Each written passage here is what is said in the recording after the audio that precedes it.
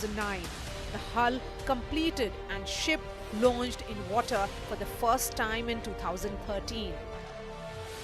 And after 9 years, the Cochin shipyard delivered the first indigenously built aircraft carrier. It's a moment of great pride, and you rightly said it, it's all about the team. And when we talk about the team, it's not just about Team CSL as we call it, it is about Team India. We always knew that there would be surprises, there would be challenges, but the team was ready for it. And the kind of synergy which we could actually evolve over a period of time between us and the Navy, because it is a long project. The most important part is to stay focused, not get dejected. There will be disappointments, and there has been disappointment. ISC Vikrant will be commissioned on the 2nd of September, but will become fully operational only next year after all the helicopters and fighter jets on board have been tried and tested. Now, for now, the lift which takes the jets and the choppers from the hangar to the deck have been made keeping in mind the MiG-29s. But the Navy and the CSL are confident that INS Vikrant, as it will be called after commissioning, will be able to cater to the Rafales and the F-18s as well. Vikrant has been called a floating city. It has 15 decks, 11 kilometers of passages and lobbies, 2,500 kilometers of electric cabling, and enough power generation capacity for the city of Kochi, where it was born. What experts tell me is that if it stands erect, if it stands vertically, its height will be more than the Statue of Unity, the statue of Sardar Patel that has been created. Once it is filled with fuel, it can travel a distance, which is all the way up to Brazil and back. With China flexing its muscles, IAC Vikrant is significant. Indian Navy would have ideally wanted 4 aircraft carriers. With Vikrant ready to sail, question is, how soon can we get Vishal, the 3rd aircraft carrier?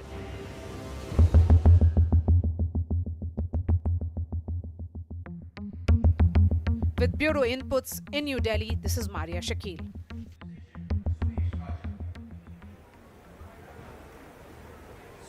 So while there is a lot of question about whether the 3rd aircraft carrier will also be brought into the naval fleet, for now the focus is on ISC Vikrant, all set to become INS Vikrant. It carries with it a legacy because it was the original Vikrant, the first aircraft carrier that India had. That's the name that the new ship has, and in the legacy continuing, because in naval tradition the ship never dies. Once it's decommissioned, it's only the hull which is taken away, it is dismantled, but the soul remains. So here today when Vikrant gets commissioned again, the soul of the original Vikrant and also its Beret number Romeo 001, that will be the legacy being taken forward. What is the preparation like? What is the mood like here at the Kochi shipyard? Take a look at this ground report that I filed, taking into account the preparations that are happening just outside of this hall that is eagerly awaiting the chief guest, Prime Minister Narendra Modi. Take a look at this ground report, then I'll come back to you. It's cabling, it's other fittings like door latches, etc. are all indigenously built. It has given employment to people here. About 2,000 people were employed to build this, and there were other PSUs who were helping create Vikrant. So it has also generated employment. In a few minutes from now, we can already hear in the backdrop the sound of Kathakali dancers who are waiting to welcome the Prime Minister. So in a few minutes from now, you will see the Prime Minister ensuring that ISC Vikrant becomes INS Vikrant. And with that also, Navy is all set to get a new ensign, a new Nishan. The St. George's Cross, the red cross that you see, is most likely will be replaced, and people here at the Kochi Shipyard Limited are also waiting with bated breath to know what the new Nishan, the new ensign for Indian Navy is going to be. So that is also something that we are looking forward to. The Prime Minister will not just dedicate a new aircraft carrier to the nation, but also give Navy its new Nishan, the new ensign. What is that going to be? We're still waiting for that. But this is a big moment for Indian Navy. This is a big moment for India's defense. This is also a big moment for Kochi Shipyard Limited. As I'm talking to you, the sniffer dogs are here while they carry out their duty of security checks. Take a look at this conversation that I had with Madhu Nair, the CMD of Kochi Shipyard Limited. Congratulations to you, your team. It's a moment of pride. It's a moment of great pride, and you rightly said it. It's all about the team. And when we talk about the team, it's not just about Team CSL as we call it. This is about Team India. So the great joy is this is about the whole of the nation. This is Cochin Shipyard has been at the center stage as a shipbuilder, but this was not possible by an entity alone. This is a strong synergy, the strong depth of knowledge within the various formations of the Indian Navy, within various Indian industries, Cochin Shipyard's deep-rooted knowledge. So it's a matter of great pride and great happiness that as a country we are actually showing to the rest of the world what kind of stuff we are capable of.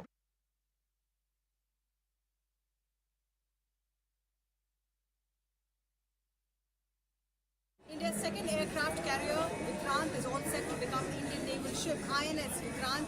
You can see the ship is being readied. There are last-minute security checks being carried out there. Sniffer dogs are there, fully loaded MiG-29K and the other helicopters are there to show the air power that the Indian Navy will put on display there. This is also an occasion when Navy will get its new Nishan, its new ensign. The St. George's Cross in all likelihood will get replaced. So it's a burial of India's colonial past as well. Here at the Kochi Shipyard Limited, there's a lot of excitement. School students, veterans from the Indian Navy, they're all here to be part of this momentous occasion. Around 9:30, we're expecting the Prime Minister to arrive here and dedicate Vikrant to the nation. However, it will take time for Vikrant to become fully operational. It is, once again, to show you the visuals there. It is, you're seeing the air power that will be put on display, but it will take time for Vikrant. After its commissioning, will set sail, and then the full trials will happen for all these fighter jets and choppers. Probably by next year, we will see INS Vikrant get fully operational. Into reality.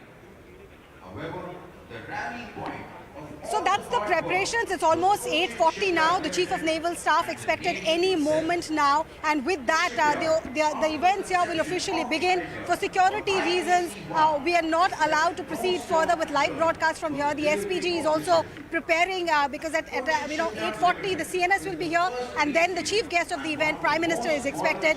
So Kansha, it's over to you now. I will continue to report over phone on what's happening from here. Absolutely. All eyes are going to be glued on you today, Arunima, since you're covering this historic moment today. We'll keep coming back to you. And with that, let's also try and get in a sense of perspective in terms of how historic today is. And for that, I'm joined in by our guest, Mr. G.J. Singh, who's a defense analyst, and Group Captain Uttam Kumar Devnath, who's also a defense expert. Thank you so much, gentlemen, for joining this discussion today. If I may begin with you, Mr. Singh, how significant do you think is today going to be, especially when it comes in terms of taking a step towards self-reliance for India in terms of its defense capabilities? First of all, I must express my feelings because I have the privilege of serving on old Vikrant for 3 years. And it makes me proud that today I am again there at the rebirth of Vikrant. Right. And to begin with, I would say this particular date, September 2 or 22, marks a historic milestone and a historic day in the history of the Indian military. I would say that this is something also a big milestone towards the realization of the nation's, that is India's commitment towards self-reliance, Atmanirbharta. And not only that, when I look back at the time frame from the conceptual state to the execution, I'm very happy to note that this has been done with the military precision without any delay. Because earlier we had seen that many projects like LAC were lingering on, were in a state of limbo for decades. And out here, when I think of Vikrant, it makes me so proud today that it is the day in which we get catapulted into the small elite of nations who manufacture the aircraft carriers in their own country. Because there are very few, 6 to 7 nations only in the world. And another very important thing that gives me pride is that aircraft carrier being an essential for the Navy to be considered as a blue water Navy. Navy today has again come to a point when we can project our power projection across the high seas. And it sends a very strong message to countries like China, to Pakistan, and all the fringe countries of Africa that out here now we have a mighty Navy to reckon with. And it is something which, after it is fully equipped with the fighter jets, with helicopters, which are 30 in number, I think this will give us a boost, or it will put us at the same platform as the United States, UK, or France navies, because this ship will be one of the most state-of-the-art, sophisticated, probably equipped with the best of avionics, with the best of communication systems, the best of aircrafts. And this will probably not only, I would say, shoot the image of the India across the world as a powerful country. And I must congratulate this present administration for bringing this ship out in a very meticulous and in a very following the proper procedures and bringing it well in time without any delays. And I would say that this is something which is a matter of for all of us to be very proud of. Absolutely. It's interesting that you highlighted how this has been a very timely effort. I'm going to also go across to Group Captain Uttam Kumar Devnath, who's been very patiently waiting his turn.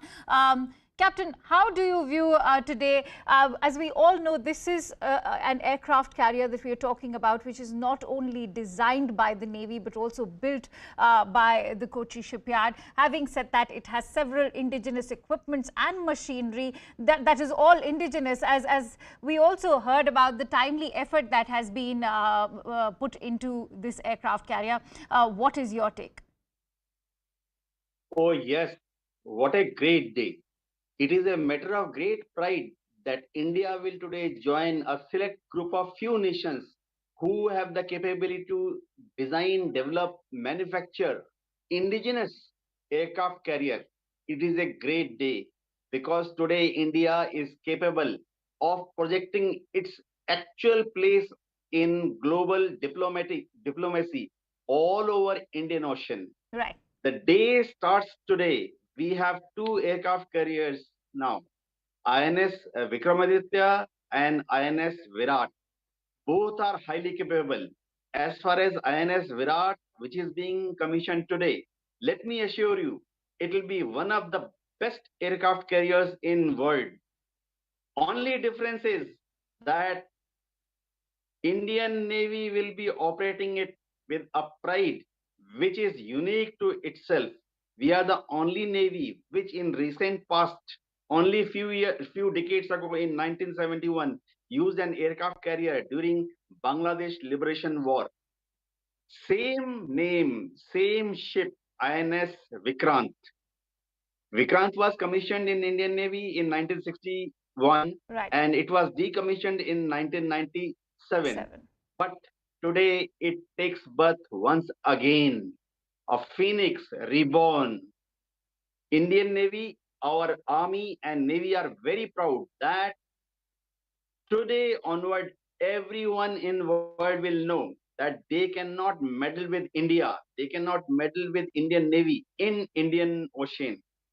All the way in Bay of Bengal, Strait of Malacca, Arabian Sea, Persian Gulf, Red Sea, all the way up to Malacca, Indian Navy would be able to not only see control, see denial, but dominate the seas. The world is watching. Pakistan Navy is watching. Chinese Navy is watching. That in case they meddle with Indian Navy in Indian Ocean, Indian Navy will dominate them. We will not only deny them approaches to Indian Ocean, but if they have the uh,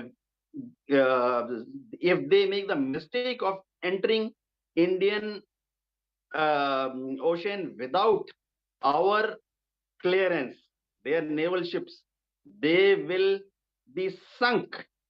Let me use this word. Right. Indian Navy personnel are highly motivated. Only thing they lacked till now was 3 aircraft carrier which they wanted. Yes, we will have another aircraft carrier very soon. If all goes well, in another 10 years, INS Vishal might join our fleet. Absolutely, Mr. Right. Mr. Devnath, I'm going to come back to you and to Mr. Singh as well. I'm going to request you to hold on to those thoughts. Let's also play out a report for our viewers, because we all know that INS Vikrant, India's first manned aircraft carrier, is all set to be commissioned today, and the Chief of the Naval Staff is all set to arrive in Kochi. Let's also, in the meantime, let's have a quick look at the unique features of INS Vikrant that sails today.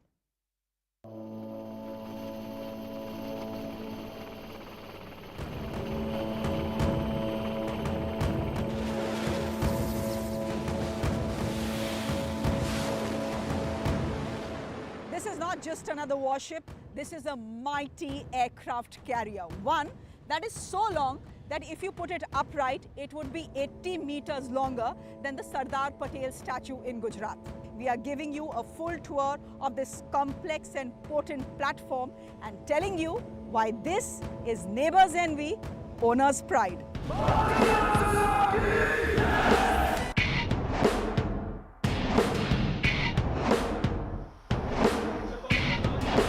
At the flight command, the heart of any aircraft carrier, Commodore V. Harke and his crew are checking the brand new systems in place. This is where the complete flight operations are controlled from. And this ship carries... Commodore Harke is the first commanding officer designate of Vikrant. Designate because the warship is yet to be commissioned. He says it's an honor and a privilege. It's a privilege for any officer of the Indian Navy to command a ship, and that to a carrier. There are ships, there are warships, and then there is an aircraft carrier. As the name suggests, an aircraft carrier is a warship that carries fighter jets and helicopters that operate from its flight deck. A strategic asset that projects the nation's power beyond its own shores. India has operated aircraft carriers for a long time now, since 1961. But all have been second-hand imports. INS Vikrant and INS Virat came from England and INS Vikramaditya from Russia. That reliance on foreign technologies and shipbuilders has ended with the Vikrant. India is now in the elite club of 6 nations that have the capability and capacity to design and construct an aircraft carrier. One of its most dramatic features is this lift that carries the aircraft from the hangar to the flight deck, which is 3 decks below. An aircraft carrier in the seas is a sight to behold as it cruises with its armada. Fighter aircraft, helicopters, tankers, warships, this is the big boy of all navies. All right, we'll keep coming back to you for more, but before that, it's time to slip into a quick break as we keep a close eye on INS Vikrant. Stay with us.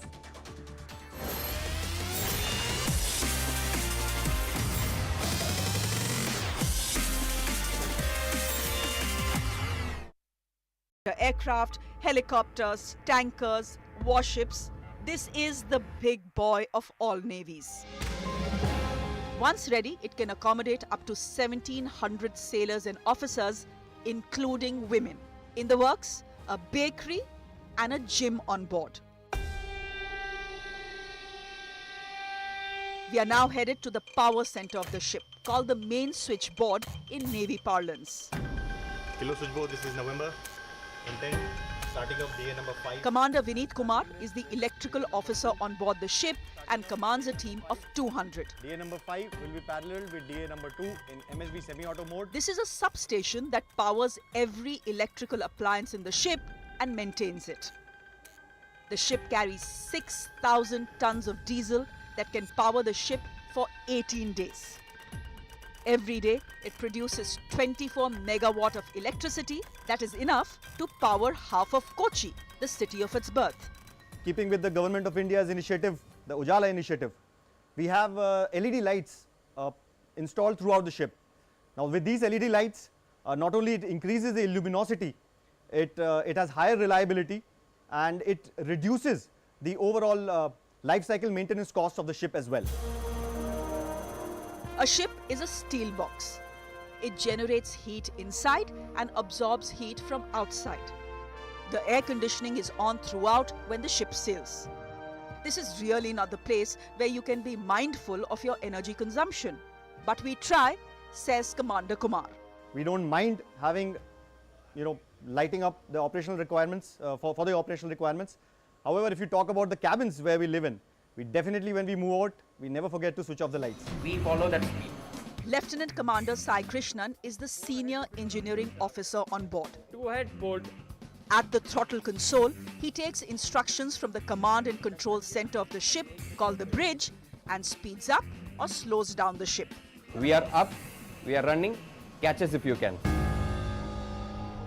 Just by the way, Vikrant produces 800 tons of drinking water a day by using RO to clean up seawater. We control and monitor the propulsion, power generation, auxiliaries, everything that is in the ship, we control it and monitor from this place. This is the pinnacle of automation in marine engineering and marine technology on board an Indian naval ship.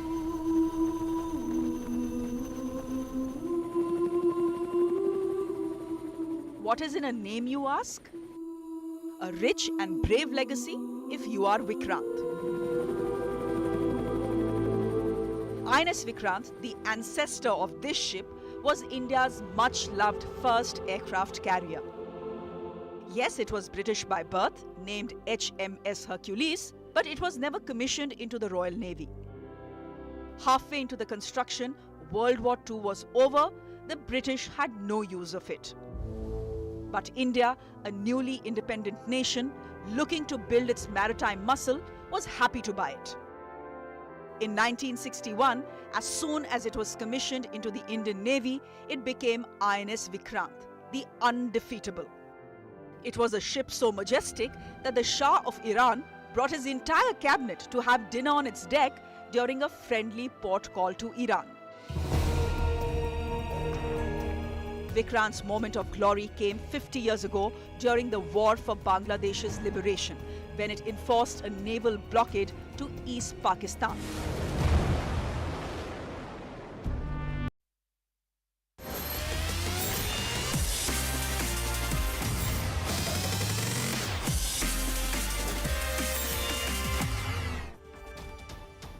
A very warm welcome. You're watching the 9 a.m. newscast with me, Akanksha Swaroop, on CNN News 18. And as you can see, today is a historic day. We're showing you footage of INS Vikrant, India's first indigenous aircraft carrier, which will be indigenous an Indian-made aircraft carrier, which will be commissioned by Prime Minister Narendra Modi in just a while from now. We'll keep bringing you all the latest information. For now, let's quickly go across to my reporter Arunima, who's currently stationed live in Kochi. Arunima, give us a sense of what's happening and how much time can we expect the Prime Minister to commission INS Vikrant? So 9:30 is when the Prime Minister is expected here. The Chief of Naval Staff is the host for this event. He is already here. The Governor of Kerala, the top ministers from the Kerala government, as well as the Shipping Minister Sarvananda Sonowal, they will all be here along with ambassadors of various countries. I'll just move out of the frame and give you a sense of what this hall looks like at the moment. You can see the dignitaries have started arriving. The hall is full of Navy personnel as they're all awaiting the Prime Minister's arrival. Meanwhile, what is it that INS Vikrant, what is it about this moment that makes it so historic? That is what is being encapsulated from the dais at the moment. The flight deck is about 2 football fields put together. The hangar where the fighter jets will be parked before they are brought up to the deck by the lift. That is about the size of 2 Olympic pools put together back to back. So that's the size of Vikrant that we are talking about. The name itself evokes something which is gallant, which is victorious, which is majestic. And I think behind me, just on the other side of the dais, you can see the sunlight lighting up the hull of Vikrant. There are fully loaded MiG-29Ks as well as choppers there on the flight deck, which is like a ski jump. And that is where the Prime Minister will go once the commissioning is over. Just to give you a sense of what the commissioning really entails, the Chief of Naval Staff will hand over the commissioning warrant to the commanding officer, and with that, IAC Vikrant, as it is till this moment, will become INS Vikrant. That commissioning will ensure that it becomes part of the naval fleet. It is handed over from the Cochin shipyard, where this ship has taken birth, to the Indian Navy. So that is the momentous occasion. Once that is done, the Prime Minister will address the gathering and then will take a walk on the flight deck. And with that, the commissioning of INS Vikrant will be completed, a moment that we are all waiting for. Absolutely, Arunima. Also would be interesting to talk about how today is going to be historic, because it marks a step as far as India's self-reliance in the defense sector is concerned.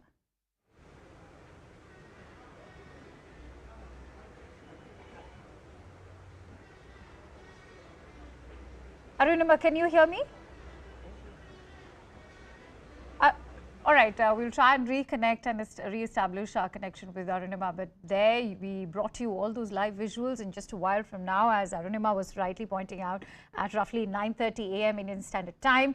Prime Minister Narendra Modi will be commissioning the first indigenous aircraft carrier as INS Vikrant at the Cochin shipyard. That's where Arunima has been stationed.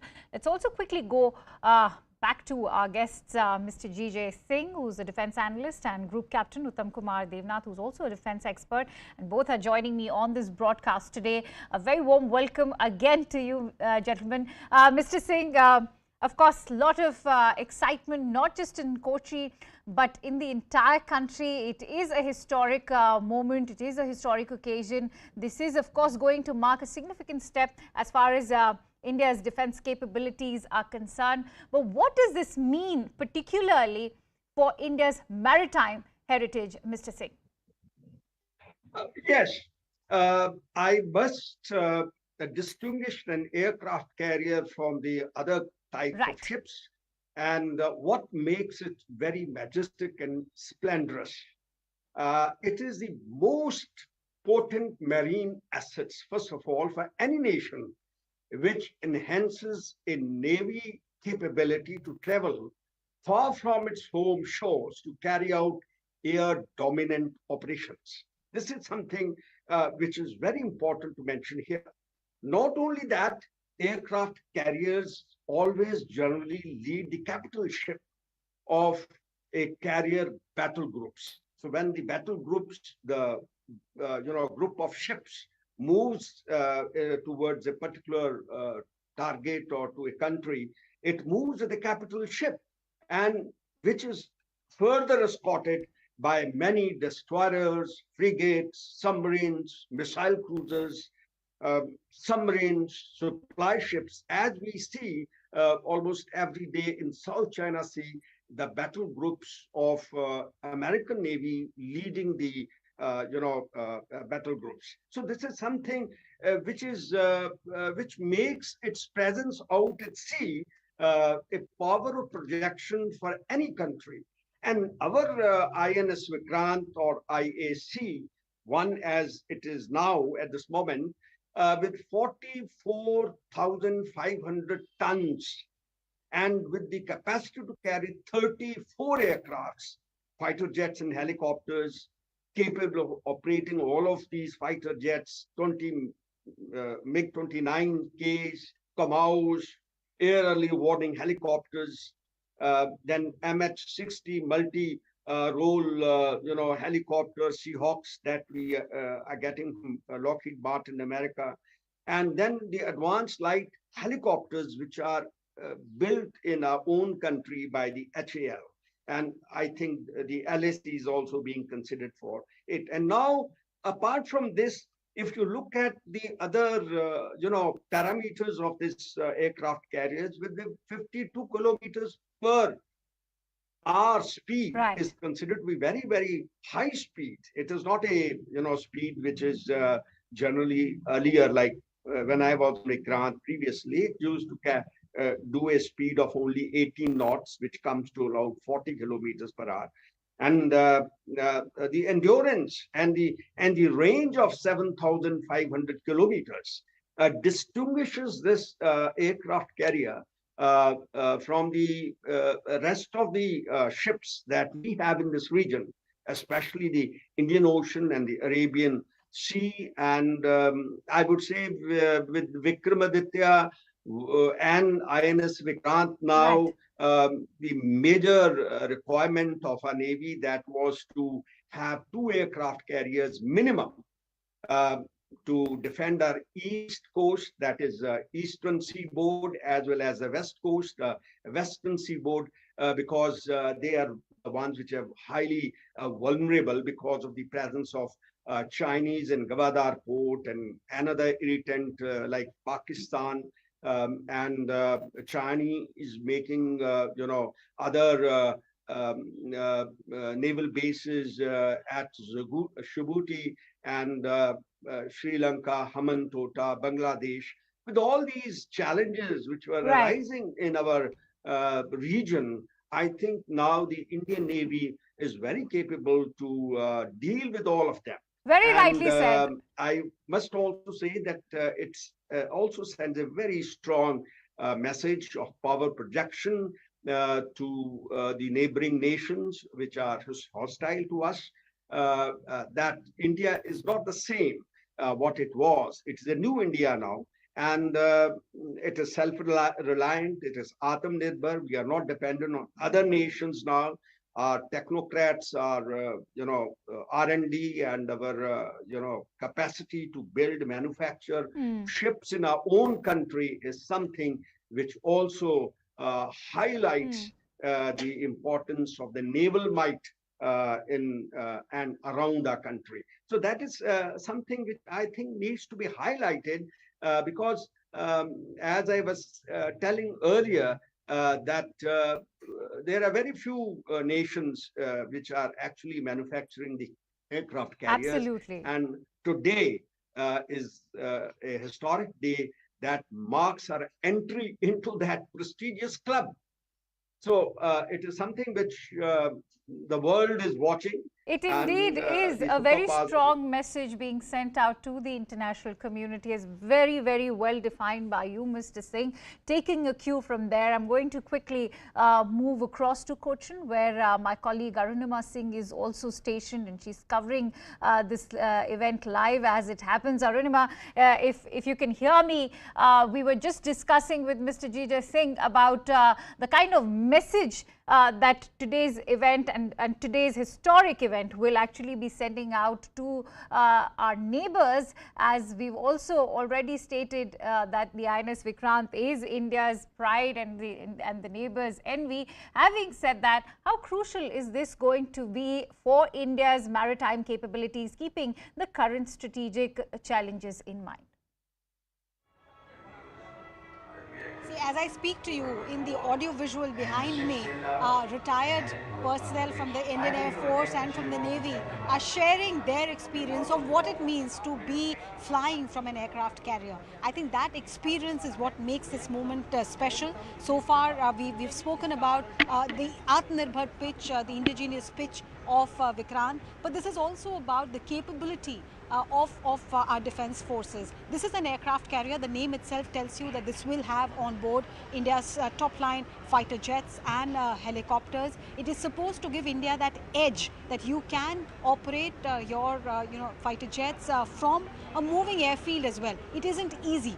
Imagine when you have to take off on a static airfield. It's a challenging job in any case. And then imagine a floating ship where your runway, your flight deck is actually moving and then rocking and rolling left and right depending on what the sea is like. And the announcement there that Raksha Mantri has arrived. Raksha Mantri Rajnath Singh is here. You will see him on the dais any moment now. But talking about this moment once again, what those who are operating from INS Vikrant, which will be called in moments from now, they're underlining is the fact that this is about India telling the world that it has really arrived as far as its defense arm is concerned. When it goes out into the sea with the INS Vikrant, as it will be called, it will be a message. Not every country owns a aircraft carrier, and very few have the capability of building an aircraft carrier from the scratch. So top league that India has entered, and while I'm speaking to you, Raksha Mantri is being introduced to all the the commanders. They're all the top.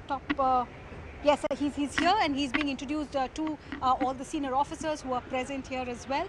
And with this, the wait for the chief guest's arrival, the Prime Minister's arrival at 9:30 is expected. So in another 15 to 20 minutes he's expected. Now the Chief Minister of Kerala, Pinarayi Vijayan, has also arrived at this hall. So one by one, the dignitaries have started coming, and all of that will culminate into the Prime Minister's arrival at 9:30. It's interesting, Arunima, that you mentioned all the dignitaries, including Raksha Mantri and the CM as well, who are present along with the Prime Minister, who should be arriving soon. Having said that, take us through what the event looks like and what are the arrangements like. What is Vikrant looking like today? Oh, Vikrant looks like it is living up to its name. It realizes that this moment is hers and it is majestic, it's gallant. The name itself signifies victorious. Imagine, and maybe we can put out on our screen for our viewers the trial that the ship undertook. It looked majestic. The grey hull, the 2 football field long deck, the skiing slope movement, the mast, when it went out into the blue waters of the sea, and this is the Indian Ocean region where it is operating. Rare distinction for our country, where an ocean is named after our country, and in that area, with China flexing its muscle, India had to live up and show that it can't be taken lightly. Of course, Pakistan is also somebody with whom we have not had an easy relationship, and the original Vikrant had lived up to its name in the Indo-Pakistan War of 1971. It had lived up to its name when it helped Bangladesh gain its liberation. So that's also a history that Vikrant has to live up to. It is looking like a ship which is wanting to live up to that history and take it ahead. And as I'm speaking to you, the announcement that the Governor of Kerala has also arrived. So like I said, we are building up to that moment when the Prime Minister arrives and officially the function begins. Absolutely. Arunima, hold on to those thoughts. Stay with us because I'm going to quickly go back to our guest, Group Captain Uttam Kumar Devnath, who's also with us on the broadcast right now. Group Captain, you heard what Arunima had to say. She said that this is not just about the indigenous building capability as far as aircraft carriers are concerned, but it's also about the message that's being sent out. Not to forget that INS Vikrant will now have a legacy to live up to, as Arunima was pointing out, considering the glorious past that its predecessor shares, which helped India win over Pakistan in the year 1971. Oh, yes. India has a great, glorious seafaring tradition. For thousands of years, our ships, our merchants have been going all the way up to Java, Sumatra, Borneo to do trade. Similarly, on the western coast, our ships under command of our able shipfarers have been going all the way up to Red Sea, Aden, for thousands of years. In recent past, INS Vikrant, the first INS Vikrant, the first aircraft carrier which we commissioned in 1961, it participated in 1971 Bangladesh war. Let me remind you and all the viewers also that during 1971 war, one of the great contributors to the victory was INS the Vikrant, which was deployed in Bay of Bengal, closed all exit path or entry path for ships of Pakistan Navy to Dhaka, Chatgaon, Cox's Bazar. In fact, repeated bombing by aircraft of INS Vikrant in 1971 war on Cox's Bazar and Chatgaon airport were one of the prime reasons why Pakistan army could not get its reinforcements from West Pakistan. We are going to repeat the same history. I'll be a little over confident. In case Pakistan makes a similar mistake in a future war, then now with INS Vikrant being commissioned today and INS Vikramaditya with us, we will be fully capable of blocking Karachi if required. We'll be able to ensure that Godar port remains out of bound for any ship of any country. Karachi and Gwadar in a future war will not be able to invite a single ship and will not be able to dispatch a single ship. Yes, that is the capability we are going to acquire today.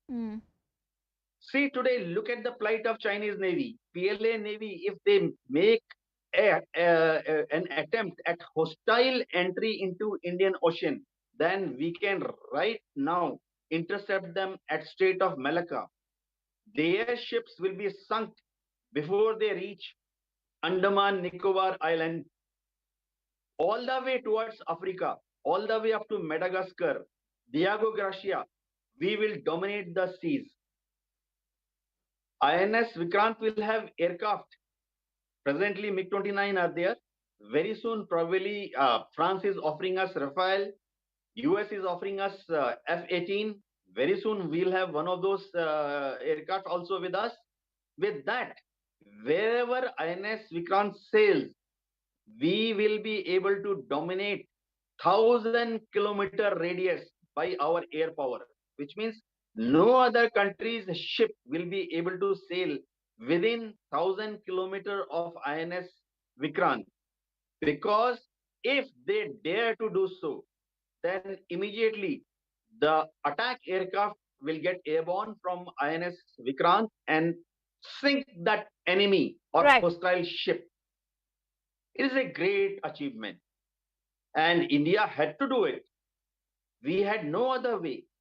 Indian Ocean will play a very dominant role, not only in case of a conflict with India, but otherwise also.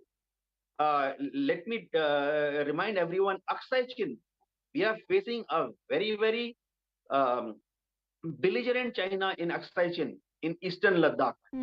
But China knows today that if they meddle with India in eastern Ladakh, in Aksai Chin, then we have their main jugular, their Achilles heel, being compressed in Indian Ocean. 60% of China's crude oil passes after exiting the Gulf countries. 60% of China's crude and crude carrying ships, they pass from Indian Ocean to Strait of Malacca and then to South China Sea, East China Sea. China knows that if it acts over dominant in Aksai Chin with us, and if it makes the mistake of a skirmish with Indian Army, it's very interesting, Captain Devnath, that you highlighted. Navy.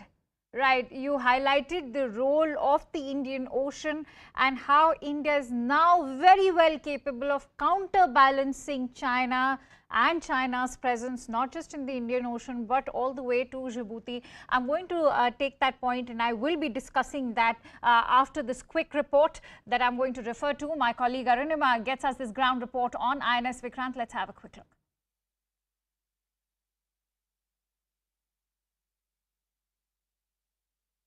its cabling, its other fittings like door latches, etc., are all indigenously built. It has given employment to people here. About 2,000 people were employed to build this, and there were other PSUs who were helping create Vikrant. So it has also generated employment. In a few minutes from now, we can already hear in the backdrop the sound of Kathakali dancers who are waiting to welcome the Prime Minister.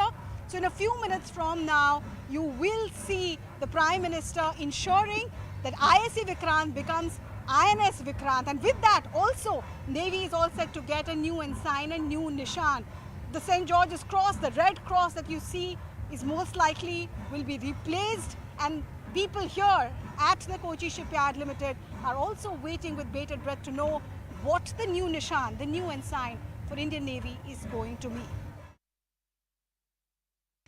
All right, that was a report by Arunima, but Arunima is also stationed right now live in Kochi to bring us all the latest from the event that's currently underway. Not to forget that Prime Minister Narendra Modi will be commissioning INS Vikrant in just a short while from now. Those are the visuals we are getting to you on that screen. The legacy also being showcased of INS Vikrant. Having said that, let's quickly go across to Arunima for a quick update. If Arunima, you can take us through what's happening right now. I can see there are empty chairs on the stage, but the dignitaries, I believe, from the governor to the CM, even the Raksha Mantri have all arrived.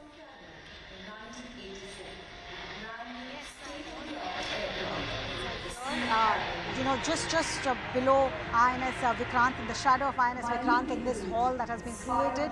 The dignitaries are all here. We are waiting for the Prime Minister's arrival.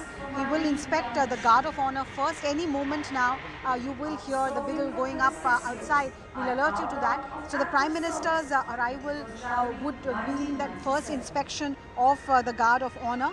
Once that is done, he will you'll see an address by the CMD of the CSL. It's a huge moment for Cochin Shipyard Limited as well. They've managed to create their space in history because they have built from scratch, not just any naval ship or any warship. They have built from scratch an aircraft carrier. Very few countries in the world have that capability. So it's a big moment for CSL. CMD Madhu Nair will address once the Prime Minister arrives, and then there will be an address by the Chief of Naval Staff. The Chief of Naval Staff is the main host of today's event. He is the one who will hand over that warrant of commissioning to the ship's commander, and with that, ISC Vikrant, as it is till this moment, will become a part of our fleet, naval fleet. One of the key things that is a highlight of this morning is the new naval ensign, the Nishan. When you see a naval ship of Indian Navy, you see that flag, with the tricolor on the left corner, but that huge red cross in the middle, the St. George's cross. St. George was an English missionary who was part of the Third Crusade, and this flag was his flag. Why has it continued in India's naval flag is something that has been asked time and again. So would we see a break from that colonial legacy? That's what we are all expecting, that Nishan, that ensign could make India's flag, naval flag, more Indian in nature, doing away with the colonial past. So that will happen next. And then the Prime Minister will address the gathering. He will then be taken to the deck of INS Vikrant. It's a majestic view right now. Kochi has been seeing a lot of rains in the last 48 to 72 hours. Overcast conditions have now been replaced by a bright sun. It looks like even nature is smiling on Vikrant as it gets ready to carry on with the majestic legacy that its predecessor, the INS Vikrant, had. So that is what we are hoping in the next 2 hours to be undertaken here at the Kochi Shipyard. Absolutely, Arunima. I can't wait to see the commissioning of INS Vikrant in just some minutes from now, as we can expect Prime Minister to arrive in a short while. And with that, we slip into a quick break. Stay with us because we're going to be keeping a very close watch on INS Vikrant. Remember, it's a day of history in the making today. Stay with CNN News 18 as we return after a short break.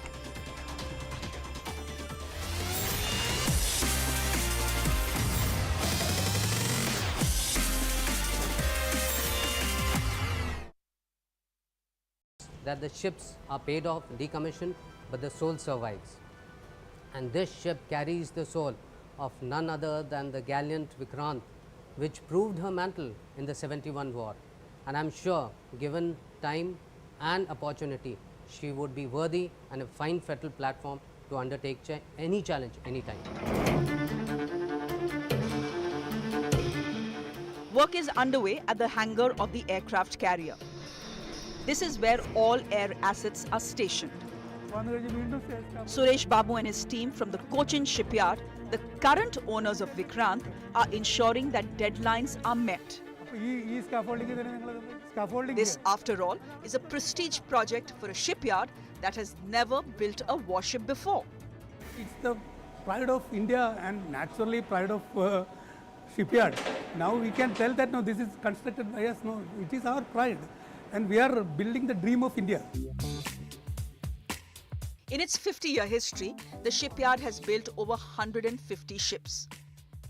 39 are currently under construction, but there has been never anything as complex as this aircraft carrier. It came to the Cochin shipyard because of two big reasons. One, they had experience in refitting warships, and second, only they had a dry dock large enough to accommodate Vikrant. The ship has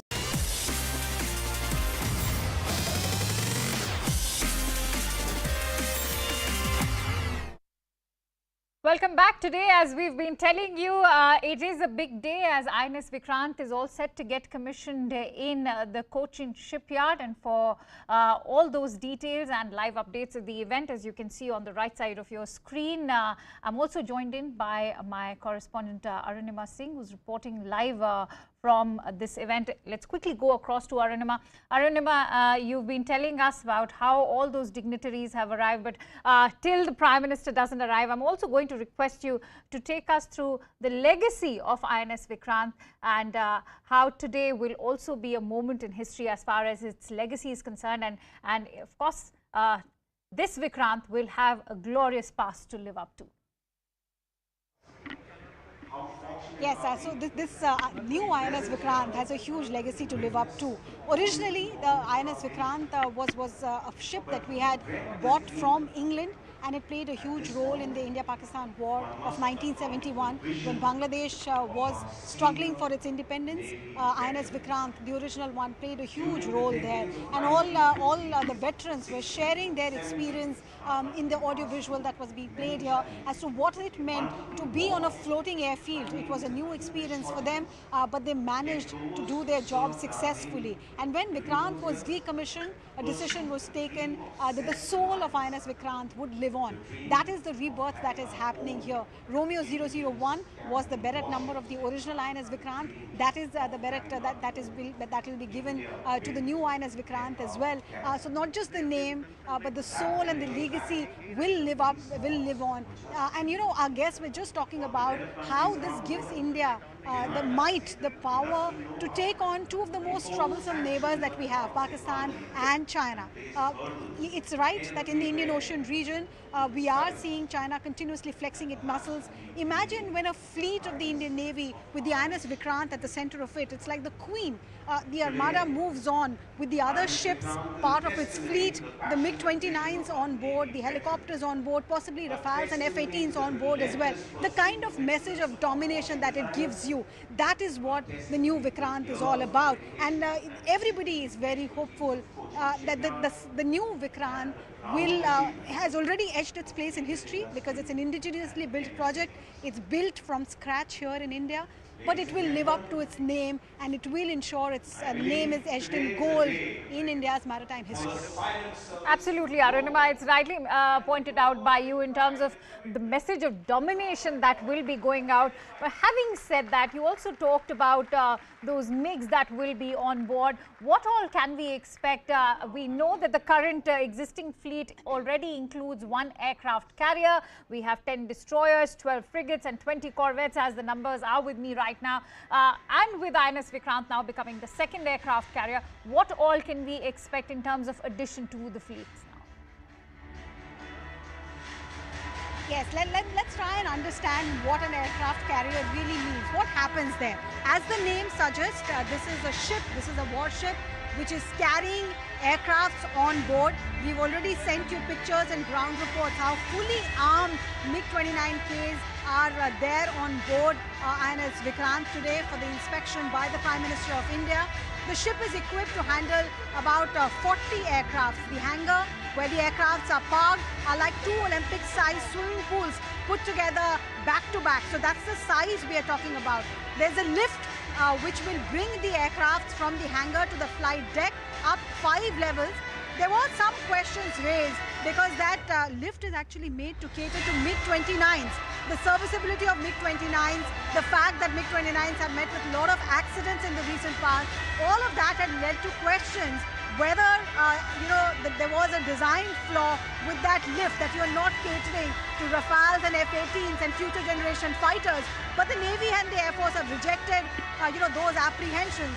What the Navy has said is that there is no design flaw, that the lift is equipped to handle the Rafales and the F-18s as well. The other question that was asked is that, this is the second aircraft carrier that we are talking about. There is Vikramaditya and now there will be Vikrant. So what about the pilot who's supposed to service both aircrafts, aircraft carriers? Even that has been clarified, that the design of Vikrant has been kept in sync with Vikramaditya.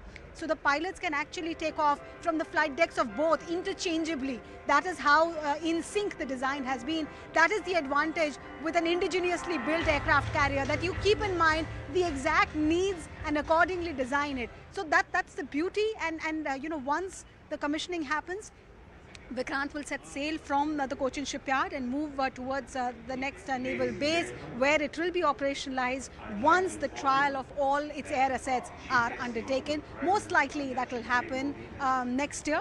Okay, the announcement now, Prime Minister Narendra Modi has arrived here at the CSL. Any moment now he will be received by Raksha Mantri Rajnath Singh, and then he will be here at the dais, accompanied by Chief of Naval Staff and the Flag Officer Commanding in Chief and the other officials of Indian Navy. So that's the news that I have for you. Prime Minister is here at the CSL, and he'll be in this hall on that dais any moment now.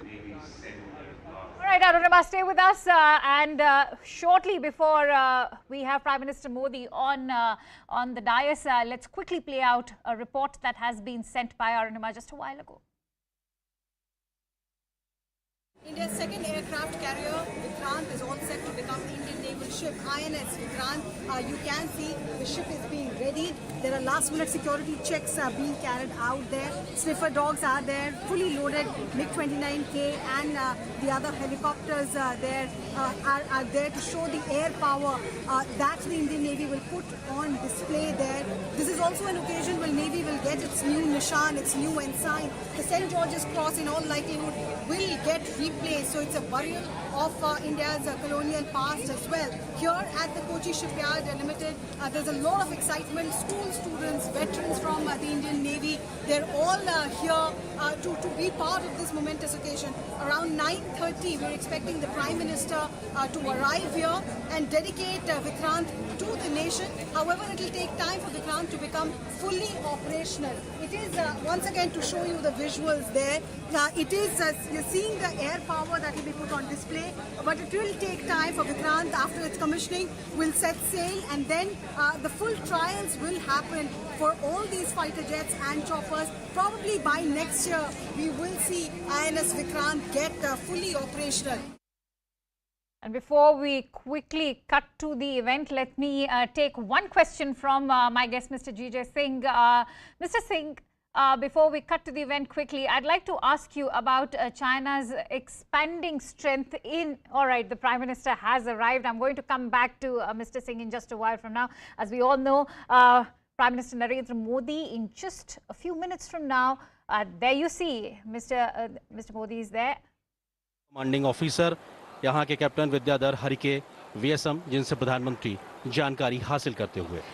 The commissioning ceremony, viewers, is an age-old naval tradition that celebrates the formal induction of a warship into naval service, wherein the commanding officer receives the commissioning warrant from the Chief of the Naval Staff, directing him to commission the ship. प्रधानमंत्री तमाम जो HODs हैं उनसे मुलाकात करते हुए, क्योंकि अगर आईएनएस विक्रांत की बात की जाए तो अपने आप में समंदर में चलता फिरता अपने आप में एक शहर के बराबर है, चलता फिरता एक हवाई अड्डे के बराबर। और ऐसे में तमाम विभाग होते हैं जो मिलकर इस पूरे युद्धपोत को एक कंप्लीट युद्धपोत बनाते हैं। और ऐसे में तमाम विभागों के जो प्रमुख हैं, जिन्होंने दिन रात एक मेहनत करके इस युद्धपोत को भारत की नौसेना को समर्पित करने के दिन को साकार किया है, उन तमाम लोगों से मिलते हुए, जानकारी हासिल करते हुए और तमाम एचओडीज हैं, डिपार्टमेंट्स के जो हेड्स हैं, वो प्रधानमंत्री को सैल्यूट देते हुए।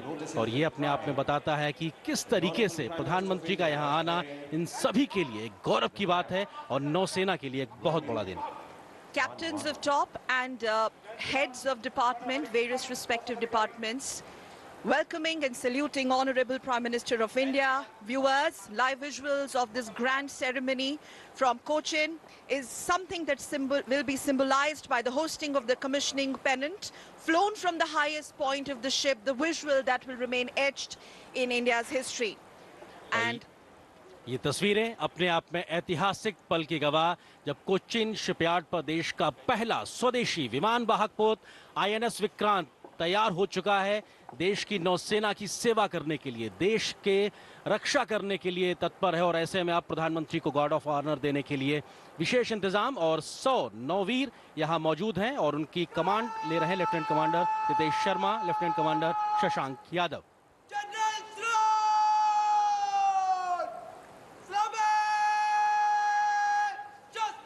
ऐसे में आप प्रधानमंत्री को गार्ड ऑफ ऑनर देने के लिए विशेष इंतजाम और 100 नौवीर यहां मौजूद हैं और उनकी कमांड ले रहे हैं lieutenant commander Ritesh Sharma, lieutenant commander Shashank Yadav.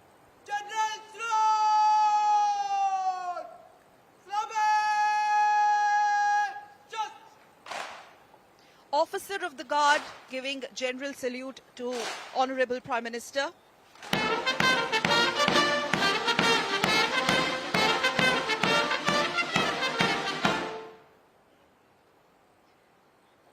Men Guard of Honor marching in with the Indian Naval Band and lead playing the tunes of Vikrant.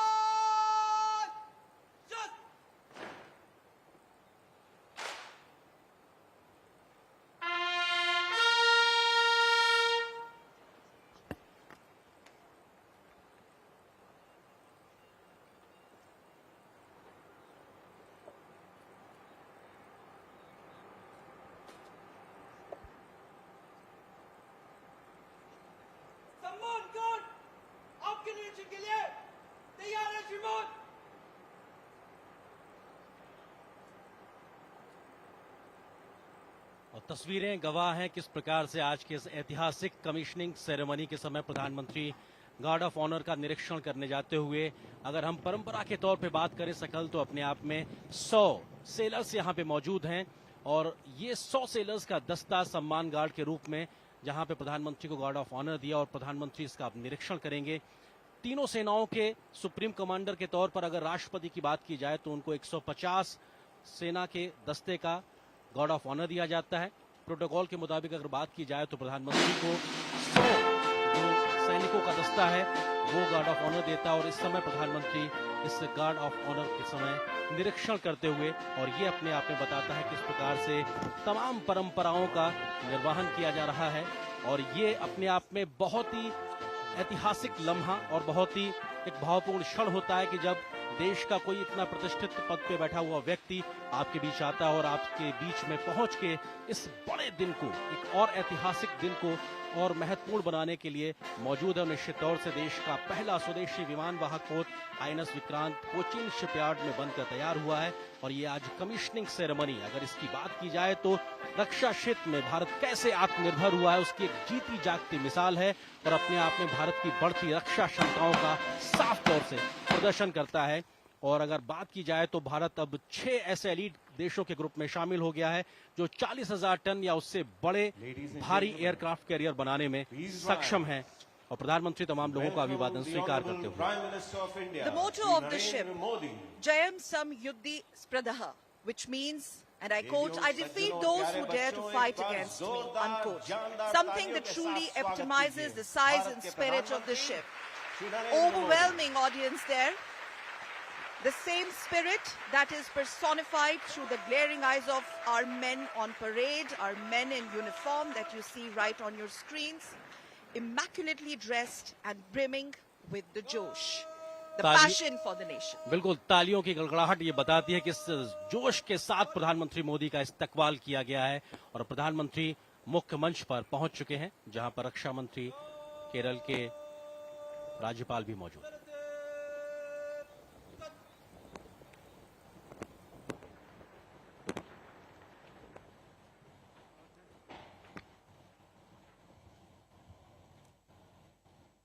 देवियों और सज्जनों, कितना बड़ा दिन है हमारे देश के लिए।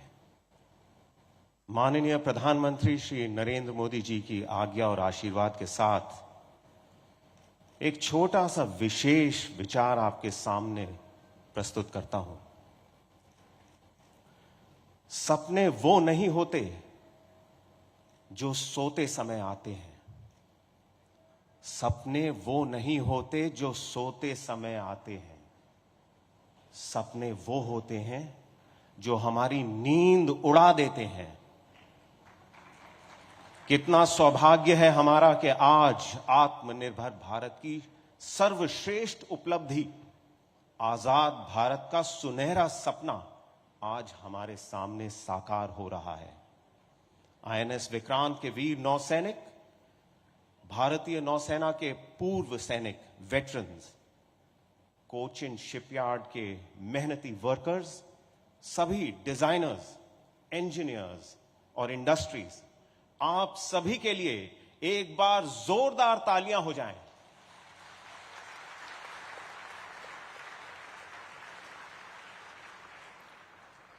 I now request the Chairman and Managing Director of Cochin Shipyard, Shri Madhu Shankunni Nair, to kindly give the welcome address.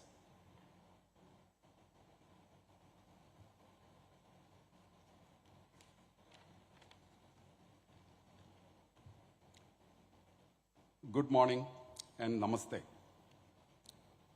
In a short while, our Honorable Prime Minister will be commissioning the nation's first indigenous aircraft carrier. This warship is a true representation of what we as a nation can accomplish when varied stakeholders come together under a shared vision and work towards a national goal. This majestic warship has been conceived, engineered, and implemented at a scale and size never before attempted in the country, and has been realized thanks to the efforts of the Indian Navy, Cochin Shipyard, DRDO, OEMs, and other stakeholders. This vessel underlines the depth of the shipbuilding capabilities of Cochin Shipyard Limited, passion and commitment of its engineers, professionals, and workers. This project, with 76% Indian content, also brings to the fore the significant industrial prowess of our country and is a major step in our quest towards a truly Atmanirbhar Bharat. Our Prime Minister has led from the front and has inspired the entire nation to believe in ourselves and set high targets. Sir, with confidence, we can assure you that IAC is a prime example that the country can set high targets and achieve them. Ultimately, the IAC is all about Team India. On behalf of the entire Team IAC, it is my proud privilege to welcome Honorable Prime Minister of India, Shri Narendra Modi, to Cochin Shipyard for commissioning IAC Vikrant.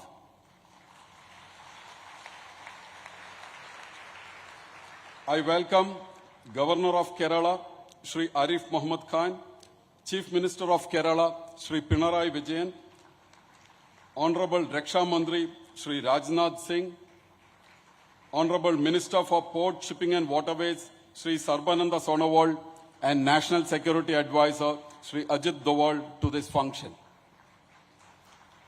I welcome Raksha Rajya Mantri, Shri Ajay Bhatt, and Chief of Naval Staff, Admiral Hari Kumar, to this function.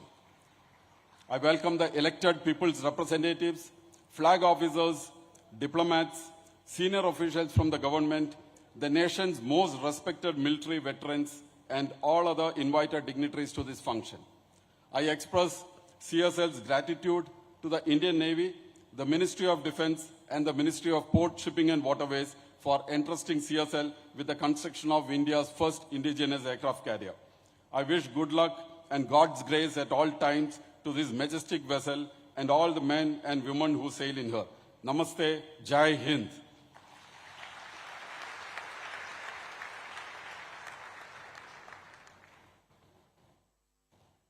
I now request the Chief of the Naval Staff, Admiral R. Hari Kumar, to kindly address the audience.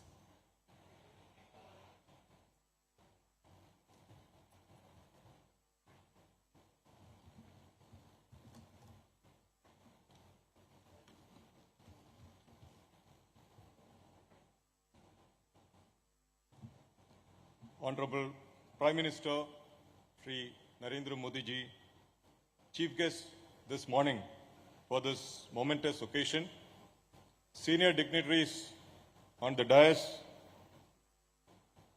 Excellencies, senior dignitaries in the audience, former chiefs of the Navy, Commander-in-Chiefs, flag officers, esteemed veterans, veterans of the erstwhile INS Vikrant, distinguished guests, employees of CSL, commissioning crew of Vikrant, ladies and gentlemen, नमस्कार।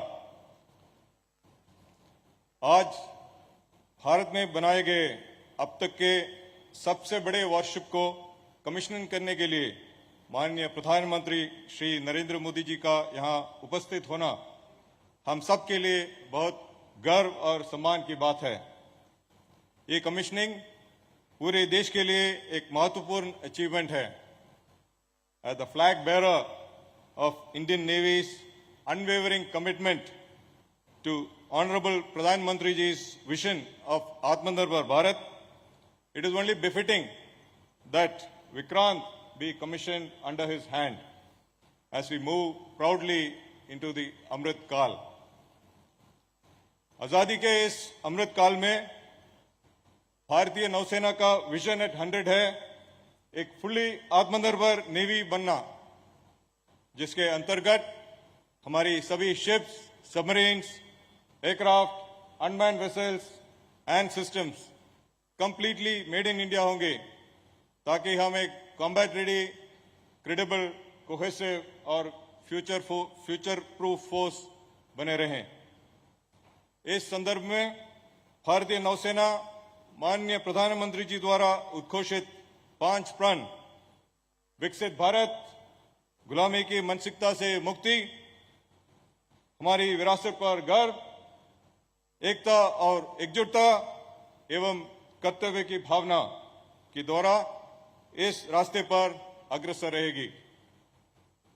न सिर्फ भारतीय नौसेना बल्कि संपूर्ण भारतवर्ष के लिए विक्रांत इस अमृत काल का एक अभूतपूर्व आरंभ है और इस शुरुआत के लिए मैं CMD CSL, director general warship design bureau, warship production superintendent और उनकी टीम्स का अभिवादन करता हूं।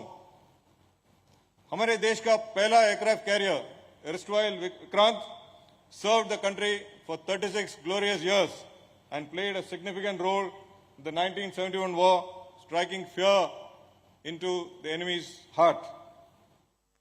आज मैं इस आधुनिक और शक्तिशाली विक्रांत के कमांडिंग ऑफिसर और क्रू को ये कहना चाहूंगा कि आप सबका कर्तव्य रहेगा कि इस महान लीगेसी को और निष्ठा एंड डिवोशन के साथ आगे बढ़ाएं।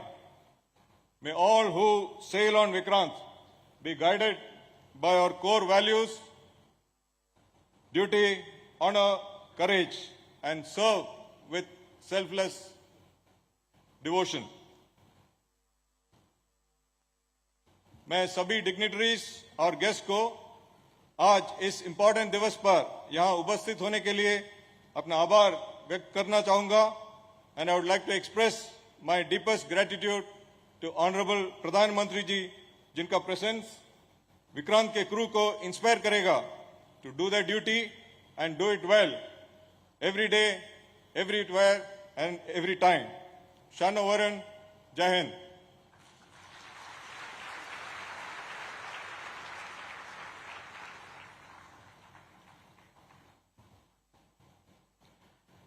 देवियों और सज्जनों, आज इस शुभ अवसर पर माननीय प्रधानमंत्री जी के कर कमलों द्वारा नौसेना के नए निशान का अनावरण किया जाएगा। इस निशान में किए गए बदलाव, नए निशान में अंकित अष्टकोण छत्रपति शिवाजी महाराज की नौसेना के युद्ध चिन्ह से लिया गया है, जिसे भारतीय नौसेना ने पुनः अपनाकर अपने देश की महान संस्कृति और संपदा को एक बार फिर उजागर किया है। मैं अब माननीय प्रधानमंत्री जी से अनुरोध करता हूं, श्रीमान कृपया अपने कर कमलों द्वारा भारतीय नौसेना के नए निशान का अनावरण करें।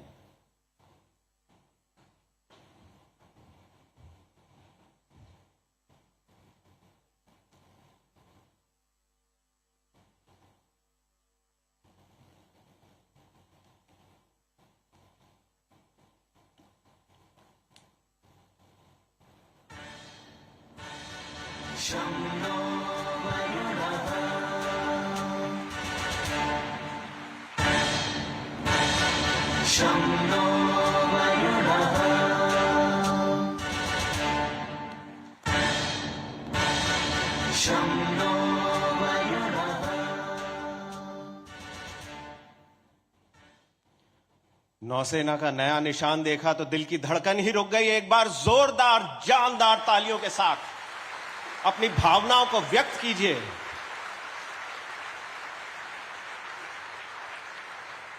और आइए अब भारतीय नौसेना के नए निशान पर एक छोटी सी फिल्म देखें।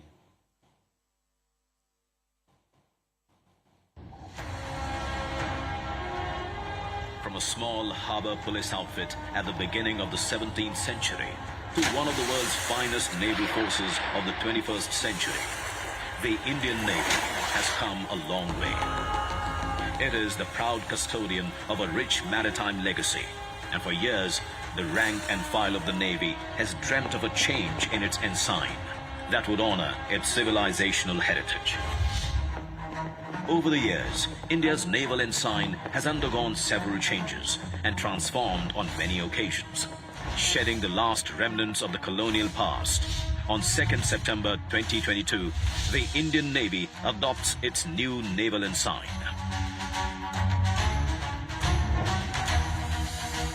With the national flag on the upper canton and a blue octagonal shape encompassing the national emblem sitting atop an anchor, depicting steadfastness, and superimposed on a shield with the Navy's motto, Sham No Varuna in Devanagari. The octagonal shape represents the 8 directions, symbolizing the Indian Navy's multi-directional reach and multi-dimensional operational capability. The octagonal shape with twin golden borders draws inspiration from the seal of the great Indian Emperor, Chhatrapati Shivaji Maharaj, whose visionary maritime outlook established a credible naval fleet consisting of 60 fighting ships and approximately 5,000 men. The rising Maratha naval power during Shivaji Maharaj's period was the first to secure the coastline against external aggression. हमें गुलामी की छोटी सी छोटी चीज भी कहीं नजर आती है, हमारे भीतर नजर आती है, हमारे आसपास नजर आती है, हमें उससे मुक्ति पानी ही होगी. As India marks the 75th year of its independence, the new naval ensign is a step towards liberating the mind and further empowering the indomitable spirit of the sentinels of our seas, the Indian Navy.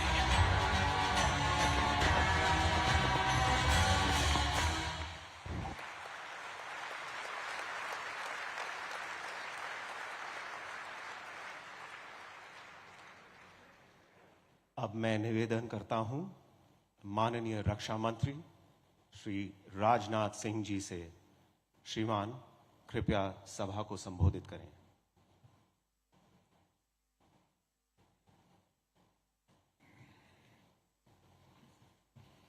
Bharat के यशस्वी प्रधानमंत्री आदरणीय Narendra Modi ji, honourable governor Kerala Shri Arif Mohammed Khan, honourable chief minister Kerala Shri Pinarayi Vijayan, minister of ports, shipping and waterways Shri Sarbananda ji Sonowal, national security adviser Shri Ajit Doval, माननीय रक्षा राज्य मंत्री Shri Ajay Bhatt, Shri Rajeev Chandrasekhar MS for electronics and information technology, admiral R Harikumar, chief of naval staff, Shri Madhuyash Nair CMD CSL, यहाँ मौजूद अन्य गणमान्य अतिथिगण, मीडिया के मेरे साथियों, देवियों व सज्जनों, आज इंडियन नेवल शिप विक्रांत की कमीशनिंग के ऐतिहासिक अवसर पर माननीय प्रधानमंत्री जी का हम सबके बीच होना हम सभी के लिए एक प्रसन्नता का प्रसंग है। अपने बिजी शेड्यूल में से समय निकालकर आपने यहाँ अपनी गरिमामयी उपस्थिति प्रदान की है। मैं आपका हार्दिक स्वागत और अभिनंदन करता हूँ। अमृतकाल के प्रारंभ में आईएनएस विक्रांत की कमीशनिंग अगले 25 वर्षों में राष्ट्र की सुरक्षा के हमारे मजबूत संकल्प को दोहराती है। आईएनएस विक्रांत एक एस्पिरेशनल और सेल्फ रिलायंट इंडिया का एक एक्सेप्शनल सिंबल है। यह एक आइकन है राष्ट्र के गौरव का, राष्ट्र की शक्ति का और राष्ट्र के संकल्प का। इसकी कमीशनिंग इंडिजिनस वारशिप और कंस्ट्रक्शन की राह में एक अनप्रेसिडेंटेड अचीवमेंट है। जैसा कि आप सभी नेवी के ट्रेडिशन से अच्छी तरह अवगत हैं, ओल्ड शिप्स नेवर डाई। 1971 के युद्ध में अपनी शानदार भूमिका निभाने वाले विक्रांत का यह नया अवतार अमृतकाल की उपलब्धि के साथ साथ हमारे फ्रीडम फाइटर्स और ब्रेव सोल्जर्स को भी एक विनम्र श्रद्धांजलि है। साथियों, बदलते समय और परिस्थितियों के अनुसार अनइंटरप्टेड मैरीटाइम ट्रेड के संचालन के लिए भारत के मैरीटाइम इंटरेस्ट को सिक्योर रखना इंडियन नेवी की सिग्निफिकेंट रिस्पॉन्सिबिलिटी है। मुझे पूरा विश्वास है कि इस जिम्मेदारी के एग्जीक्यूशन के लिए एयरक्राफ्ट कैरियर से बेहतर माध्यम और कुछ नहीं हो सकता है। भारतीय नौसेना नेशनल अथवा इंटरनेशनल लेवल क्राइसिस में फर्स्ट रेस्पॉन्डर के रूप में हमेशा तैयार रहती है। आईएनएस विक्रांत की कमीशनिंग से नौसेना की कैपेबिलिटी में और अधिक वृद्धि होगी। मित्रों, आईएनएस विक्रांत की कमीशनिंग इस बात की पुष्टि है कि आत्मनिर्भर भारत का हमारा प्रयास कोई आइसोलेटेड पॉलिसी नहीं है। यह माननीय प्रधानमंत्री जी के नेतृत्व में भारत में हो रहे विशाल ट्रांसफॉर्मेटिव चेंजेस का एक महत्वपूर्ण हिस्सा है। इस विशाल लक्ष्य को प्राप्त करने के लिए सरकार ने health, education, agriculture, trade, transport, communication आदि समस्त क्षेत्रों में पाथ ब्रेकिंग चेंजेस किए हैं। डिफेंस सेक्टर की बात करें तो सरकार ने defence production policy and export promotion policy में सुधार किए हैं। डिफेंस सेक्टर में एफडीआई की लिमिट को बढ़ाया है और डिफेंस इंडस्ट्रियल कॉरिडोर डेवलप करने जैसे महत्वपूर्ण प्रयास किए हैं। इसके साथ इस वर्ष कैपिटल एक्विजिशन बजट का 68% यानी लगभग 85,000 करोड़ रुपए डोमेस्टिक इंडस्ट्री के लिए निर्धारित किया जाना, आर्म फोर्सेस और डीपीएसयू द्वारा इंपोर्ट्स को मिनिमाइज करने के लिए 3 पॉजिटिव इंडिजनाइजेशन लिस्ट जारी किया जाना भी डिफेंस सेक्टर में आत्मनिर्भरता की ओर उठाए गए ये हमारे महत्वपूर्ण कदम हैं। हमारा मिशन केवल मेक इन इंडिया ही नहीं बल्कि मेक फॉर द वर्ल्ड है। यह है पिछले वर्ष में हुए $400 बिलियन से अधिक के एक्सपोर्ट इसके प्रमाण हैं। हम जैसे जैसे $5 ट्रिलियन इकोनॉमी की ओर तेजी से आगे बढ़ रहे हैं, आने वाले समय में ग्लोबल ट्रेड में हमारा शेयर बढ़ेगा। ग्लोबल ट्रेड में शेयर बढ़ेगा तो इसका एक बड़ा हिस्सा अनिवार्य रूप से मैरीटाइम रूट से होगा। ऐसे में हमारी सिक्योरिटी हो अथवा इकोनॉमिक इंटरेस्ट, दोनों ही दृष्टियों से यह आईएनएस विक्रांत हमारे लिए अत्यंत महत्वपूर्ण साबित होगा, ऐसा मेरा विश्वास है। मित्रों, हमारे फ्रेंडली फॉरेन कंट्रीज के लिए यह कमीशनिंग एक आश्वासन भी है कि हम हमारी कलेक्टिव सिक्योरिटी की जरूरतों को पूरा करने में पूरी तरह से सक्षम हैं। हम एक free, open and inclusive Indo Pacific में विश्वास रखते हैं। इस संबंध में हमारे प्रयास माननीय प्रधानमंत्री जी के विजन सागर यानी security and growth for all in the region से गाइडेड है। इस ऐतिहासिक अवसर पर मैं इंडियन नेवी और कोचिन शिपयार्ड लिमिटेड के कोलैबोरेटिव एफर्ट्स की सराहना करता हूं। साथ ही महत्वपूर्ण प्रोजेक्ट से जुड़े समस्त कर्मयोगियों की भी मैं प्रशंसा करता हूं। Chief of the naval staff admiral R Harikumar और उनकी पूरी टीम की विक्रांत की कमीशनिंग में फोकस्ड एफर्ट्स के लिए मैं सराहना करता हूं। मैं पुनः माननीय प्रधानमंत्री जी के प्रति अपना आभार व्यक्त करता हूं, जिनकी लीडरशिप और डायरेक्शन के चलते आज हम इस मुकाम पर पहुंचे हैं। हम भविष्य में निरंतर आपके गाइडेंस की आशा करते हैं। मैं आईएनएस विक्रांत के कैप्टन और क्रू के भविष्य के प्रयासों में सफलता की कामना करता हूं। ईश्वर आपको हर परिस्थितियों में अजेय रखें। शं नो वरुणः मे the lord of the water be auspicious unto us की कामना के साथ मैं अपना निवेदन समाप्त करता हूं। लोका समस्ता सुखिनो भवन्तु, वलरे नन्नी, जय Hind.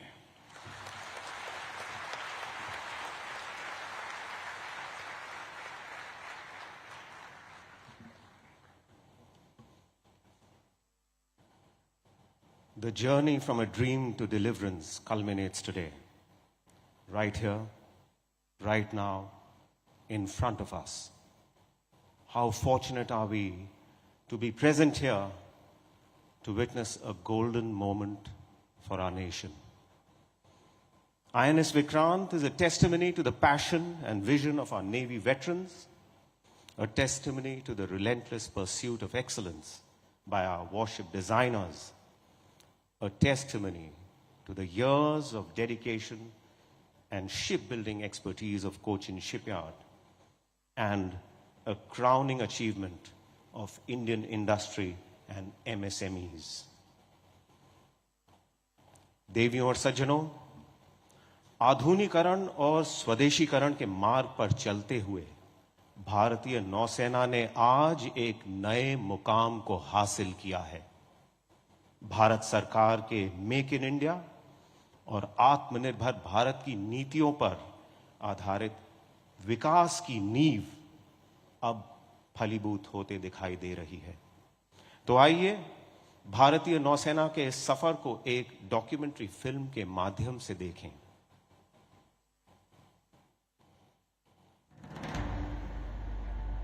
The Prime Minister of India's vision of Make in India and Atmanirbhar Bharat has led to self-reliance on land, at sea and in the air. Defence से जुड़ी हर छोटी छोटी जरूरत के लिए विदेशों पर निर्भरता हमारे देश के स्वाभिमान, हमारे आर्थिक नुकसान के साथ ही रणनीतिक रूप से बहुत ज्यादा गंभीर खतरा है। इस स्थिति से देश को बाहर निकालने के लिए 2014 के बाद हमने मिशन मोड पर काम शुरू किया। बीते दशकों की अप्रोच से सीखते हुए आज हम सबका प्रयास उसकी ताकत से नए डिफेंस इकोसिस्टम का विकास कर रहे हैं। The course towards Atmanirbharta has been charted by the Government of India's transformational initiatives. Positive indigenization lists promote indigenous development and design. Dedicated defense corridors boost defense production. Increase in FDI through the automatic route enhances access to modern technologies. The IDEX ecosystem supports advanced research and development. Every platform since 2014 has seen increased indigenization, creating greater opportunities for Indian industries both within and outside India. We are now a three-dimensional Atmanirbhar Navy capable of operating across the spectrum of naval operations, from disaster relief to all-out combat.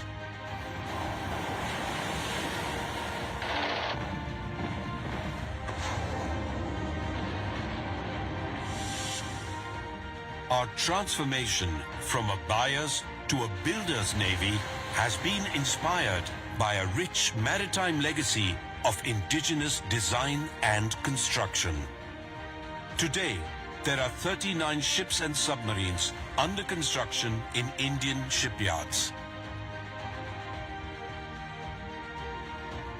49 more platforms have been accorded acceptance of necessity.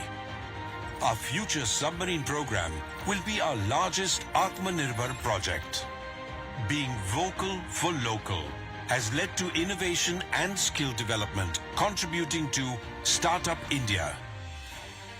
Atmanirbhar Bharat has not only created robust infrastructure, it has made us think bigger and bolder. What better proof than Vikrant?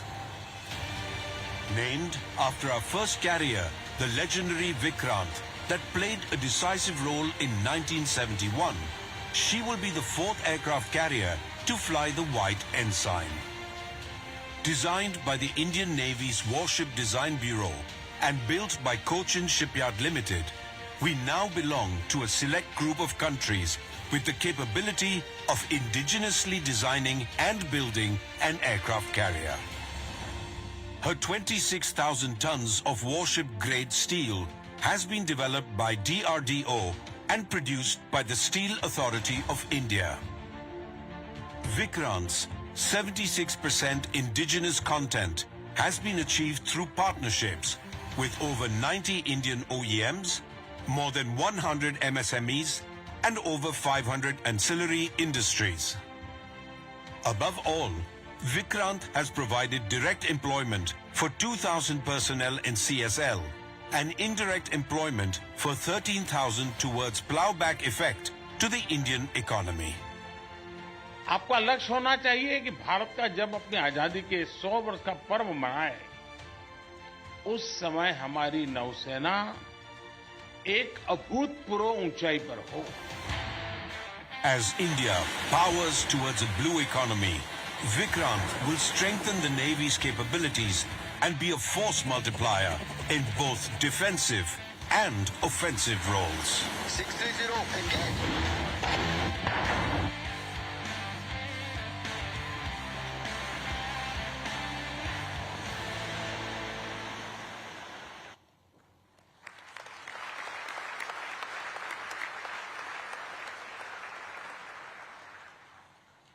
I now request the commanding officer of INS Vikrant, Captain Vidyadhar Harke, to declare and proclaim the commissioning warrant of INS Vikrant.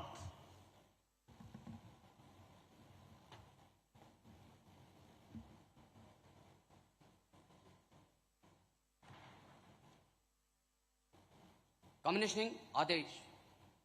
जबकि भारत सरकार ने भारतीय नौसेना पोत विक्रांत को commission करने का निर्णय लिया है, आपको यह निर्देश दिया जाता है कि आप आगे बढ़ के इस युद्ध पोत को सितंबर 2022 के दूसरे दिन पर कमीशन करें अथवा परिस्थिति अनुसार शीघ्र कमीशन करें. भारतीय नौसेना पोत विक्रांत को ध्वज अधिकारी दक्षिण नौसेना कमान के द्वारा प्रशासित किया जाएगा. मेरे द्वारा जारित 2 सितंबर 2022. हस्ताक्षर आर हरिकुमार, एडमिरल, नौसेना अध्यक्ष.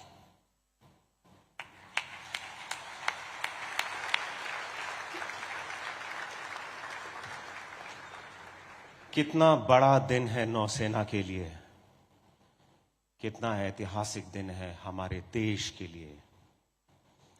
और अब समय आ गया है उस आवाज को सुनने का जिसने हमारे देश को एक नई दिशा दी है. समय आ गया है उस आवाज को सुनने का जिसने हमारे पूरे देश में, समस्त भारतवासियों के दिल में आत्मविश्वास, प्रेरणा और संकल्प की भावना जागृत कर हमारे पूरे देश को एक लक्ष्य दिया, आत्मनिर्भर भारत। देवियों, सज्जनों और प्यारे बच्चों, जोरदार, दमदार, जानदार तालियों के साथ स्वागत कीजिए भारत के प्रधानमंत्री श्री नरेंद्र मोदी।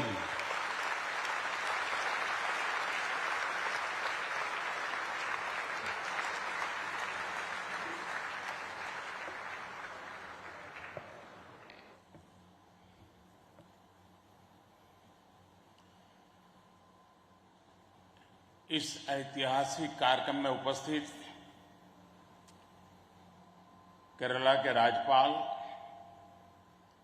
श्रीमान आरिफ मोहम्मद खान, केरल के मुख्यमंत्री श्रीमान पिनाराई विजयन जी, देश के रक्षा मंत्री श्रीमान राजनाथ सिंह जी, केंद्रीय मंत्रिमंडल के मेरे अन्य सहयोगीगण, chief of naval staff admiral R Harikumar ji, MD Cochin shipyard, सभी विशिष्ट एवं गणमान्य अतिथिगण और इस कार्यक्रम में जुड़े मेरे प्यारे देशवासियों, आज यहां केरला के समुद्री तट पर भारत का हर भारतवासी एक नए भविष्य के सूर्योदय का साक्षी बन रहा है। आईएनएस विक्रांत पर हो रहा ये आयोजन विश्व क्षितिज पर भारत के बुलंद होते हौसलों की हुंकार है। आजादी के आंदोलन में हमारे स्वतंत्रता सेनानियों ने जिस सक्षम, समर्थ और शक्तिशाली भारत का सपना देखा था, उसी एक सशक्त तस्वीर आज हम यहां देख रहे हैं।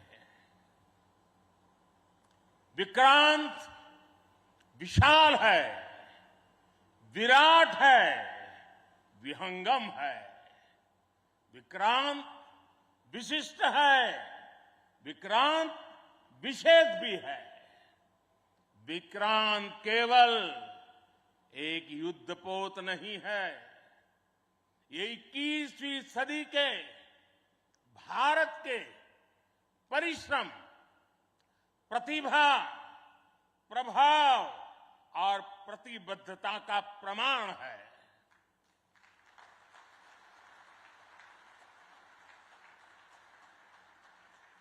यदि लक्ष्य दुरंत है, यात्राएं दिगंत है, समंदर और चुनौतियां अनंत है, तो भारत का उत्तर है विक्रांत।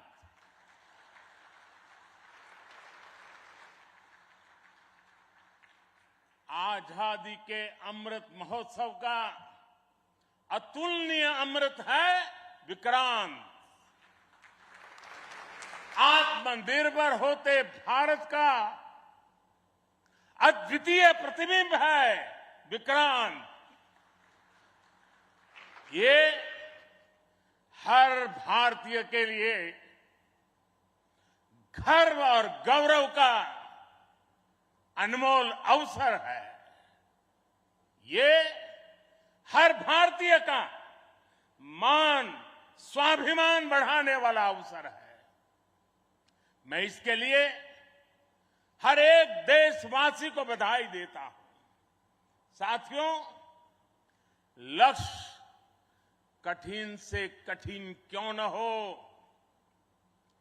चुनौतियां बड़ी से बड़ी क्यों न हो, भारत जब ठान लेता है तो कोई भी लक्ष्य असंभव नहीं होता है।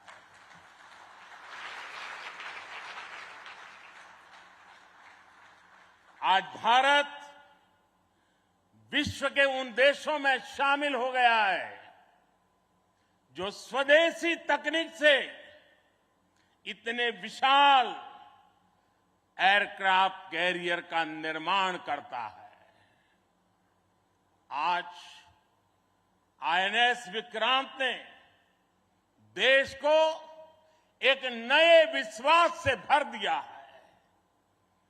देश में एक नया भरोसा पैदा कर दिया है। आज विक्रांत को देखकर समंदर की ये लहरें आह्वान कर रही है, अमर्त्य वीर पुत्र हो, अमर्त्य वीर पुत्र हो, दृढ़ प्रतिज्ञ सोच लो, प्रशस्त पुण्य पंथ है, प्रशस्त पुण्य पंथ है, बढ़े चलो, बढ़े चलो, बढ़े चलो।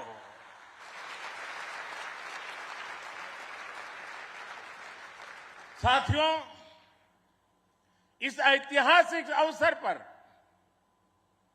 मैं भारतीय नौसेना का कोचिन शिपयार्ड के सभी इंजीनियर्स, वैज्ञानिकों और मेरे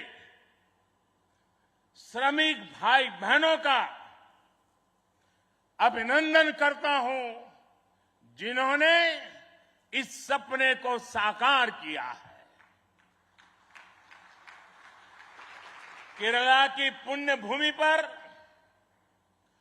देश को ये उपलब्धि एक ऐसे समय पर मिली है जब ओणम का पवित्र पर्व भी चल रहा है। मैं सभी देशवासियों को इस अवसर पर ओणम की हार्दिक शुभकामनाएं भी देता हूं। साथियों, आईएनएस विक्रांत के हर भाग की अपनी एक खूबी है, एक ताकत है, अपनी एक विकास यात्रा भी है। ये स्वदेशी सामर्थ्य, स्वदेशी संसाधन और स्वदेशी कौशल का प्रतीक है। इसके एयरबेस में जो स्टील लगी है, वो स्टील भी स्वदेशी है। ये स्टील डीआरडीओ के वैज्ञानिकों ने विकसित किया, भारत की कंपनियों ने प्रोड्यूस किया। एक युद्धपोत से भी ज्यादा एक तैरता हुआ एयरफील्ड है, एक तैरता हुआ शहर है। इसमें जितनी बिजली पैदा होती है, उससे 5000 घरों को रोशन किया जा सकता है। इसका फ्लाइट डेक भी 2 फुटबॉल ग्राउंड के बराबर है। विक्रांत में जितने केबल्स और वायर्स इस्तेमाल हुए हैं, वो कोची से शुरू हो तो काशी तक पहुंच सकते हैं।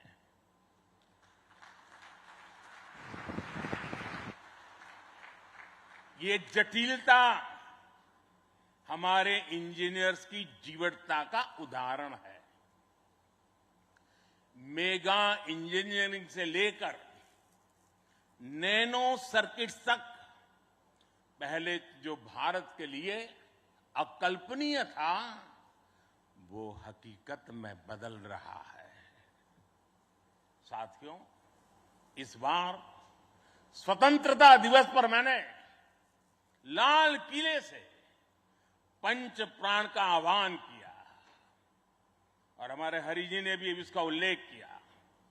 इन पंच प्राणों में पहला प्राण है विकसित भारत का बड़ा संकल्प, दूसरा प्राण है गुलामी की मानसिकता का संपूर्ण त्याग। तीसरा प्राण है अपनी विरासत पर गर्व। चौथा और पांचवा प्राण है देश की एकता, एकजुटता और नागरिक कर्तव्य। आईएनएस विक्रांत के निर्माण और इसकी यात्रा में हम इन सभी पंच प्राणों की ऊर्जा को देख सकते हैं। आईएनएस विक्रांत इस ऊर्जा का जीवन संयंत्र है। अभी तक इस तरह के एयरक्राफ्ट कैरियर केवल विकसित देश ही बनाते थे। आज भारत ने इस लीग में शामिल होकर विकसित राष्ट्र की दिशा में एक और कदम बढ़ा दिया है।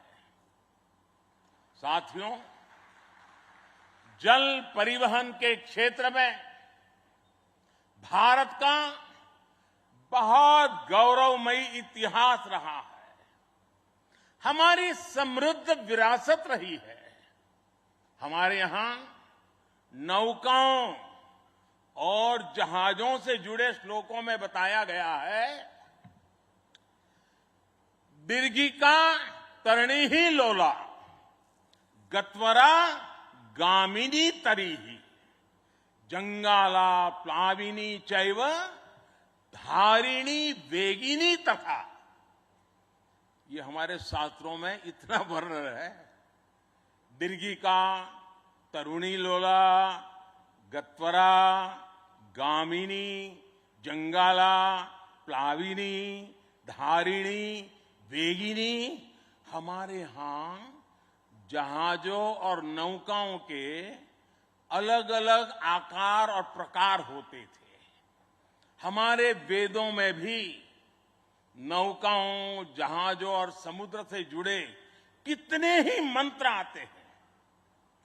वैदिक काल से लेकर गुप्त काल और मौर्य काल तक भारत के समुद्री सामर्थ्य का डंका पूरे विश्व में बजता था। छत्रपति वीर शिवाजी महाराज ने इस समुद्री सामर्थ्य के दम पर ऐसी नौसेना का निर्माण किया जो दुश्मनों की नींद उड़ाकर रखती थी। जब अंग्रेज भारत आए तो वो भारतीय जहाजों और उनके जरिए होने वाले व्यापार की ताकत से घबराए रहते थे। इसलिए उन्होंने भारत की समुद्री सामर्थ्य की कमर तोड़ने का फैसला लिया। इतिहास गवाह है कि कैसे उस समय ब्रिटिश संसद में कानून बनाकर भारतीय जहाजों और व्यापारियों पर कड़े प्रतिबंध लगाए दिए गए थे। भारत के पास प्रतिभा थी, अनुभव था, लेकिन हमारे लोग इस कुटिलता के लिए मानसिक रूप से तैयार नहीं थे। हम कमजोर पड़े और उसके बाद गुलामी के कालखंड में अपनी ताकत को धीरे धीरे भुला बैठे। अब आजादी के अमृत काल में भारत अपनी उस खोई हुई शक्ति को वापस ला रहा है। उस ऊर्जा को फिर से जगा रहा है। साथियों, आज 2 सितंबर 2022 की ऐतिहासिक तारीख को इतिहास बदलने वाला एक और काम हुआ है।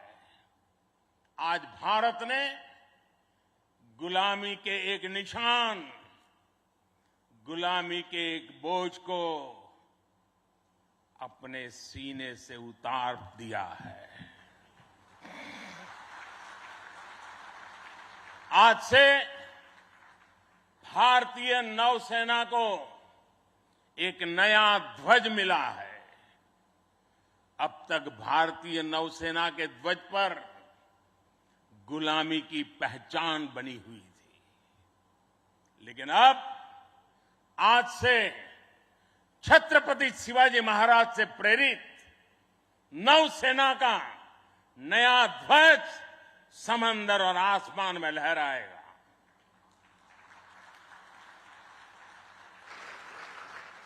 कभी रामधारी सिंह दिनकर जी ने अपनी कविता में लिखा था, नवीन सूर्य की नई प्रभा, नवीन सूर्य की नवीन प्रभा, नमो नमो नमो, नमो स्वतंत्र भारत की ध्वजा, नमो नमो नमो। आज इसी ध्वज वंदना के साथ मैं ये नया ध्वज नौसेना के जनक छत्रपति वीर शिवाजी महाराज को समर्पित करता हूं।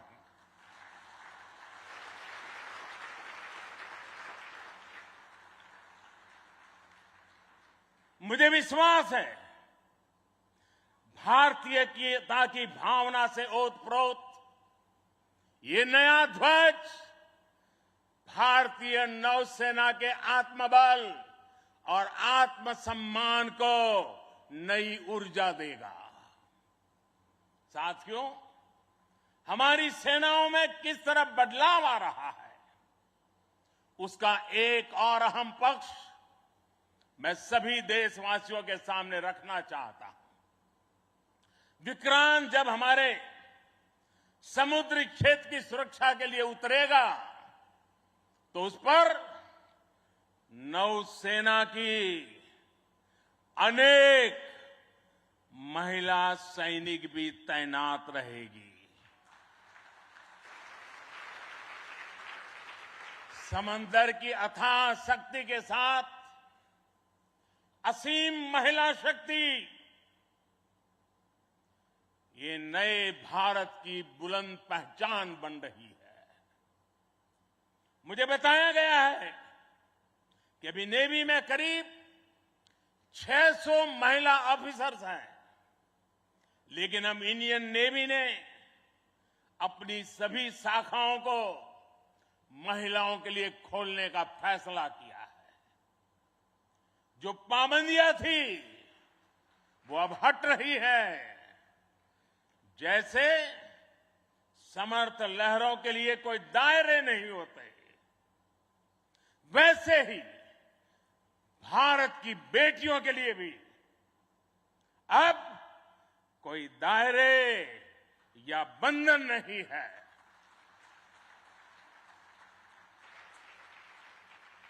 अभी 1-2 साल पहले विमेन ऑफिसर्स ने तारिणी बोट से पूरी पृथ्वी की परिक्रमा की थी। आने वाले समय में ऐसे पराक्रम के लिए कितनी ही बेटियां आगे आएगी, दुनिया को अपनी शक्ति से परिचित करवाएगी। नेवी की तरह ही तीनों सशस्त्र सेनाओं में युद्धक भूमिकाओं में महिलाओं को शामिल किया जा रहा है। उनके लिए नई जिम्मेदारियों के रास्ते खोले जा रहे हैं। साथियों, आत्मनिर्भरता और आजादी को एक दूसरे का पूरक कहा जाता है। जो देश जितना किसी दूसरे देश पर निर्भर है, उतना ही उसके लिए संकट है। जो देश जितना आत्मनिर्भर है, वो उतना ही सशक्त है। कोरोना के संकट काल में हम सभी ने आत्मनिर्भर होने की इस ताकत को देखा है, समझा है, अनुभव किया है।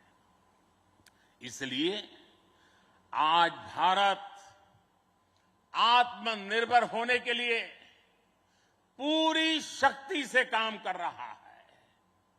आज अगर अथाह समंदर में भारत की ताकत का उद्घोष करने के लिए आईएनएस विक्रांत तैयार है, तो अनंत आकाश में यही गर्जना हमारे तेजस कर रहे हैं। इस बार 15 अगस्त को पूरे देश ने लाल किले से स्वदेशी तोप की हुंकार भी सुनी है। आजादी के 75 साल बाद सेनाओं में रिफॉर्म करके भारत अपनी सेनाओं को निरंतर आधुनिक बना रहा है, आत्मनिर्भर बना रहा है। हमारी सेनाओं ने ऐसे उपकरणों की एक लंबी लिस्ट भी बनाई है जिनकी खरीद अब स्वदेशी कंपनियों से ही की जाएगी। डिफेंस सेक्टर में रिसर्च और डेवलपमेंट के लिए 25% बजट भी देश की यूनिवर्सिटीज और देश की कंपनियों को ही उपलब्ध कराने का निर्णय लिया गया है। तमिलनाडु और उत्तर प्रदेश में 2 बड़े डिफेंस कॉरिडोर भी विकसित हो रहे हैं। डिफेंस सेक्टर में आत्मनिर्भरता के लिए उठाए जा रहे इन कदमों से देश में रोजगार के अनेकों नए अवसर पैदा हो रहे हैं। साथियों, एक बार लाल किले से मैंने नागरिक कर्तव्य इसकी भी बात कही है। इस बार मैंने उसको दोहराया भी है। बूंद बूंद जल से जैसे विराट समंदर बन जाता है, वैसे ही भारत का एक एक नागरिक वोकल फॉर लोकल, अगर वोकल फॉर लोकल के मंत्र को जीना प्रारंभ कर देगा तो देश को आत्मनिर्भर बनने में अधिक समय नहीं लगेगा। जब सभी देशवासी लोकल के लिए वोकल होंगे तो उसकी गूंज सिर्फ भारत में ही नहीं बल्कि पूरी दुनिया में सुनाई देगी। और देखते ही देखते दुनिया के जो भी मैन्युफैक्चरर होंगे उनको भी मजबूरन भारत में आकर के मैन्युफैक्चरिंग के रास्ते पर चलना पड़ेगा। ये ताकत एक एक नागरिक के अपने आप में तजुर्बे में है। साथियों, आज जिस तेजी से वैश्विक परिवेश बदल रहा है, वैश्विक परिदृश्य बदल रहा है, उसने विश्व को मल्टीपोलर बना दिया है। इसलिए आने वाले समय में भविष्य की गतिविधियां और सक्रियता का केंद्र कहां होगा, ये भविष्य दृष्टि बहुत जरूरी हो जाती है।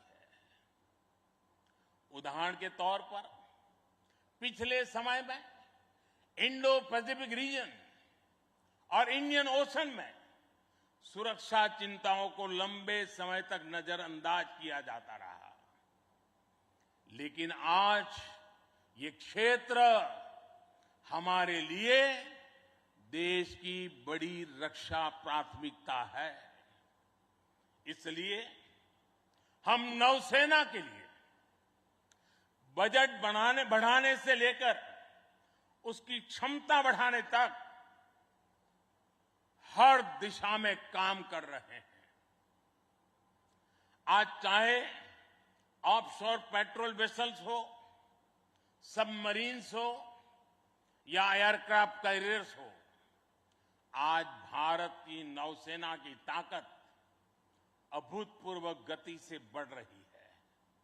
इससे आने वाले समय में हमारी नेवी और मजबूत होगी।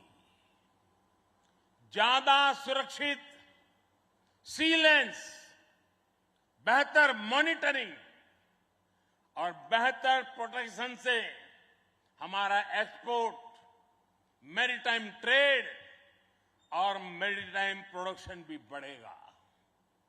इससे केवल भारत ही नहीं बल्कि दुनिया के दूसरे देशों और विशेषकर हमारे पड़ोसी मित्र राष्ट्रों के लिए व्यापार और समृद्धि के नए रास्ते खुलेंगे।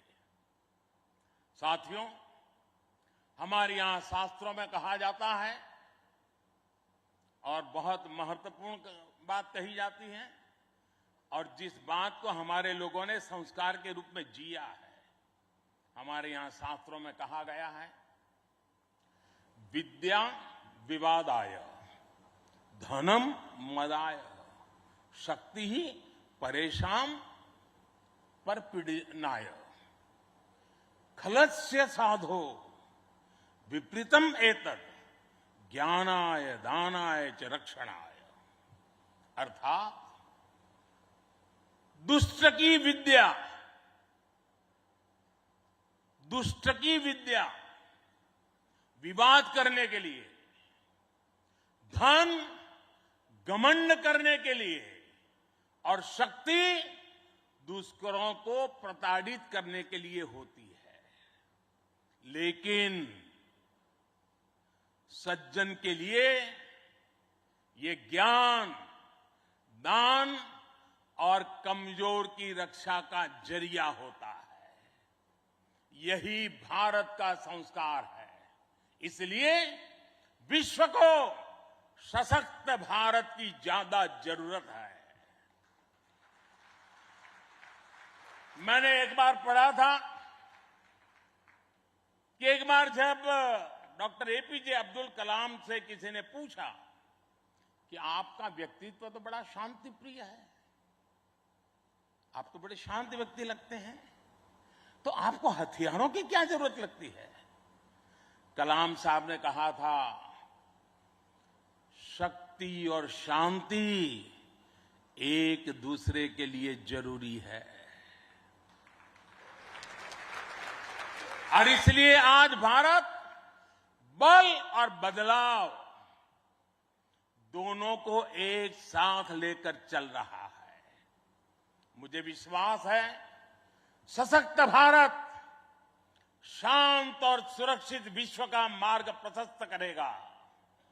इसी भाव के साथ हमारे बहादुर जवानों को, वीर सेनानियों को आदरपूर्वक उनका गर्व करते हुए आज के इस महत्वपूर्ण अवसर को उनकी वीरता को समर्पित करते हुए आप सबका मैं हृदय से बहुत बहुत धन्यवाद करता हूं। जय हिंद। देवियों और सज्जनों, भारत के प्रधानमंत्री श्री नरेंद्र मोदी की भव्य उपस्थिति में एक बुलंद आवाज में मेरे साथ 3 जय पुकारेंगे। आईएनएस विक्रांत की, भारतीय नौसेना की, भारत माता की। Defining moment in the history of Indian Navy. This is the day when INS Vikrant, India's largest warship that has been built indigenously in the country, designed right here, is going to be commissioned. You just heard the Prime Minister's address. Before that, the Defence Minister, Mr. Rajnath Singh, was speaking to the live audience who'd assembled there at the Cochin shipyard. Now, Prime Minister and his Atmanirbhar push is out there. He talks about the commissioning of INS Vikrant and also the fact that it's about. A ceremonial guard is positioned there, and we shall shortly move to the commentator's desk on board the Vikrant.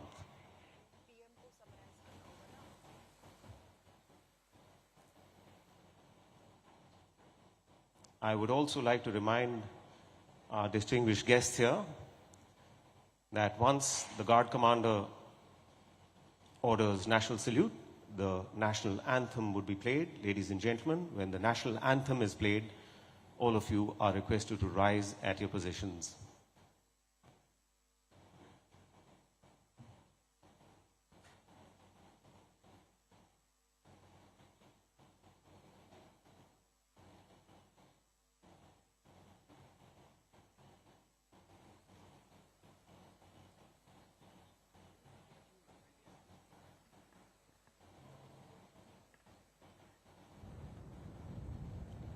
Our guests here this morning would be delighted to know that the live broadcast of this ceremony is being broadcast on Doordarshan, our national television. And not only is the broadcast going all over India, but also all across the world over satellite television and the internet. Big thanks to the crew from Doordarshan.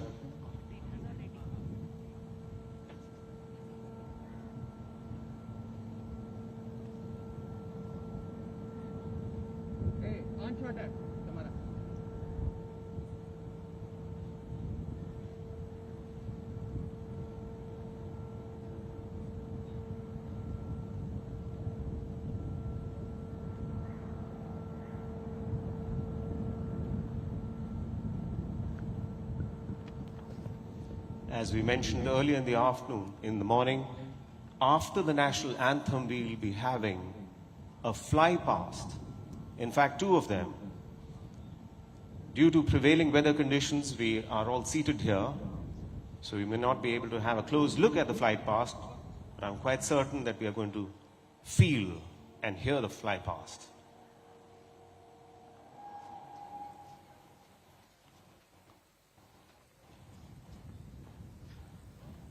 तो ये तस्वीरें आप देख रहे हैं इस वक्त देश के पहले स्वदेशी विमान वाहक पोत आईएनएस विक्रांत पर, जिसे कोचीन शिपयार्ड लिमिटेड ने बनाया है।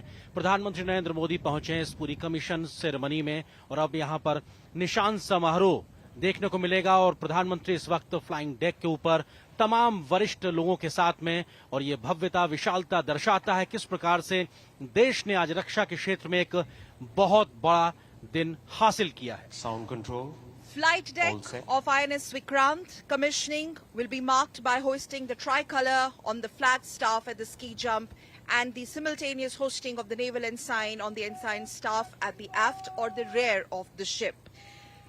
Vikrant Vishesh hai, Vikrant Vishisht hai. Vikrant is special, Vikrant is superior. In the words of Honorable Prime Minister, INS Vikrant symbolizes Atmanirbhar Bharat. और ये तस्वीरें अब निशान समारोह की तैयारियां, कलर सेरेमनी जिसको कहा जाता है, और अपने आप में ये बेहद महत्वपूर्ण, क्योंकि हर नौसैनिक युद्धपोत पर 2 ध्वज होते हैं और अग्रिम भाग में राष्ट्र ध्वज एवं पिछले भाग में नौसेना का निशान होता है। वो नौसेना का निशान जो आज नए रूप में, नए स्वरूप में, भारतीय रूप में आज नौसेना को मिला है। The color guard will be giving salute to the Prime Minister.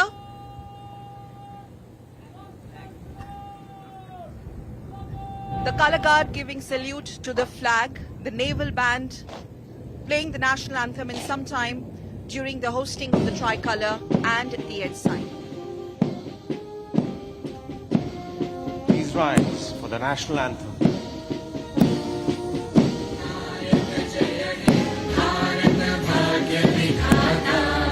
Punjab Sindh Gujarat Maratha Dravid Utkal Ganga Vindhya Himachal Yamuna Ganga उच्चल जलधि तरंगा तव शुभ नामे जागे तव शुभ आशीष मांगे गाहे तव जय गाथा जन गण मंगलदायक जय हे भारत भाग्य विधाता जय हे जय हे जय हे जय जय जय जय हे। तो पूरे सम्मान के साथ हमने देखा किस प्रकार से राष्ट्रगान के साथ में यहाँ पर निशान सेरेमनी हुई और जो नेवी का ध्वज है वो लहराता नजर आ रहा है इस वक्त आईएनएस विक्रांत पर। ये नया ध्वज है जिसमें आज नया निशान देखने को मिल रहा है और औपनिवेशिक काल जिसमें गुलामी की मानसिकता झलकती थी उससे आगे बढ़ते हुए आज सभी गणमान्यों के साथ नया फलक के अनावरण के देखने को मिला और ये जहाज फ्लाई के पास्ट की सुपर शुरुआत स्ट्रक्चर की ओर होती हुई दिखाई पड़ प्रस्थान रही कर है। रहे यहाँ पे हम हैं। साफ तौर पे देख सकते हैं कि तमाम जो विमान हैं जो इस वक्त आपको दिखाई पड़ रहे हैं। Spectacular display of Naval's air prowess. Three Chetaks ऊपर आकाश में maneuvering, देखिए राष्ट्रीय followed ध्वज by एवं नेवल एनसाइन का advanced गर्व light से फहम करते helicopter, हुए three तीन advanced Chetak light helicopter helicopter, का पहला हवाई led दस्ता by Commander B. जिसका Madhukiran नेतृत्व कर रहे हैं and commander Chetak Ishan Mahapatra led by Commander Ishan Mahapatra. बिल्कुल ये तस्वीरें अपने आप में दिखाती हैं किस प्रकार से ये फ्लाई पास्ट जहां पर 3 चेतक हवाई जहाज, इसके अलावा 3 एडवांस लाइट हेलीकॉप्टर, साथ ही साथ यहां पर सीइंग 42 ब्रेवो हेलीकॉप्टर और इन तमाम की गड़गड़ाहट साफ तौर पर प्रधानमंत्री इसको निहारते हुए और ये भारत की इस भव्यता को आसमान में अपनी नजरें गड़ाए रखिएगा नौसेना का निशान क्योंकि अब आ रहे के हैं साथ में राष्ट्रध्वज इनके साथ में ये गड़गड़ाहट बताती है कि भारत की रक्षा क्षमताएं किस हद तक बढ़ गई हैं और आत्मनिर्भर भारत ये आज दुनिया को बताने में सक्षम है कि हम कैसे दुनिया में आगे अग्रणी भूमिका निभाने को तत्पर हैं। Prime Minister waving at the rotary wings as 3 Chetaks and 3 advanced light helicopters as well as Bravo 42B led by Commander Harpreet Singh Baweja displaying Naval's air prowess. Seeking इनके ठीक पीछे है 42B पनडुब्बी प्रतिरोधी और seeking 42 Bravo commander Harpreet Singh Baweja की अगुवाई में seeking 42 Bravo helicopter commander Harpreet Singh Baweja के नेतृत्व में ये तमाम फ्लाई पास नजर आ रहा है और हमने देखा किस प्रकार से 3 चेतक, इसके अलावा 3 एडवांस हाई हेलीकॉप्टर, साथ ही साथ सीकिंग 42 ब्रेवो हेलीकॉप्टर ये नजर आ रहे हैं और प्रधानमंत्री एक तरीके से हाथ हिलाकर अभिवादन करते हुए गड़गड़ाहट बताती है हमारी बढ़ती हुई रक्षा क्षमताओं की। आत्मनिर्भर होते रक्षा के क्षेत्र में भारत की और आज का दिन बेहद ऐतिहासिक। Absolutely. And INS Vikrant now would be capable of operating an air wing consisting of at least 30 aircraft, which will be comprising of MiG-29K fighter jets, amongst others. And remember why this is special. Indigenously manufactured advanced light helicopters that you just saw a while back on your screens, and also some light combat aircraft from Indian Navy will be positioned. बिल्कुल अपने आप में बेहद खास, क्योंकि Vikrant INS Vikrant बहुत खास है और अब एक तरीके से देखा जाए आज ये भारत के लिए रक्षा के क्षेत्र में बेहद महत्वपूर्ण। और इस विक्रांत INS विक्रांत की बात की जाए तो अब ये नौसेना को समर्पित होने जा रहा है और ये जोरदार तालियों के साथ आइए स्वागत करते हैं भारतीय नौसेना में INS विक्रांत का। को एक तरीके से नौसेना को समर्पित किया है प्रधानमंत्री नरेंद्र मोदी ने। रक्षा मंत्री हमको यहाँ नजर आ रहे हैं।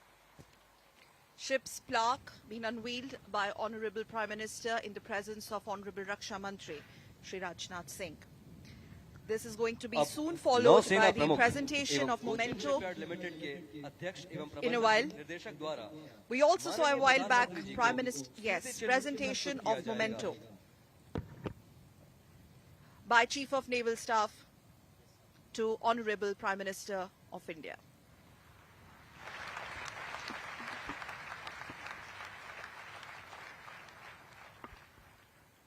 नौसेना प्रमुख एडमिरल आर हरि कुमार अब माननीय प्रधानमंत्री जी को INS विक्रांत का एक प्रतिरूप प्रस्तुत करेंगे।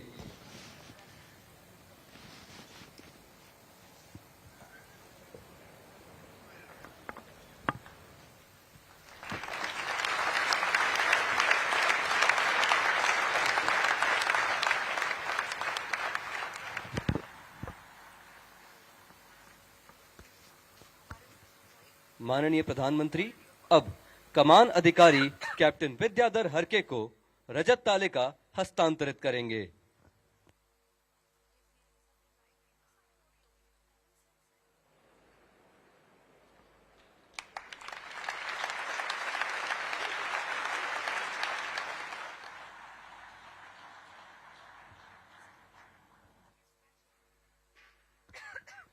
अब मुख्य अतिथि सभी गणमान्यों के साथ छाया चित्रण के लिए स्की जंप की तरफ बढ़ रहे हैं। आकाश को अपनी गूंज से अलंकृत कर रहे अब आ रहे हैं हिंदुस्तान एरोनॉटिक्स लिमिटेड द्वारा निर्मित डॉर्नियर विमान, जिनका नेतृत्व कर रहे हैं कैप्टन अर्जुन मेनन।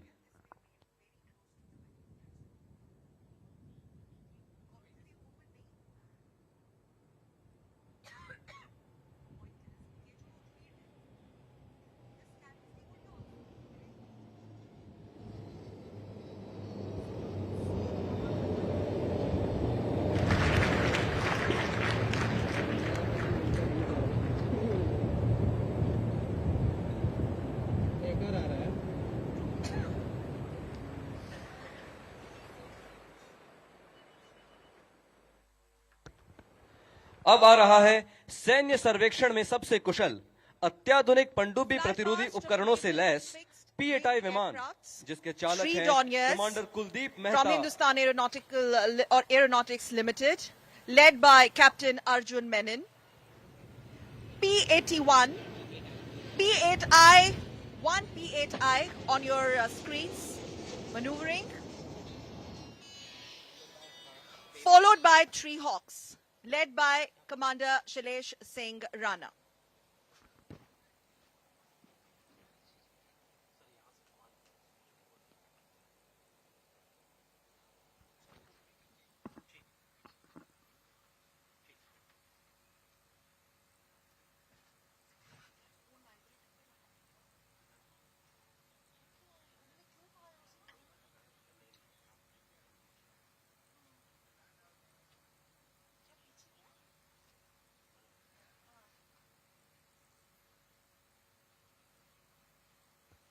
और अब बारी है प्रशिक्षण के लिए उपयोग में लाए जाने वाले हॉक लड़ाकू विमानों की। इस दस्ते का नेतृत्व कर रहे हैं commander Shailesh Singh Rana.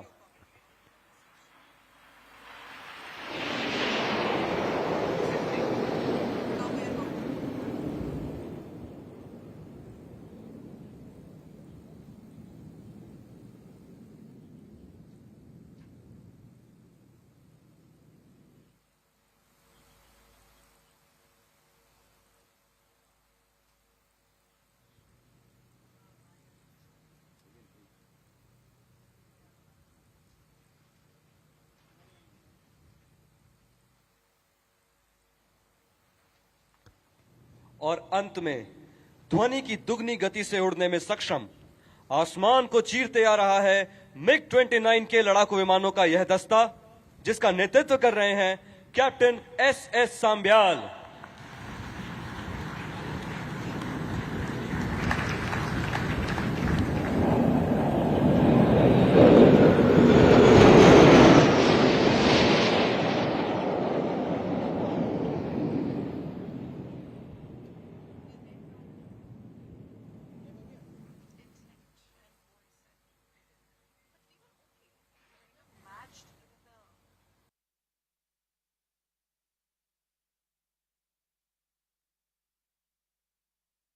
Well, it's a glorious, glorious day today. What is not there to not be proud of? This is something that is a salute to India's naval heritage, India's maritime.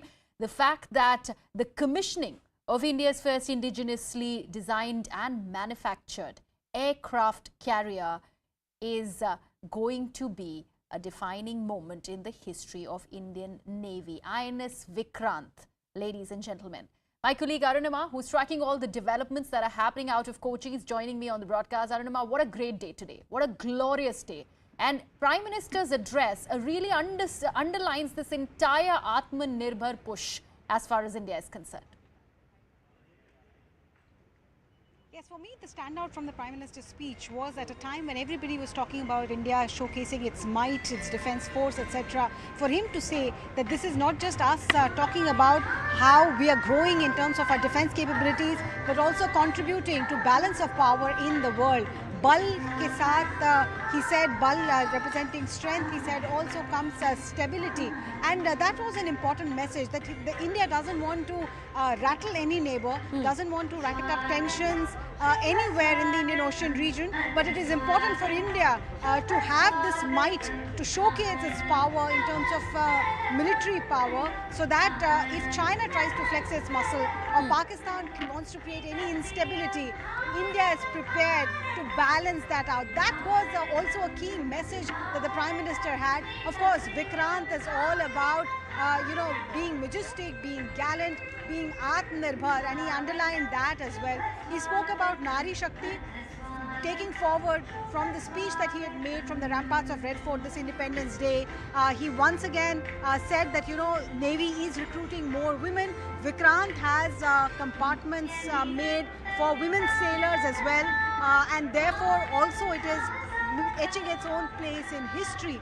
Other than that, the fact that Vikrant, even the steel with which this aircraft carrier has been made, even that is indigenous. It was deciphered by DRDO and produced by SAIL India Limited, Steel India Limited, and other PSUs also contributed.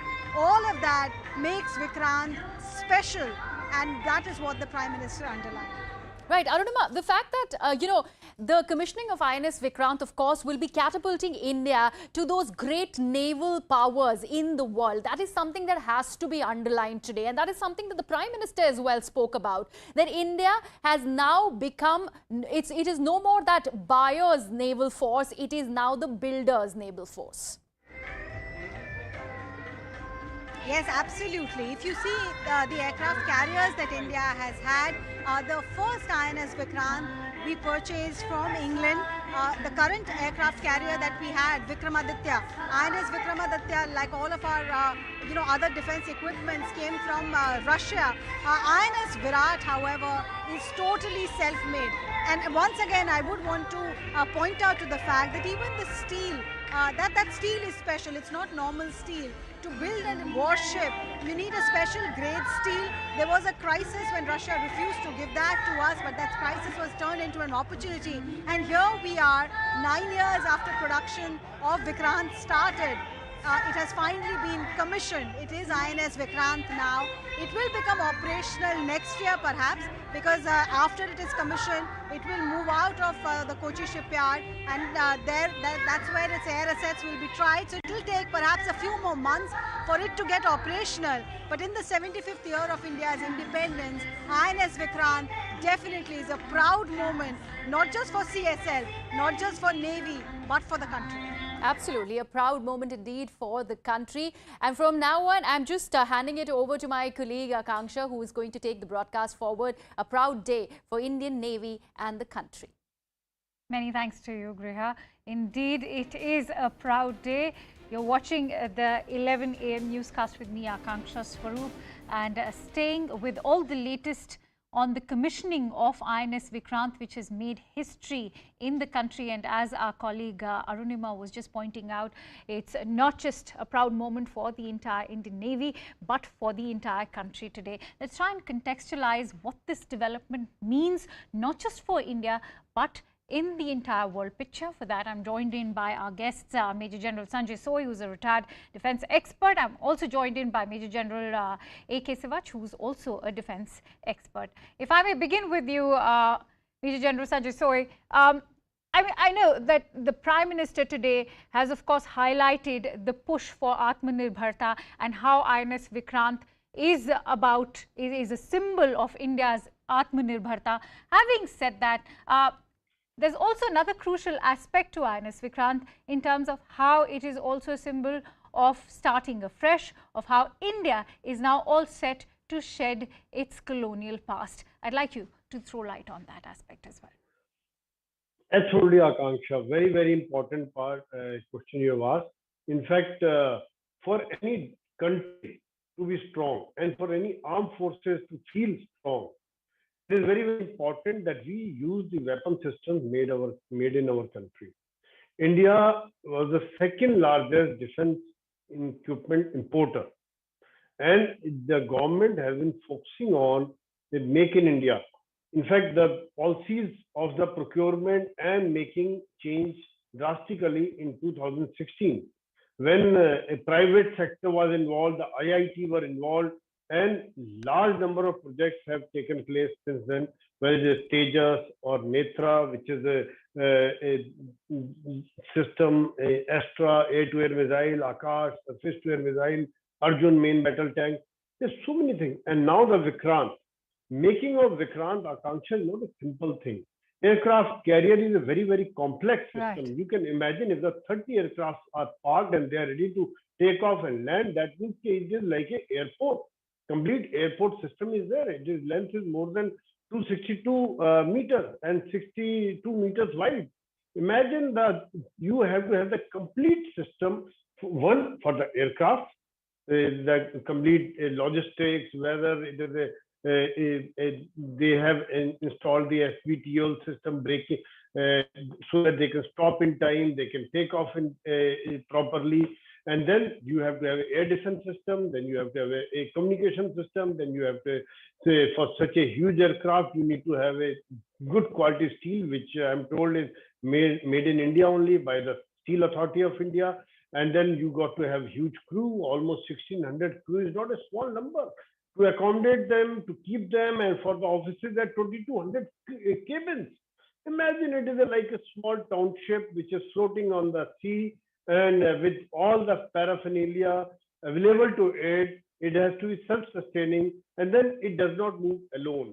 Aircraft carrier means it has to have whole flotilla, anti-submarine ships, Right. frigates, destroyers, everything moves. So it showcases the power. Now there's a second aircraft carrier which we have. It was very, very important for us, because if the first aircraft carrier would go under maintenance, there was nothing left. It Right. takes time to maintain it.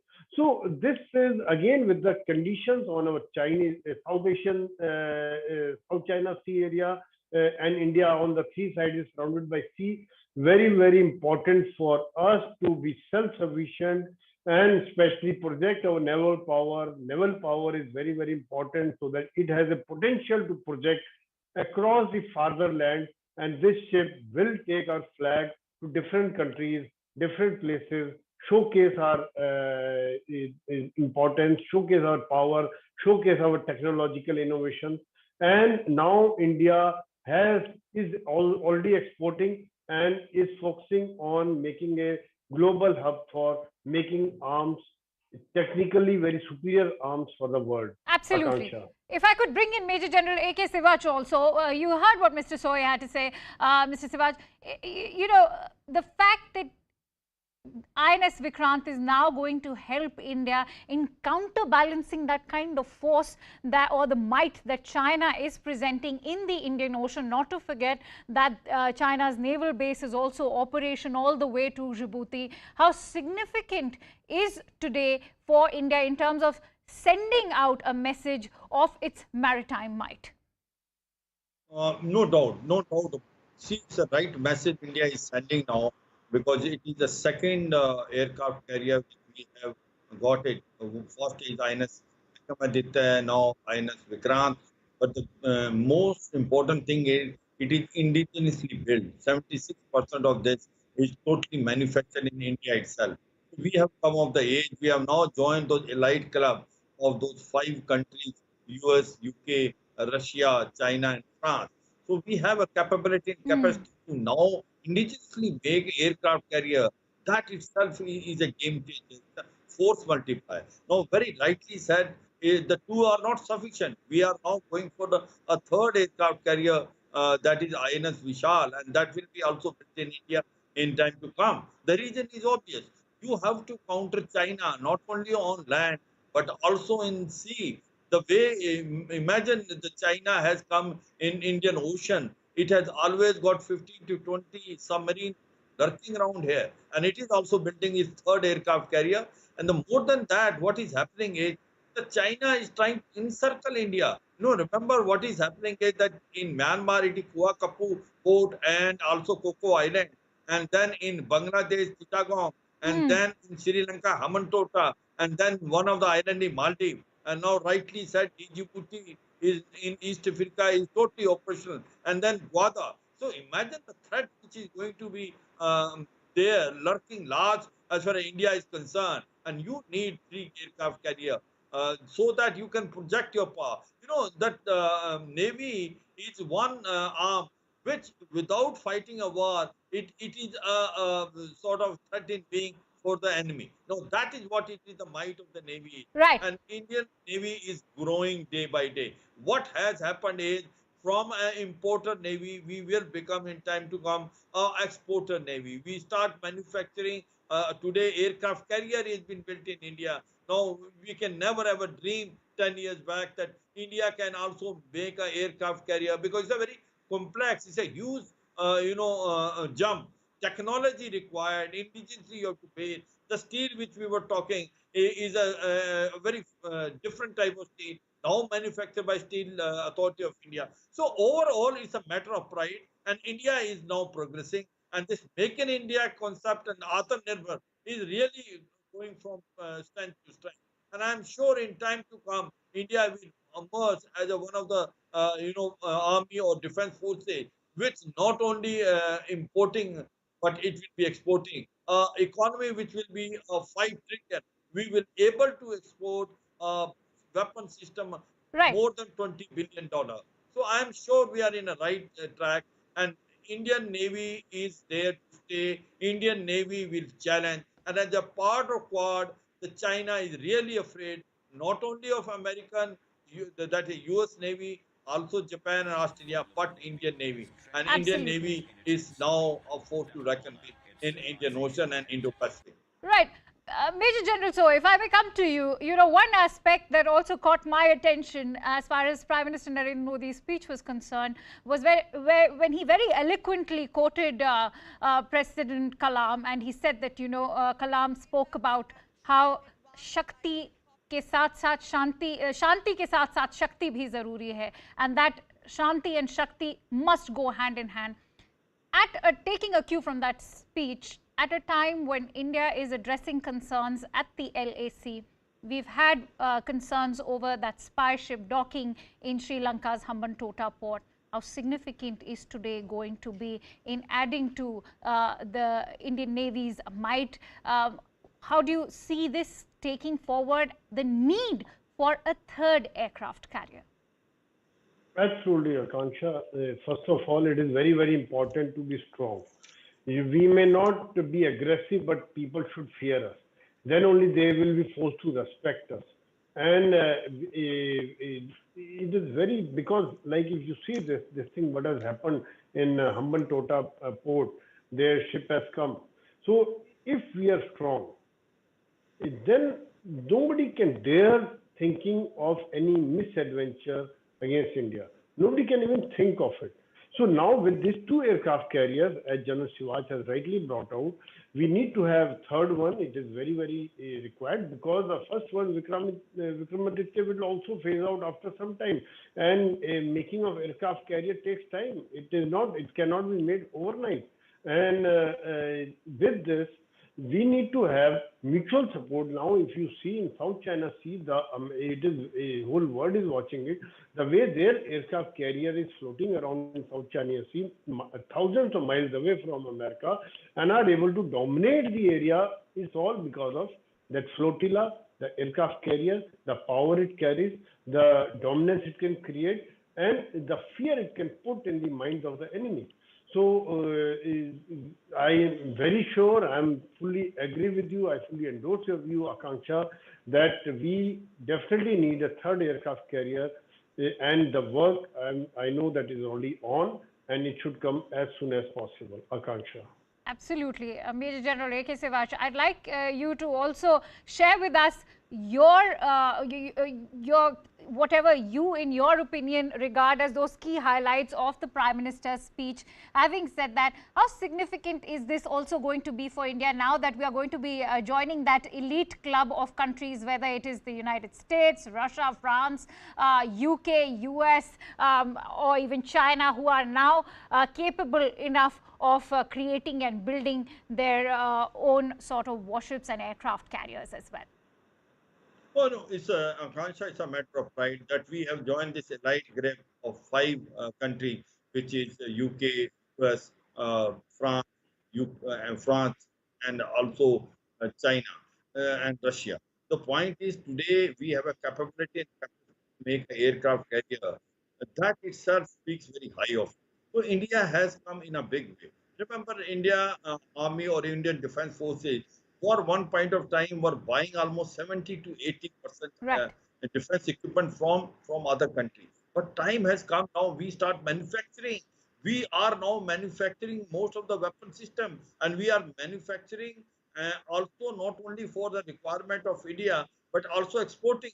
Imagine BrahMos, which is now in demand by different countries like even Malaysia. Tejas Mark 1, Tejas Mark 1 Alpha, again in demand. Then you have Akash, basically air-to-air missile, and also Nag anti-tank missile. So the point is that there are plethora of weapon systems which has been manufactured in India and now going to be exported. So Indian Defence Forces, which was import-oriented, will become self-reliant, self-independent, Atmanirbhar Bharat, make in India, and we will able to become an export economy. We will able to earn foreign reserve for a nation by exporting the weapon system. This is the change. The another issue which is very important, Kansa, is we must understand that as far as the China is concerned, the threat is not only on the land border, starting from Ladakh to Arunachal. We know that it is upgrading its infrastructure day by day, but it is also the Indian Ocean where it is already trying to commission its third aircraft carrier. Also, its submarine. The point is the war will be fought. Next war will be there in Indo-Pacific and Indian Ocean. And if we know what is the vulnerability of China, is that we can choke basically Malacca Strait. And this China also knows it, that 60 to 70% of the trade go through Malacca Strait. And if the war takes place, India has a capability that we can choke it. But that will not stay for too long. The China is building its navy. Today, it has the largest number of ships. It is only the quality which it lacks because the U.S. Navy has. I fully endorse that in basically South China Sea, it is the USS Nimitz and USS Ronald Reagan has now basically dominating. So the aircraft carrier group will be the threat or the weapon system of future, and we have to have a third aircraft carrier, which is called INS Vishal, which possibly is already in design, because two should be always operational. And if you have to challenge Navy, the Chinese Navy, you have to have a third aircraft carrier. And also the best of the aircraft which are there, MiG-29K, which is there, possibly also need to be changed. So India is working very hard now. India has understood the importance of Navy. You cannot have a brown water Navy and be content with so much coastline. We have to have a blue water Navy. And for blue water Navy, you have to have a third aircraft carrier. And next thing is that you should have a capability of also blocking the Malacca Strait as you can do it. The next point which I am saying is, as far as Navy is concerned, the submarine is the next step. And the Indian Navy is likely to build its own submarine. It is not only nuclear submarine, but nuclear powered submarine. No other country is going to give you technology. Remember, Russia itself put a lot of ifs and buts. So if we have to have a force to reckon with, the nuclear powered submarine is a requirement of a day, and we have to manufacture indigenously if we have to have a real blue water Navy. No other country gives you technology. You have to build up yourself. I suppose Indian armed forces on the right track with Atmanirbhar and Make in India concept, that the majority of weapon system will be indigenously built. We have already put more than 200 items in defense items on a negative import list. It means we will not manufacture, we will manufacture within our own country. We are not going to import them, including RT, submarine, missile. You can talk about the ship and now the aircraft carrier. So I suppose that India is on the right track, Akansha, but we have to work hard. And I must understand that the China is growing from strength to strength, and it's a big challenge to India, and not only on the land border, but also in Indo-Pacific and Indian Ocean. Absolutely. And going by what we are seeing happening in Taiwan, it is high time for India to now start exercising its maritime might as well. Having said that, many thanks to you, Major General Sivach and Major General Soy for joining in this discussion. Indeed, it has been a historic day for India, and what a befitting tribute by commissioning INS Vikrant, that too in a year when India is celebrating Azadi Ka Amrit Mahotsav. And on that note, I'd like to slip into a quick break as we return with more news and updates on CNN News 18. Stay with us.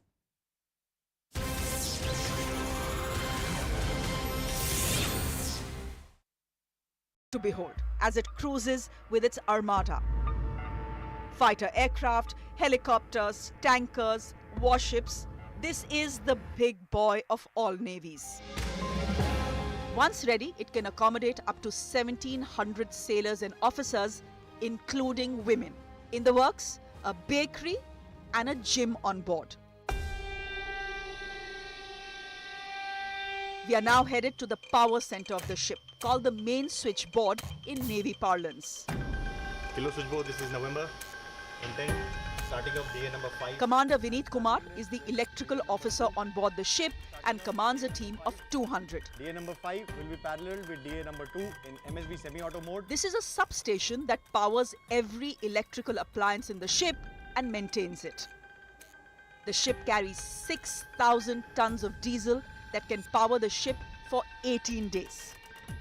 Every day, it produces 24 megawatt of electricity that is enough to power half of Kochi, the city of its birth. Keeping with the Government of India's initiative, the Ujala initiative, we have LED lights installed throughout the ship. Now with these LED lights, not only it increases the luminosity, it has higher reliability and it reduces the overall life cycle maintenance cost of the ship as well. A ship is a steel box. It generates heat inside and absorbs heat from outside. The air conditioning is on throughout when the ship sails. This is really not the place where you can be mindful of your energy consumption. But we try, says Commander Kumar. We don't mind having, lighting up the operational requirements for the operational requirements. However, if you talk about the cabins where we live in, we definitely, when we move out, we never forget to switch off the lights. We follow that speed. Lieutenant Commander Sai Krishnan is the senior engineering officer on board. Go ahead, board. At the throttle console, he takes instructions from the command and control center of the ship, called the bridge, and speeds up or slows down the ship. We are up, we are running, catch us if you can. Just by the way, Vikrant produces 800 tons of drinking water a day by using RO to clean up seawater. We control and monitor the propulsion, power generation, auxiliaries, everything that is in the ship, we control it and monitor from this place. This is the pinnacle of automation in marine engineering and marine technology on board an Indian naval ship.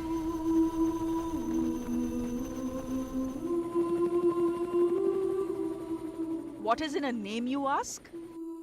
A rich and brave legacy if you are Vikrant.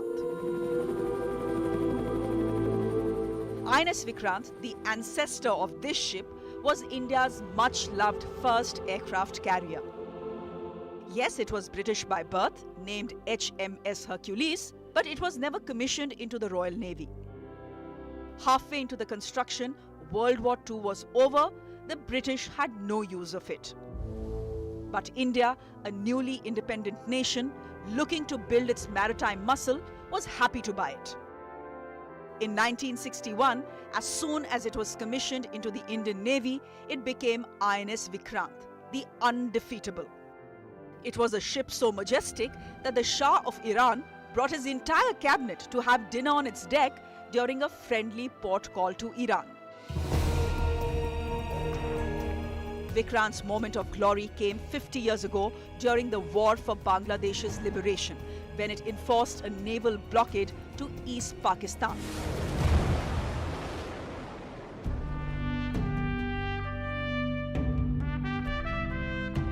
When this much-loved carrier was sent to the shipbreakers after its decommissioning, there was heartbreak all around. The adage goes that the ships are paid off.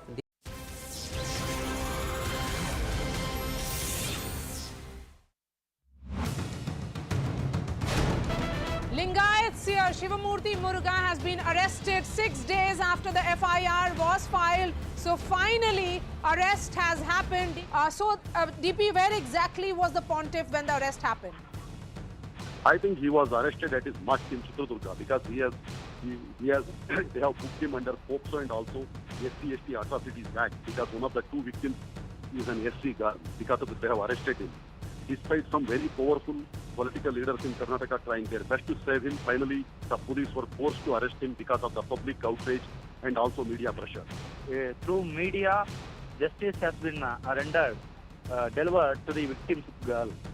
And I thank all the media to limelight this issue and focusing on the victim's view and also to support the victim and to give justice to the victim.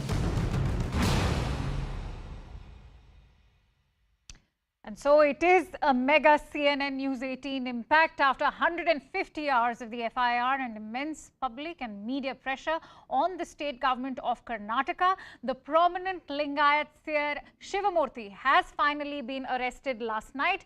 The seer was sent for 14 days of judicial custody, has now been shifted to the district hospital after he complained of chest pain. His legal team is likely to file an application for his bail in session courts today.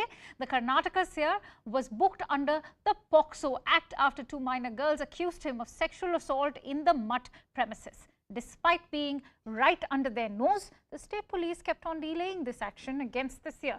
Even after the case, the seer kept enjoying high-profile visits at the mutt, with political leaders of both ruling and opposition parties having a soft tone towards him. Meanwhile, the Chitradurga police have quizzed the seer overnight and is all set to seek his custody for further interrogation. Let's listen in to what CM Bommai had to say. ಎಲ್ಲ ಮಾತುಗಳು ಉತ್ತರ ಕೊಡುವಂಥ ಅವಶ್ಯಕತೆ ಇಲ್ಲ. ನಾನು ಮೊದಲೇ ಹೇಳಿದೆ, ಕಾನೂನು ಪ್ರಕಾರ ಎಲ್ಲವೂ ಕೂಡ ನಡೀತದೆ. ಈ ಸಂದರ್ಭದಲ್ಲಿ ಮಾತನಾಡುವುದು ಸರಿಯಲ್ಲ.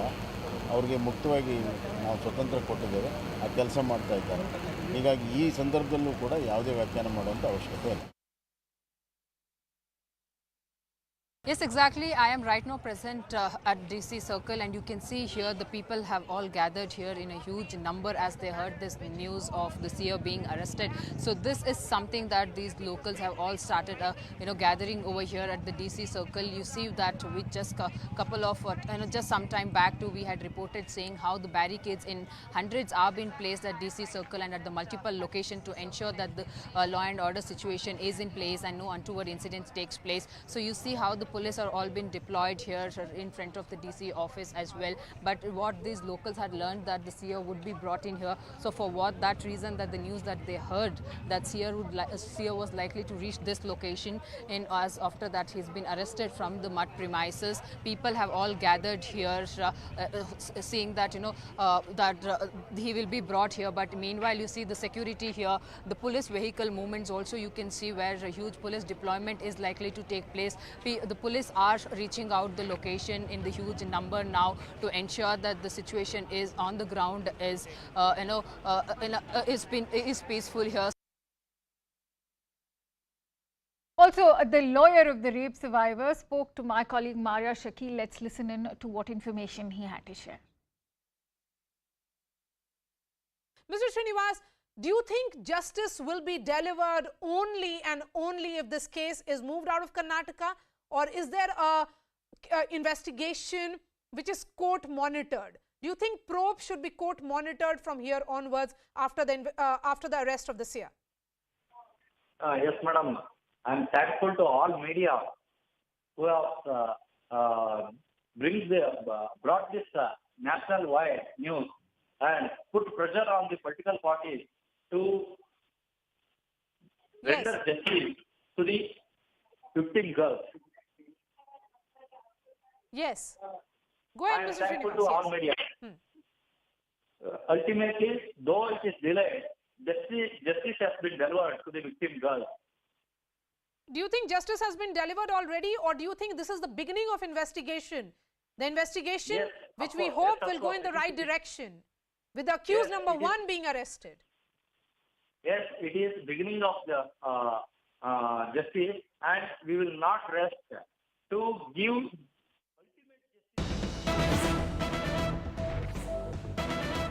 All right, we're getting in some big breaking news at this moment as we are learning that there's a big win for EPS. There's been a setback for OPS as now the Madras High Court has set aside a single judge order of status quo ante that was announced on 23rd of June. The judge has now allowed the petition filed by Edapadi Palaniswamy. This is a big win for EPS and blow for OPS. Remember, there was a status quo announced on 23rd of June. And for more details, let's quickly go across to Purnima Murli, who's live on this news story. Purnima, share the details with us. Well, the division bench of the Madras High Court has ruled in favour of EPS, saying that the General Council meeting that was held on the 11th of July is valid, which means that Edapadi Palaniswamy's position as the interim General Secretary is valid, and whatever resolutions were passed on the 11th of July, all those resolutions are valid. That's what the Madras High Court had in fact pronounced its order. Huge setback for O. Pannirselvam, who got some relief after the single judge of the Madras High Court had ruled in favour of OPS. But at the moment, it's an advantage EPS, and Edapadi Palaniswamy is the interim General Secretary of the party. That's what the court has ruled in favour of EPS. Celebrations here outside Edapadi's house, and all the senior leaders are now trying to visit him and congratulate him after the court had pronounced its order. So at the moment, the rift between the two is only intensifying, and O. Pannirselvam camp, sources say, will challenge this verdict and move a higher court. That's what we've been hearing from the OPS camp as well at this point in time. Back to you. Right, Purnima, as you just mentioned that there's an atmosphere of celebration. If you could take us through what is happening outside EPS's residence right now.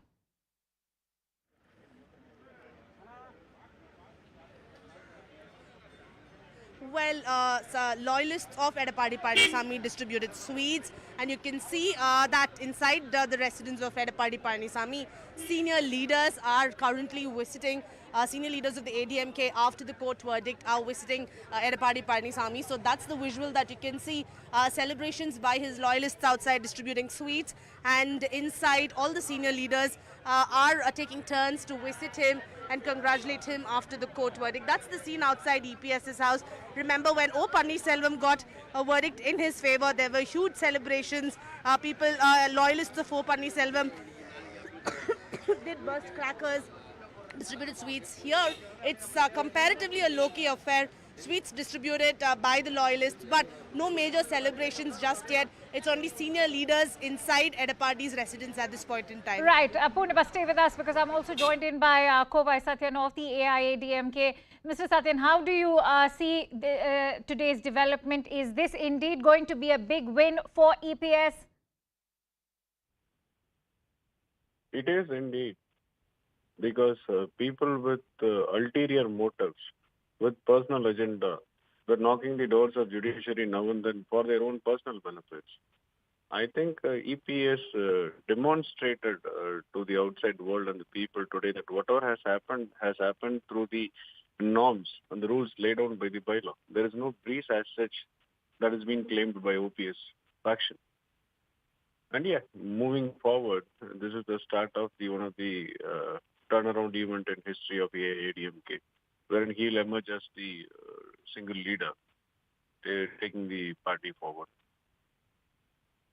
Also, Mr. Satyan, how do we see the General Council meetings now being headed? Will OPS also be involved if there were a General Council meeting to be taking place anytime soon? So, the verdict of status quo on June 23rd, which gave out a message saying that the July 11th General Council meeting held is not as per the norms. But today's verdict reinstated the fact that the July 11th General Council meeting is as per the norms, which means that the resolution passed in the General Council meeting is valid. One such resolution is termination of Mr. OPS. He was offered the chair to come to the General Council meeting, wherein he chose to go and vandalize the party office, ransack and vandalize the party office, and take a couple of documents with him.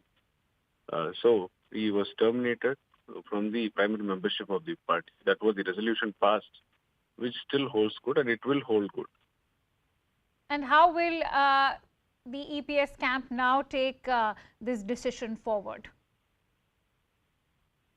There is no EPS camp.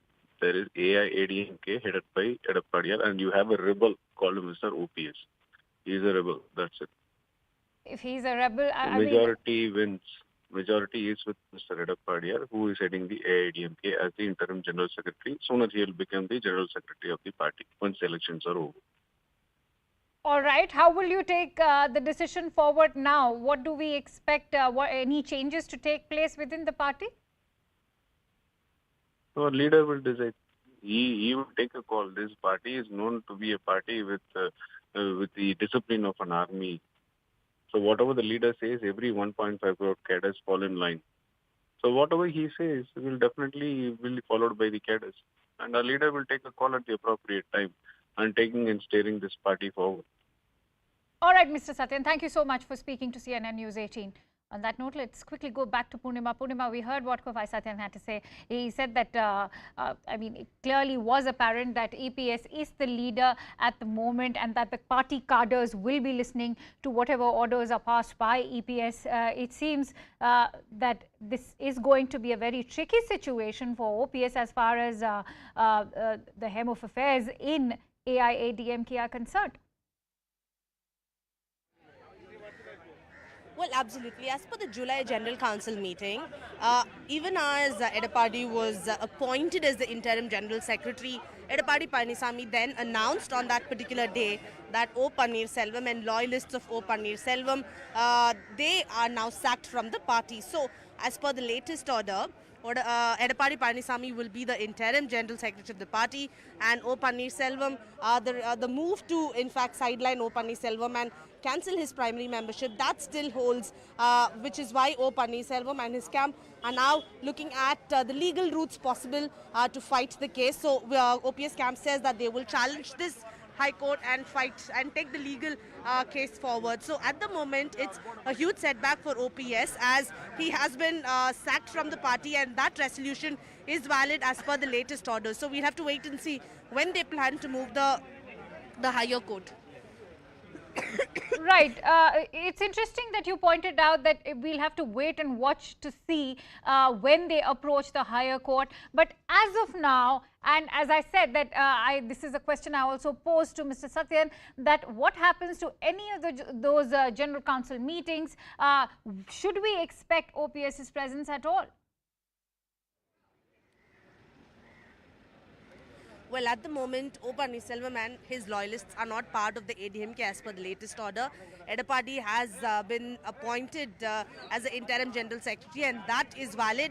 O. Pannirselvam loyalists not part of the ADMK at the moment. That's what the latest order means, which is why O. Pannirselvam is now in a huddle trying to challenge this particular court order, because the last time they said that ADMK will work under the dual leadership. But now the latest division bench is a huge setback for OPS as he and his loyalists will not be part of the party. All right, Purnima, stay with us because I'm also joined in by Mr. C. Rajashekaran, who's a political analyst. He's joining us on the phone line. Mr. Rajashekaran, how much of a win do you see this for the APS faction and for EPS, of course, as well? Do you think that the possibility of OPS challenging this decision can come to his rescue, or this is just going to have some finality?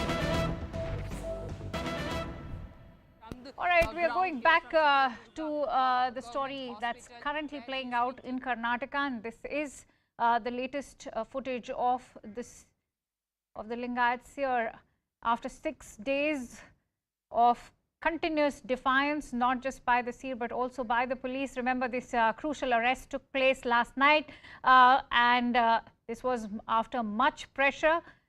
Even CNN News 18's role has been imminent. For more details, let's quickly go across to Ritu. Ritu, what is the situation? Of course, this is a very fragile case, as we can see. There's much police barricading. Where is the Seer right now?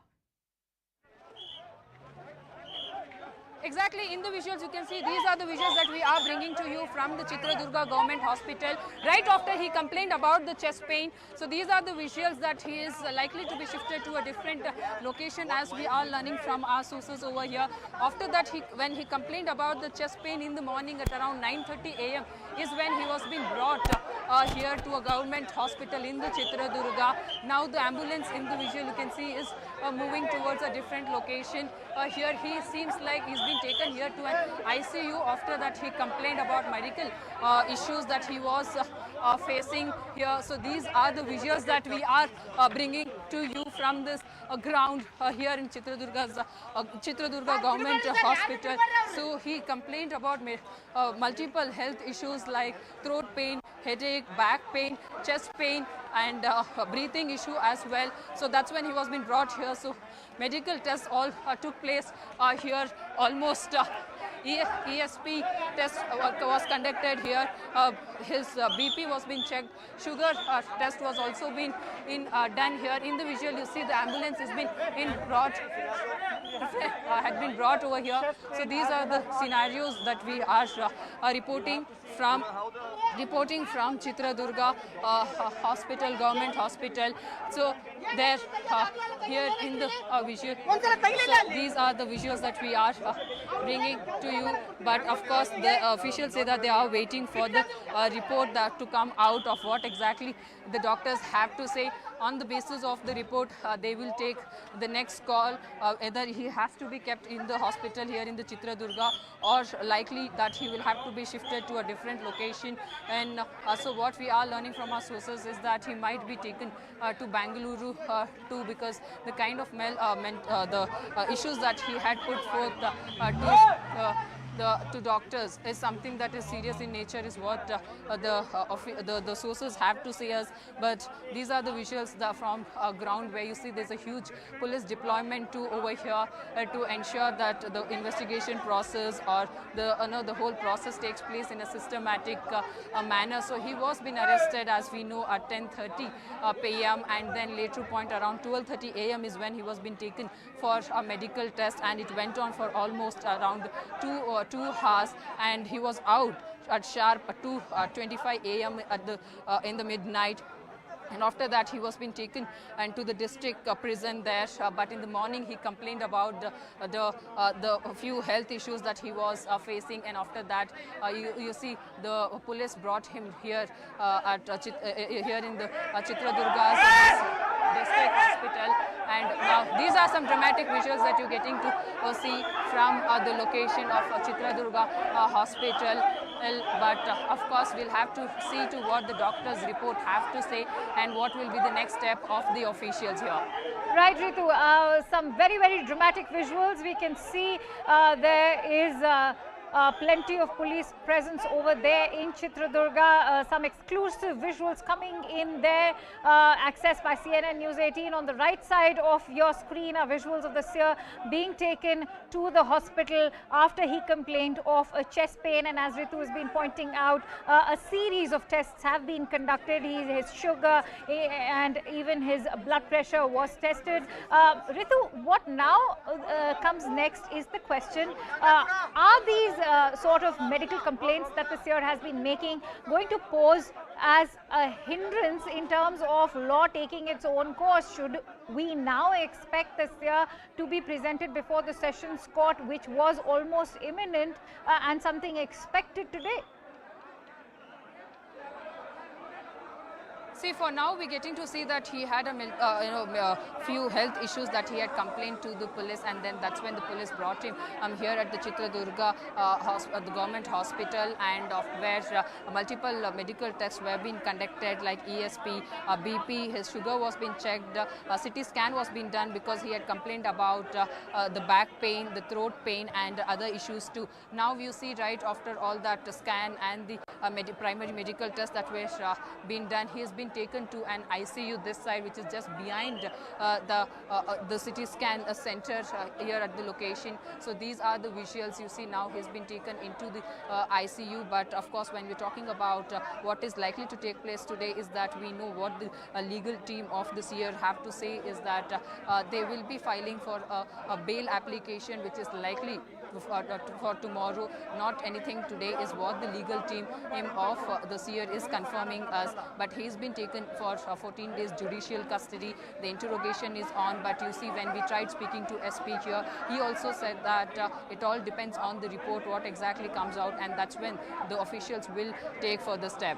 Absolutely, Ritu, and this is indeed a crucial piece of information that has been shared by you, that the anticipatory bail plea will be heard tomorrow and not today, because till yesterday we were learning that the bail plea has been deferred for Friday, that is today. But now, as Ritu was pointing out, that the bail plea hearing is to take place tomorrow, perhaps a decision taking into account those complaints that have health complaints that have been made by the Seer. Having said that, Ritu, there's also this crucial aspect of, even though we know that a group of advocates had sought a probe under the High Court supervision yesterday, but going by what the victim's lawyer has to say, that is also another crucial aspect. He said that the statement that has been made by the two survivors under the POCSO Act and the statements that were actually filed in front of the magistrate are going to play a very crucial role, and for all you know, there may not be a court monitored probe required, because those statements in itself are evidence enough.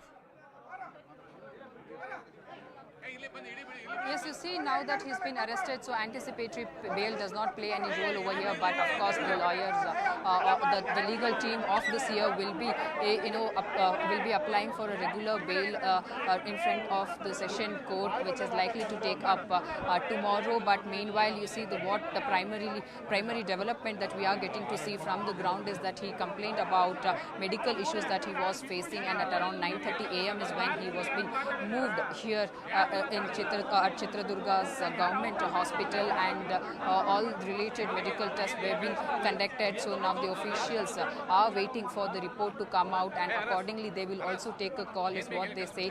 When we tried speaking to SP also said that it all depends on the report that comes out, when we will also compare all the different medical tests that have been conducted, and right after that the further call will be taken of what exactly has to be done, whether there is a need that he will have to be shifted to a different hospital here in Chitradurga only, or outside Chitradurga as well. But right now, as I am reporting from the ground, you see he's been taken here just behind the CT scan center here in the ICU. So he is right now inside the ICU. So it's almost been a long time that he was being brought here, and all medical tests were being conducted from the the doctors. But of course, we'll have to see now what exactly will turn out in his report and what the investigative officers will decide on it. Absolutely. And having said that, Ritu, the focus also should be on those two survivors, the teenage girls, those who have been the victims of this entire incident. What are you learning in terms of their whereabouts? Have they been given ample security?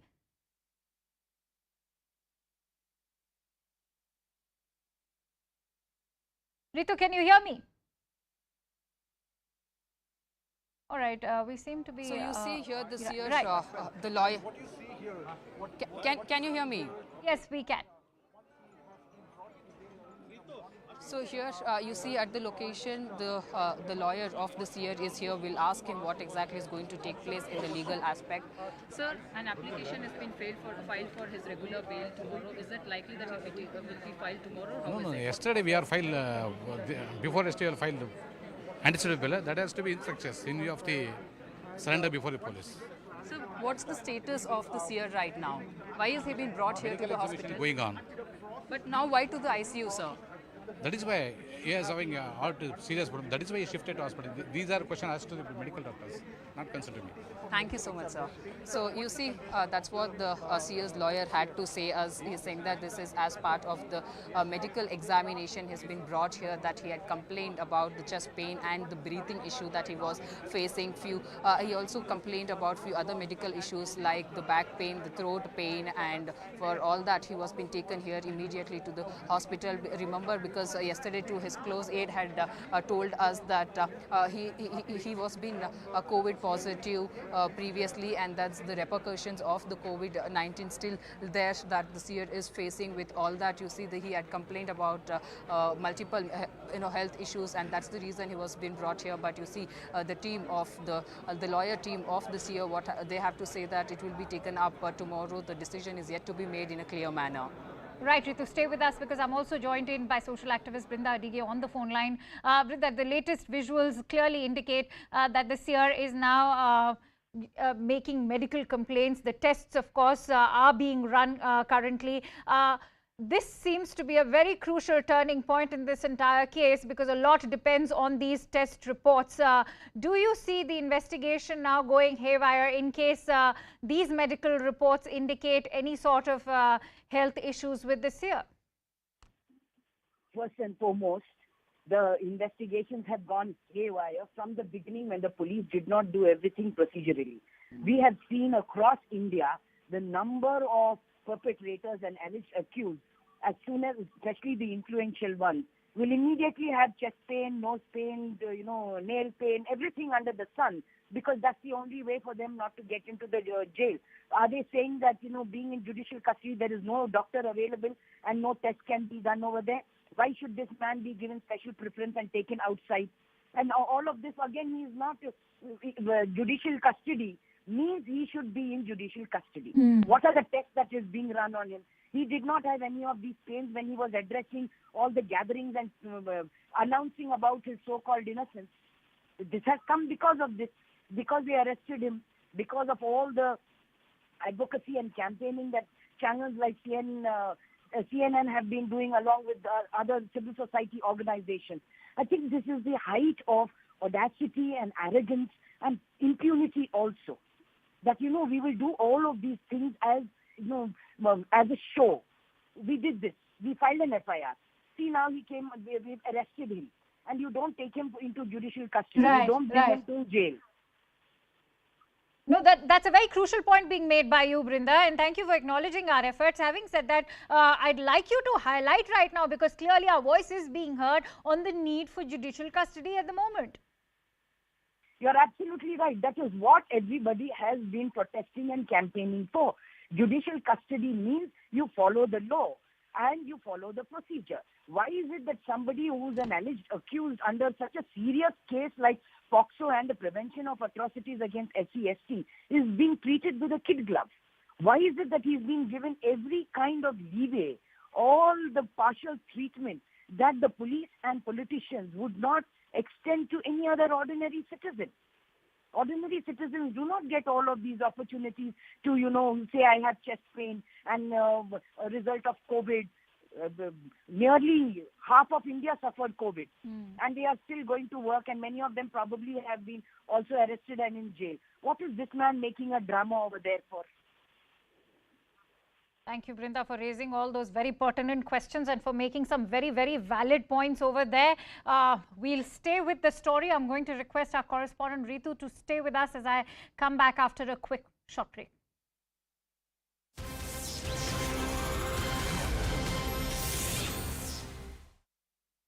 Of Atmanirbhar Bharat, an affirmation that a country that is largely dependent on imports to meet its military needs is capable of designing and constructing a complex and potent platform like an aircraft carrier.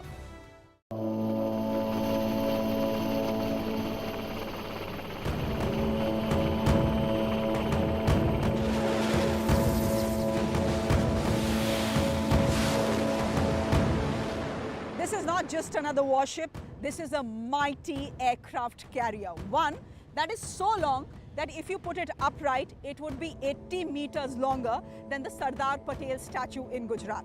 We are giving you a full tour of this complex and potent platform and telling you why this is neighbors' envy, owners' pride.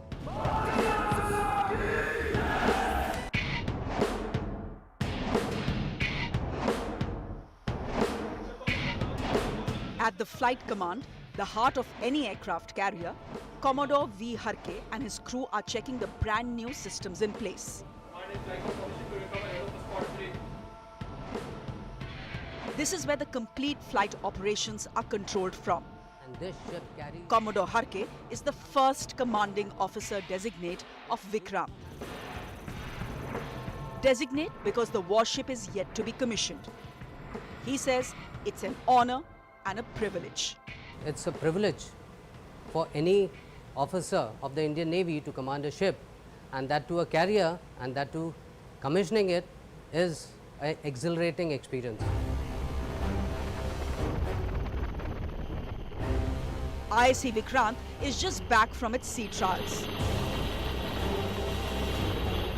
4 days where the ship's systems were tested at sea for the very first time.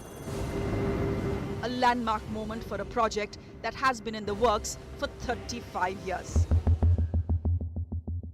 The go-ahead to build Vikrant had come in 2003, 4 years after the Kargil War. When the ship is commissioned in the Navy next year, the 75th year of India's independence, it will be a 45,000-ton visual push for Atmanirbhar Bharat. This is indigenous to begin with. It has all the components of being Make in India, Atmanirbhar Bharat. It's an epitome of it, wherein the majority of equipment, machinery and subsystems are from India. It has developed an ecosystem where we can able to manufacture and sustain a ship and not look over our shoulder to sustaining and repair and maintenance aspects of it.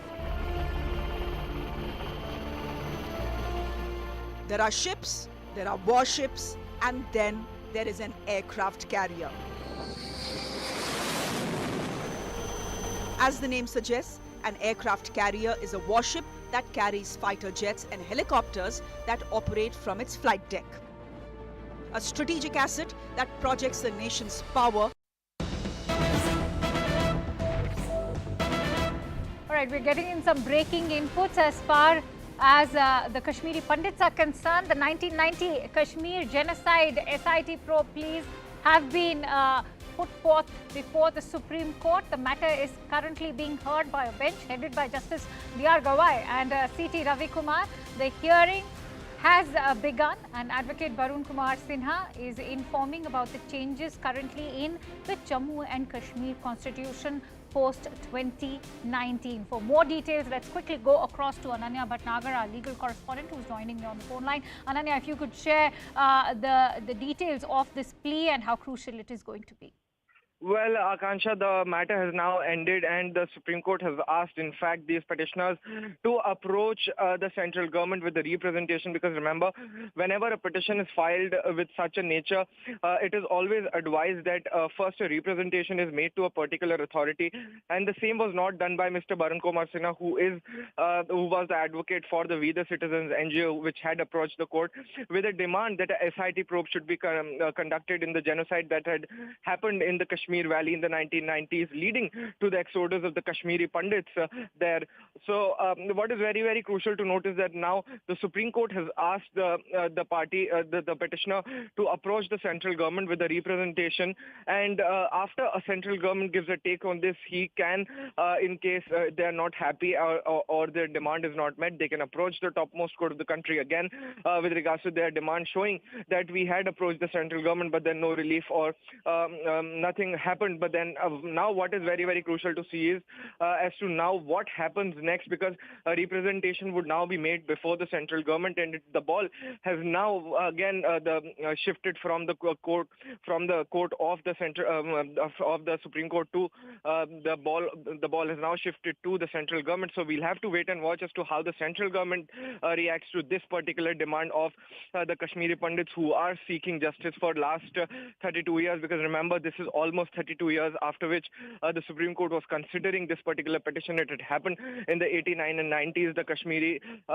Pandits were in fact being killed in a major genocide in the Kashmir Valley, and later they had to, it led to a big exodus of the Kashmiri Pandits in the valley, and this demand for a SIT probe has been long pending in not only in the Supreme Court but on various forums as well. Akansha. Ananya, stay with us because I'm also joined in by Tejinder Singh, who's joining us live right now. Tejinder, if you could take us through how crucial is going to be this process of representation and now how the ball actually lies in the court of the central government. See, the Supreme Court saying that now the NGO which had asked the Supreme Court to reopen the case and constitute a sit, because you see, we have been for the past couple of years, we have been speaking to the family members of those victims who were killed in Kashmir Valley by the terrorists since the armed terrorism started in Kashmir. Several of them say that at that time the local police even refused to register the FIR in those cases. People who were hanged to death by the terrorists, by the Islamists in Kashmir, their cases were not registered. So now the people who suffered during those years, when the armed terrorism started in Kashmir Valley, they had a ray of hope from the Supreme Court. They thought that Supreme Court would instruct the government to form a special investigation team to reopen all those cases and deliver them justice. But now it seems that their wait is going to continue. There is no end to the wait for justice. We have been continuously speaking to the family members of the victims, but now they say that now as the Supreme Court has said that the NGO should approach the central government, so now they have a ray of hope that at least the central government would form a special investigation team or do something which would investigate all those cases. Because if you see, ever since the armed insurgency or Pakistan sponsored armed terrorism started, Kashmiri Pandits, the minorities from various communities, they became a victim, and large number of their members were killed in what was called a systematic genocide, forcing all the minorities to leave Kashmir and to settle in other parts of the country. Yes. Right. Thank you, Tejinder, for breaking that down for us. Many thanks to Ananya as well. And with that, we slip into a quick break as news and updates follow on the other side. Stay tuned to CNN News 18.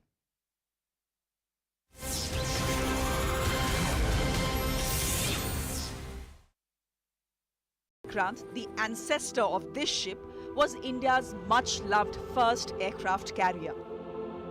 Yes, it was British by birth, named HMS Hercules, but it was never commissioned into the Royal Navy.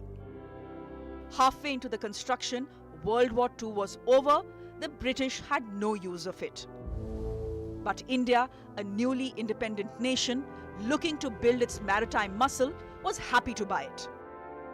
In 1961, as soon as it was commissioned into the Indian Navy, it became INS Vikrant, the undefeatable. It was a ship so majestic that the Shah of Iran brought his entire cabinet to have dinner on its deck during a friendly port call to Iran. Vikrant's moment of glory came 50 years ago during the war for Bangladesh's liberation, when it enforced a naval blockade to East Pakistan.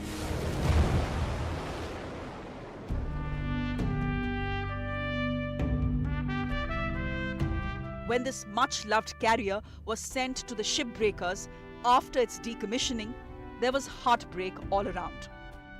The adage goes that the ships are paid off, decommissioned, but the soul survives. And this ship carries the soul of none other than the gallant Vikrant, which proved her mantle in the 71 war. And I'm sure, given time and opportunity, she would be worthy and a fine fettle platform to undertake any challenge, anytime. Work is underway at the hangar of the aircraft carrier. This is where all air assets are stationed. Suresh Babu and his team from the Cochin shipyard, the current owners of Vikrant, are ensuring that deadlines are met. This, after all, is a prestige project for a shipyard that has never built a warship before. It's the pride of India and naturally pride of shipyard. Now we can tell that no, this is constructed by us. No, it is our pride, and we are building the dream of India. In its 50-year history, the shipyard has built over 150 ships. 39 are currently under construction, but there has been never anything as complex as this aircraft carrier. It came to the Cochin shipyard because of two big reasons. One, they had experience in refitting warships, and second, only they had a dry dock large enough to accommodate Vikrant. The ship has been with them for 13 years, and they say they'll be only too happy to see it go. Any shipbuilder, for that matter, the realization is when she goes into sea, she carry people and she serve the. Hello and welcome, and thank you so much for staying with CNN News 18. The big story at this hour is coming out of the state of Karnataka, which is to do with the arrest of the Murga Mutt Seer. Let's take a look at all the developments which are to do with this big story.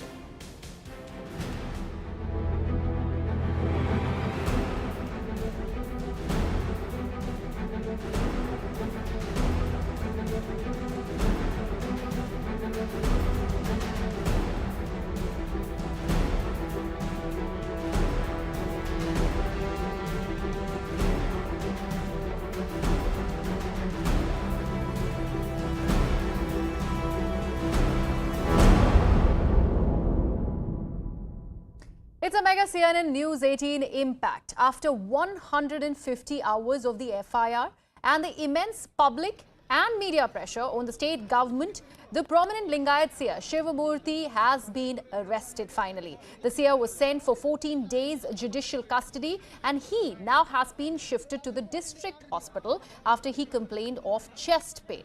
Now, his legal team is likely to file an application for his bail in the Sessions Court today. The Karnataka seer was booked under POCSO, remember this act, after two minor girls accused him of sexual assault in the Mutt premises. Despite being right under their nose, the state police kept on delaying action against the seer. Even after the case, the seer kept enjoying the high-profile visits at the Mutt, with political leaders of both ruling and opposition parties having a soft tone towards him. Meanwhile, the Chitradurga police quizzed the seer overnight and is all set to now seek his custody for further interrogation.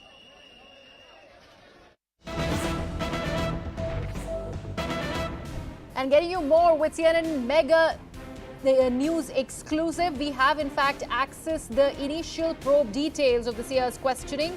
As per the sources, the Swami used to beat the girls with sticks, and the cops have now recovered the weapon from the Mutt. Further, the seer preyed upon young women devotees, and most of the victims were from the poor families. All this we are learning through inside sources. This is the inside track of the investigation. Where is it really headed? Remember, this is a mega CNN News 18 exclusive, as we have managed to access the initial probe details. All this is being brought to you by my colleague Ritu, who's now joining me live on the broadcast. Ritu, these are very, very incriminating details. This doesn't look good for the seer, absolutely. And more people possibly are likely to now come forward, because whatever we are learning, that the seer used to prey upon women devotees and also especially people from poor families. Yes, exactly. You see, this is the mega impact of CNN News 18 regular coverage, where the CNN News 18 team was on ground to bring in all minute-to-minute detail to our viewers. And now you see the top police sources are saying us that how the police have in fact found a weapon, that how the seer was used to beat these teenage girls. So this is an allegation, and also the inside police sources are telling us, which is a very big, in fact, a word that has come out from the police sources itself, where you see the police saying that all these girls who had gone through this were all from a very poor background. Now, let me tell this to you, as we are on the ground and learning a lot of inputs here. See, the Mutt, in fact, of course, holds a very powerful position here, as a significant role to play. But also, this is also the Mutt, in fact, has developed a lot of education institutions in the Chitradurga. So locals also tell us that most of this kind kind of the developments that we are seeing in the Chitradurga. Many education institutions, or for that matter medical hospitals, have all been brought by the Seer or the MUT, the officials only. So that's one of the thing. And but on one hand, that we're talking about the kind of a treatment that these girls had gone through, which is very much a traumatic. But now, once that two minor girls have come out, is filling in a strength for the others also to come forward, and most likely that the police will also be able to get more details and statements from these minor girls or from the people within the premises only, because of course there was a fear when you see one person is a very big profiled person, so there will be this kind of a fear that people will hardly come out and speak. But you see these two minor girls taking this major step will bring in lot more inputs and more detail, and in fact will also disclose us a more shocking facts as well, which will slowly come out. But for now that we see, this comes right after the regular coverages that the media personnel are doing on the ground after the delay that was happening in this whole investigation process. An FIR that was been registered 6 days back, the action comes in very after a long time. So what exactly was police doing? So the pressure that was being mounted from the protesters and from the activists, here you see the major impact has been made on the ground, where a Seer has been arrested. But you see, also joining me on the broadcast is Ms. Abha Singh, who's a prominent lawyer. Ms. Singh, thank you so much for being a part of this discussion on CNN News 18. Now, we have learned some very, very incriminating details when it comes to the Seer. The probe is headed in this direction. Now, we are learning that the Seer used to beat the girls with stick, and that weapon, in fact, has been found right there in the mud. All this while, 6 days and counting, the Seer continue to actually refute all the allegations, cried foul, the body language was such. Now he is headed to a hospital. In fact, he's there. However, finally, because of so much pressure, that arrest has happened. Do you think it's too little too late? Of course, it's too little too late, but in the beginning, I would like to really congratulate CNN TV 18. Relentlessly you have been taking up this case, and I think it's because of your relentless pressure and the pressure of the public that finally the police has acted and this Lingayat Seer was arrested. But my issue is, how much evidence has been destroyed during this time is a big question. They should have arrested him on day one. Today you are saying judicial custody for 14 days. Police custody, or I don't know whether it's police or judicial, but I did hear on your channel that 14 days custody has been given. So now you say that the offence is serious, it has gravity. What was happening for the past 6 days? I would like action on the cops who were trying to see the political mindset of their bosses and then take action. It was a serious matter. POSCO charges were there. There were rape charges. And I think strictest of the harshest of the action needs to be taken. But the fact that it's 14 days judicial custody and he's still trying to evade it, because remember, now he's complained of discomfort, he's in the government hospital at the moment, and he also tried to flee. That is something that we have to underline over here. Exactly, and one needs to actually get him checked up whether that he's feigning, acting, and this is his cloud but natural. This is not the first time all big corporates and politicians, the moment they are arrested, they say they are unwell and they go to the hospital because they don't want to go to the gallows. So his medical should be done and he should be sent back to the prison, because this gives a very wrong impression that where you talk of equality and you have these people who the moment they are arrested they are sent to the hospital and they will get VIP treatment over there. So this needs to stop, and I think we should continue the pressure. We need to continue the pressure that the law is the same for all. Article 14 says equality before law and equal protection of laws. So how can you protect him by putting him in a hospital and a common man would be sent to the jail immediately? No, absolutely. Abha, please stay on with me. I'm also now joined on the broadcast by Mr. Stanley, who's the founder of the NGO Oranandi. This is the very NGO where the two minor girls in fact had gone to seek protection. Stanley, now that we have learnt that there was so much happening inside the mutt, the Seer used to beat the girls allegedly with sticks. He also used to prey upon women devotees, especially from the lower strata of the society. All this is being learnt by CNN News 18.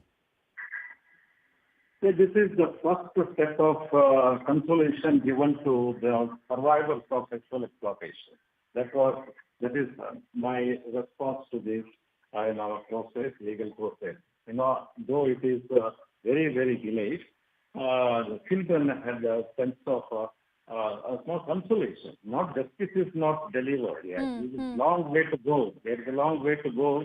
Then everything will come only after long journey and protest. So you have protested. We protested. Every single civil society person protested in favor of this children and against this injustice.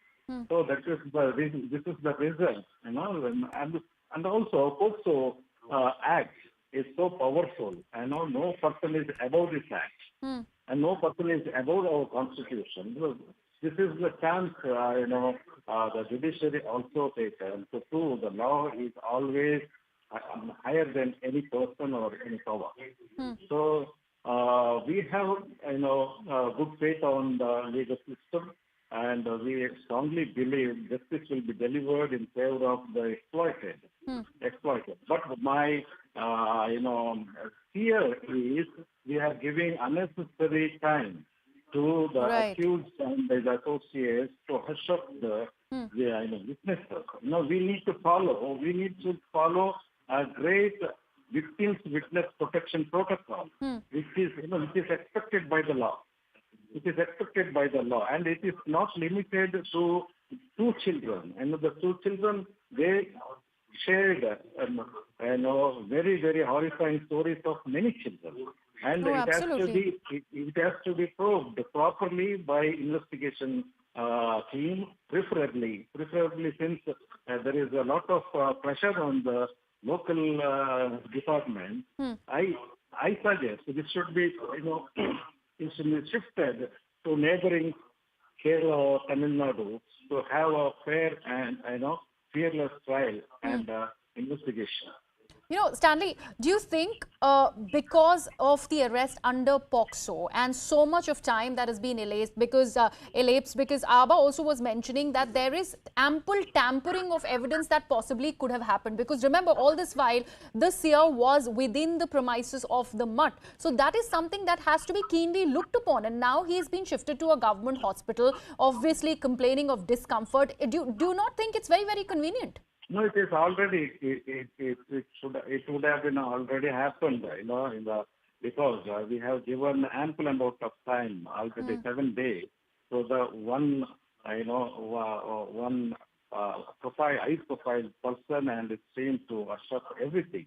That is secondary, because in POCSO the statement of the victim is very, very powerful. That is the first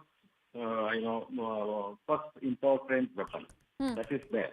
Anyway, but I am adding, all the children are already shifted, and they should be given in the hands of a very, very technically experienced team of psychiatrists and psychosocial analysts. Absolutely. And to understand what kind of trauma they have undergone and who are those children. Everything has to be, investigated by child-friendly technical persons, who have done their sexual and sexuality or psychiatry or psychology, something like that. Not by ordinary counselors who will just listen and take down their story.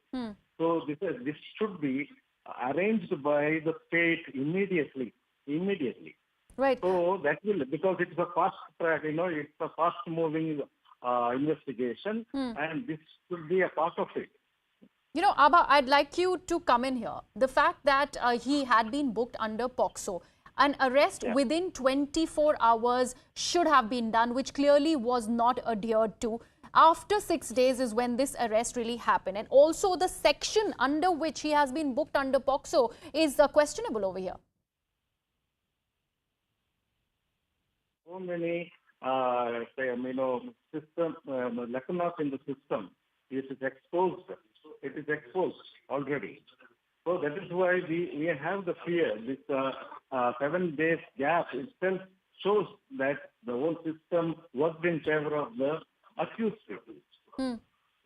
Okay, so but finally, POCSO Act showed its power, and it is also coupled with the SCST Atrocity Act. So now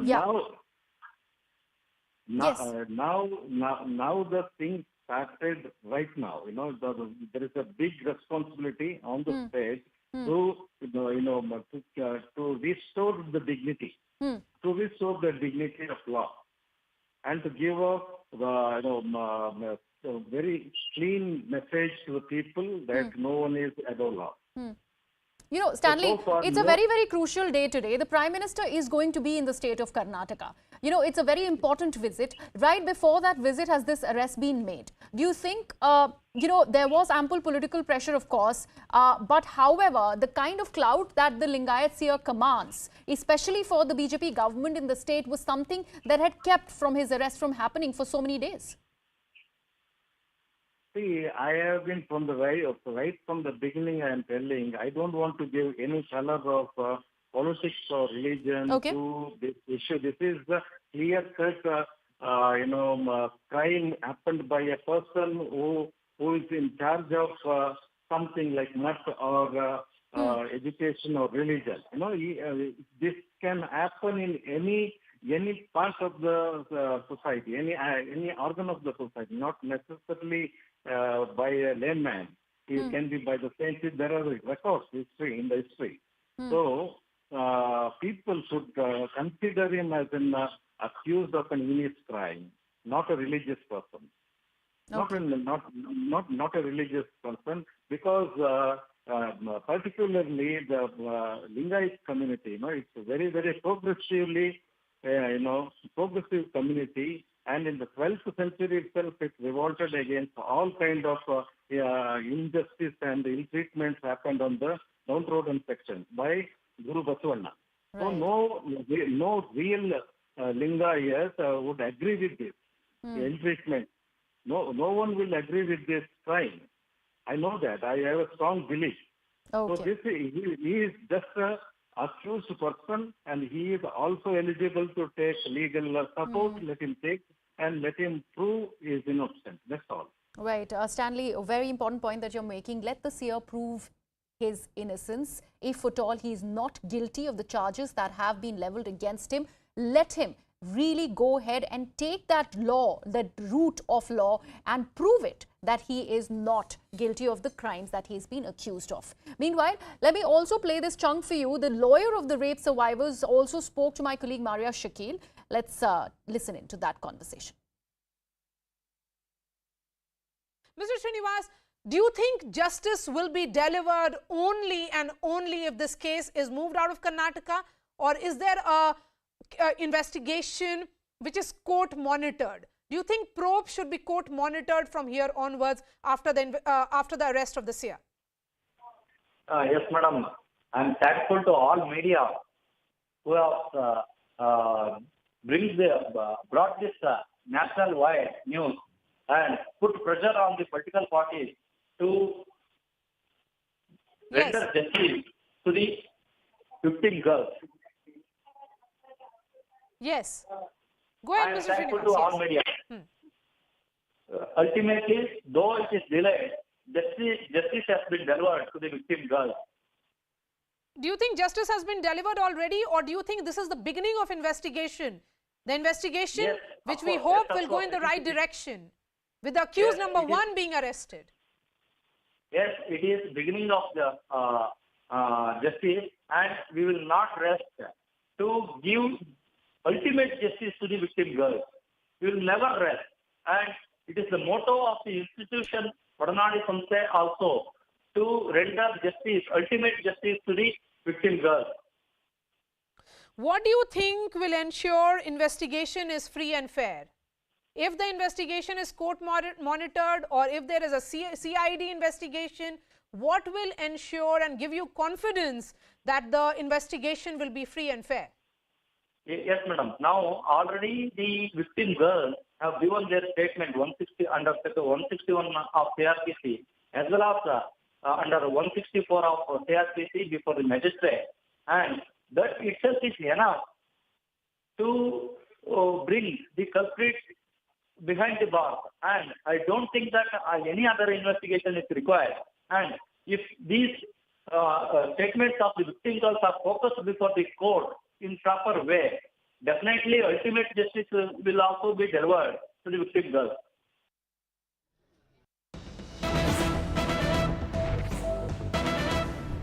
We're getting some more important breaking news on this very story. Now, after the Linga at Seer, the warden of the Muruga Mutt in Mysuru, Rashmi, has now been arrested as well. This is the latest that we are bringing. After the Seer's arrest, the warden of the Mutt also has now been arrested by the police. My colleague Ritu now joins me on the broadcast. Ritu, on what grounds has this arrest been made now? You see, the warden Rashmi, who is the A2 accused in this whole case, was being detained yesterday by police and was being drilled, and interrogation was being the interrogation was on, and she was also being drilled by police for a very long time. And now the police has shown it as an arrest of the warden Rashmi, who happens to be the A2 accused in this whole case. So A1 was the seer who was being arrested yesterday at around 10:30 p.m. from his mud premises. But now you see the police is saying that the second arrest is also been made in this whole case. She is the warden of the hostel, where you see she was the A2 accused in this whole case, but also you see she was also the one who had filed an FIR against the administrator and the secretary of the MUD, that's SK Baswarajan, and against his wife too, saying that they had kidnapped these minor girls and kept at in a different location without even informing their parents or anyone at the MUD premises, for which you see the SK Baswarajan also provided a clarity, saying that since these girls were minors and hence I had to take my wife along, because police had instructed me at night at 12 a.m. when I got a call saying that since girls are minors, we cannot let these girls to move only with you, but you will also have to come along with some female. So that's when SK Baswarajan says I had to get my wife. For that reason, I had to take my wife along with me, because they were minor girls, and there they signed documents whatever the police in the process wanted to, and later point they also clicked a picture saying that these minor girls were being handed over to the SK Baswarajan. So SK Baswarajan says that that was just part of my duty, which I had done it in a way, because being a secretary, the police chose to call me because that's my responsibility too. So I had performed my duty, and these allegations were all false allegations that are being raised against me. This is a complete conspiracy also. This is a complete conspiracy against me and my wife, is what the SK Baswarajan had to tell. But the other side, there are a lot of other angles also in the story, which the police will have to confirm, because she being a warden, you see, usually in such cases, such an accused plays a very vital role, because such profiled people on the MUD premises are the ones who will also put out a lot more details and the investigative details and the inside details, in fact, to the police. You see, that's the kind of a role such people play in this whole case. So this is, of course, that the A2 accused in this whole incident will have a lot of information. She will know a lot about all the accused in this whole case as well, and the girls' side too, because she was the one in this whole case that who would be closely associated with the minor girls, because she was a warden of the hostel. So yes, there will be a lot of details that will be put forth by absolutely, Ritu. A lot of skeletons are going to be tumbling out of that closet over there, because aiding and abetting the crime, that is what Rashmi is accused of, and she's the second person who has been arrested in this particular case, the second accused. Ritu, the fact that we of course have put before the viewers on all that we are learning from where this probe is really headed. This is now not just talking about these two minor girls in question. There are other who might possibly be the victims of this crime by the seer.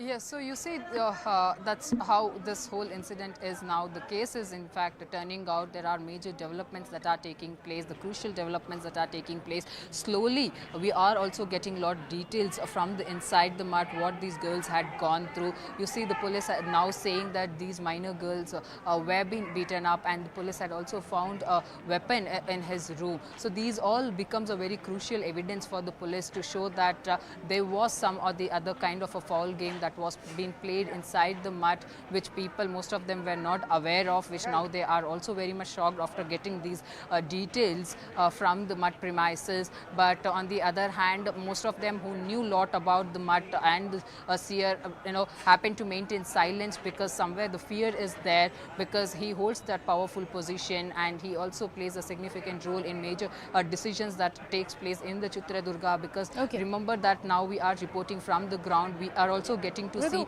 we're how just Seer getting holds some important breaking news on the broadcast. Let me quickly go to that and then I'll come back to you. Now we are being told that the Seer's lawyer is saying that the Swami was in fact unwell since the past 15 days. And he further goes on to say that the bail plea will be filed tomorrow. So an important update there. This is coming from the legal team of the Seer, where they are saying that the Swami, Mr. Shivamurthy, was unwell for the last 15 days and that his bail plea is going to be filed tomorrow. Going back to Ritu, who has been tracking all the developments from, from Chitradurga. Ritu, the fact that now we have a word from the legal team also, justifying the taking of the Swami to the hospital, claiming that he was actually not doing quite well for the last fortnight. 29th of August is when he made an appearance before his disciples, Ritu. We have to actually underline that for our viewers also. And 29th is the very day where he allegedly tried to flee to Dubai via Haveri, from where he was nabbed and brought back to the mutt. Yes, you see now the lawyer has said that from past 15 days he was complaining about health issues that he was facing, and because he had also suffered with the COVID, there were a lot of repercussions, the side effects of the COVID-19, and this is what we are learning from the lawyer. But the lawyer also says that he is not in a condition to speak. Also, he is not speaking, he is very much silent. He is hardly speaking when doctors are trying to ask him of what exactly he is going through. He is taking time in replying to the doctor's questions as well. So that's what the lawyer has to say, but he's saying, he's also saying that it all depends on the doctor's report to what further steps has to be taken in this whole health issues, whether he has to be shifted to a different hospital or in the same hospital only he'll be able to get the treatment here. But what we are also learning right now from our sources is that the few doctors are likely to turn up to this hospital from Davangere. So we'll have to see to why exactly that medical team is been told to reach this spot, for what reason, why is there even a need for it. So these are the crucial details that we are learning on ground, for which we'll have to wait and know from the health officers only to what exactly is happening. But yes, he complained about health issues, that he had a chest pain in the morning, and 9:30 a.m. is around when he was being brought to Chitradurga District Hospital. He also complained about back pain, throat pain, headache and joint pains and other health issues. So he was being taken in for, for CT scan. I'm taking this across to Brinda Adige, who's also joining me on the broadcast. Ms. Adige, thank you so much. 6 days back, he was all fine. And now the lawyers are coming out and saying that 15 days, it has been 15 days and that the Seer has been unwell. How convenient is that?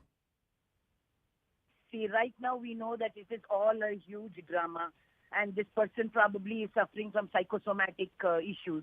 He was able to address a huge gathering, pandering around saying he is innocent. That time he had no pain at all. Today he has every pain. I mean, this is the kind of drama these people put up. They get the right to put up all of this drama and wasting the duty bearers' time and the state resources. Look at the number of police who are there when the police should be doing some other job. They're extending protection to this man. Look at the Chitradurga District Hospital. I'm sure there are so many other citizens who might be in serious condition. Now you have to attend to this man who simply decides that last night he surrenders himself, and now he has to come with all kinds of pains, aches and pains, and talks about effects of COVID. He did not know about the effects of COVID 6 days ago when he was addressing people, when he was taking a walk in his matta. That time he did not have the effects of COVID. I said these people are making a fool of all of us. It's absolutely laughable, and it's very, very sad that this is a Seer who has been accused under POCSO. He was not arrested within 24 hours. Immediate arrest is required under the Act. However, that didn't happen. After 6 days, when he's finally arrested, now he's complaining of every sort of ailment under the planet, saying that he's unwell and he is suffering from the after impacts of COVID. Let's actually get in some more breaking news that we are getting on the broadcast. I'd like to thank Brinda Adige for joining me. Let's quickly take a look at this breaking news input on the same story. After the arrest of the Seer and the warden, now sources have told us that the cops are likely to seek 5 days custody of the Seer and there will be more arrests soon.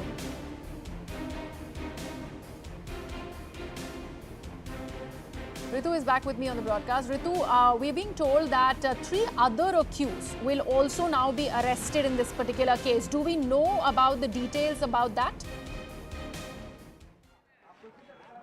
Yes, you see now the police is saying that they will be taking for a 5-day custody. That's what the police officials had to confirm. At the sources are saying that they will be asking for a 5-day police remand there.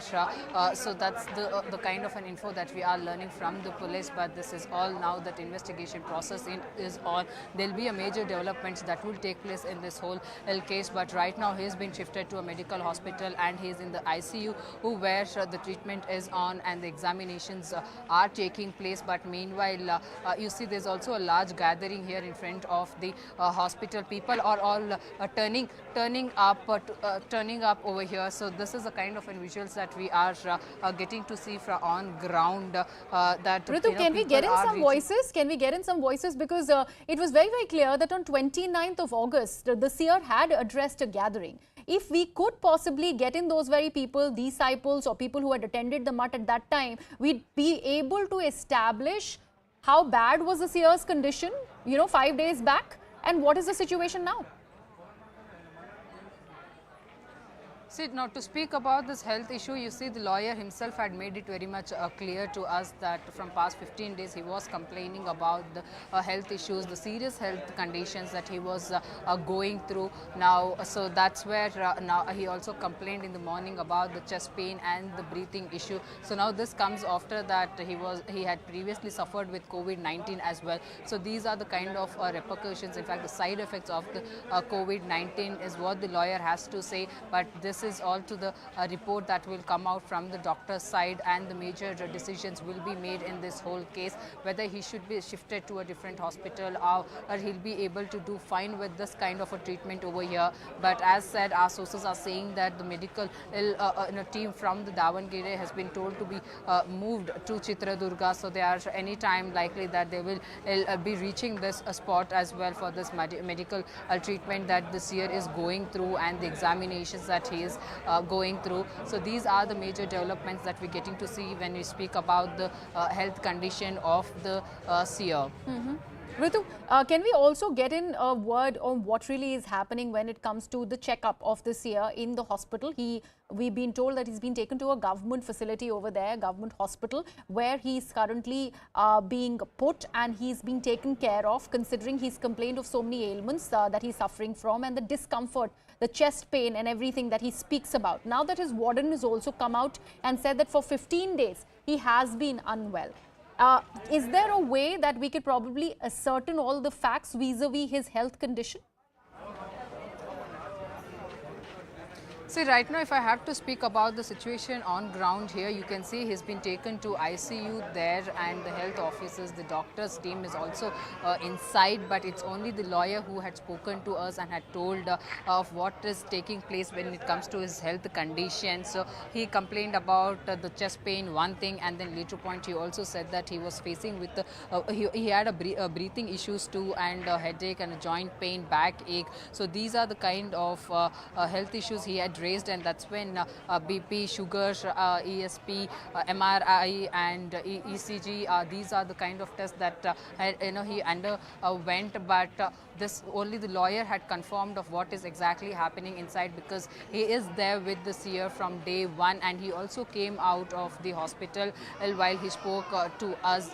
He just then came out and spoke to us and gave us all these details. Now when we tried speaking to SP as well, the SP too told us, when we asked him about the Seer's health condition, SP says we are waiting for the doctor's report, because now that it's been 3 hours that he's undergoing various medical medical tests to ascertain what is happening with his health and what exactly the likely decisions must be made when it comes to his health. So SP says it's to the doctors. We too been waiting for the report. So once the report is out, that's when they will also be able to provide the detail about his health condition. Right. But yes, this is not the first thing that we are checking out here, but we have also seen previously too many such big seers had complained about this kind of a health issues when it had come to their arrest situation.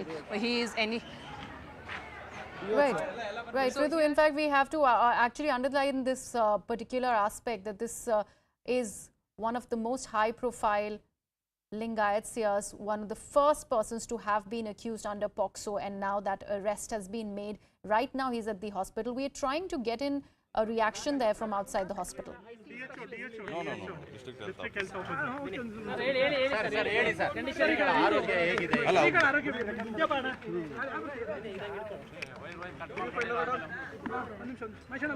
ಒಂದು ನಿಮಿಷ ನಾನು information ತಗೊಂಡು ಹೇಳ್ತೀನಿ physician ಇಲ್ಲ physician tiffin ಮಾಡ್ತಾ ಇದ್ದಾರೆ ಒಂದು ನಿಮಿಷ because 3 hours ಆಗೋಗಿದೆ already medical test ನಡೀತಾ ಇದೆ. So primary information ಏನಿದೆ? We are learning that he's not even speaking, he's not in a condition to speak as well, sir. What is the primary info that you have, sir? Give me 5 minutes. I will speak to you. Sir, what happened all of a sudden? He was walking around last night. He walked to the hospital here. All of a sudden, in a wheelchair and a stretcher. What happened, sir? Give us some diagnosis that you made. ಕರಿತೀನಿ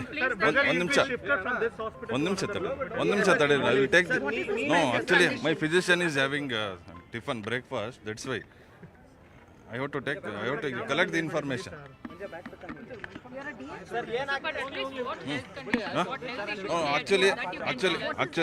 Actually, our physician suggested for cardiologist opinion. So cardiology team will be visiting Swamiji now, and they will examine thoroughly the cardiac condition.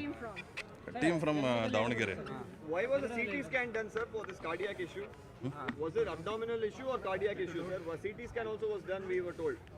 Okay, I will get the information. Your expert opinion, sir. Your expertise, if you could throw more light on this medical element.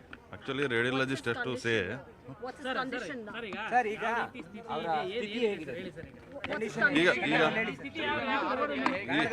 ಈಗ ಅವ್ರ ಕಂಡೀಷನ್ನ ನಮ್ಮ physician ಅವರು ತಪಾಸಣೆ ಮಾಡಿದ್ದಾರೆ. ಅವರು cardiology ಏನಾದರೂ ತೊಂದರೆ ಇರ್ಬೋದು ಅಂತ ಸಸ್ಪೆಕ್ಟ್ ಮಾಡಿ ಕಾರ್ಡಿಯಾಲಜಿ ಒಪಿನಿಯನ್ ತಗೋಬೇಕಂತ ಕಾರ್ಡಿಯಾಲಜಿಸ್ಟ್ನ ತಂಡನ ಕರೆಸ್ತಾ ಇದ್ದಾರೆ. ಸೊ ಅವರು ದಾವಣಗೆರೆ SSIMS ಇಂದ ಬರ್ತಾ ಇದ್ದಾರೆ. ಇಬ್ಬರು ಕಾರ್ಡಿಯಾಲಜಿಸ್ಟನ್ನು ಪ್ರಿನ್ಸಿಪಾಲ್ರು ಡೆಪ್ಯೂಟ್ ಮಾಡಿದ್ದಾರೆ ಮಾನ್ಯ ಜಿಲ್ಲಾಧಿಕಾರಿಗಳ ಆದೇಶದ ಮೇರೆಗೆ. ಸೊ ಅವ್ರು ಈಗಿನೇನು 2 ನಿಮಿಷದಲ್ಲಿ ಬರ್ತಾರೆ. ಅವ್ರು ಬಂದ ತಕ್ಷಣ ಅವರು ಒಪಿನಿಯನ್ ಏನು ಕೊಡ್ತಾರೆ ಅಂತಂದೇಳಿ ಅದನ್ನ ನೋಡಿ ನಾನು ನಿಮಗೆ ಕಾಳಜಿ ಇರ್ಬೋದು ಸ್ವಾಮೀಜಿಗಳ ಮೇಲೆ, ಅವಾಗ ನೀವು ರಿಪೋರ್ಟ್ಸ್ ಚೆಕ್ ಮಾಡಿರ್ತೀರ. ECG ಅಲ್ಲಿ ಏನು ಹೇಳುತ್ತೆ ಸರ್ ರಿಪೋರ್ಟ್? ಅಲ್ಲ ಈಗ ಅದನ್ನ expert should say I am a district health authority ಅಷ್ಟೇ, ಅದನ್ನ ಎಕ್ಸ್ಪರ್ಟ್ ಹೇಳ್ಬೇಕು. That is why we are calling them. ಅವ್ರ ಎಕೋ ಕಾರ್ಡಿಯೋಗ್ರಾಮ್ ಆಗಲಿ ಬೇರೆ ಏನೇನು ಟೆಸ್ಟ್ ಬೇಕಂತ ಅವರು ದೇ ವಿಲ್ ಡಿಸೈಡ್.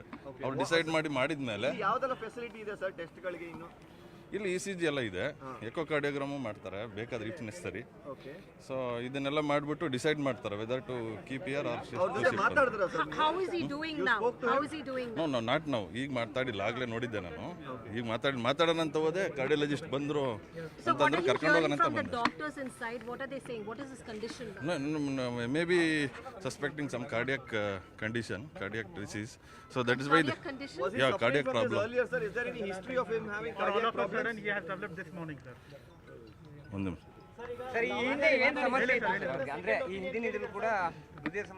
ಇಲ್ಲ, ಹಿಂದಿಂದು ನಾನು I have to get the information. Actually ನಾನು ಈಗ ತಾನೇ ಬಂದಿದ್ದು ಇಲ್ಲಿ ಒಳಗಡೆ. ಅದು ವ್ಯವಸ್ಥೆ ಕಾರ್ಡಿಯಾಲಜಿ ತಂಡ ವ್ಯವಸ್ಥೆ ಮಾಡೋದಕ್ಕೆ ಆ ಬಿಸಿನಲ್ಲಿದ್ದೆ. ಆಗ್ಬೋದು after 60 age, after 60 or 40, 50, 60 there are chances of some diseases like heart problems and some cardiology issue ಇರ್ಬೋದು ಅಂತ ಡಾಕ್ಟರ್ನ ಕರೆಸ್ತಾ ಇದ್ದಾರೆ. ಈಗ ಬಂದರು ನೋಡಿ, ಅವ್ರು ಬಂದ ಮೇಲೆ ನಾನು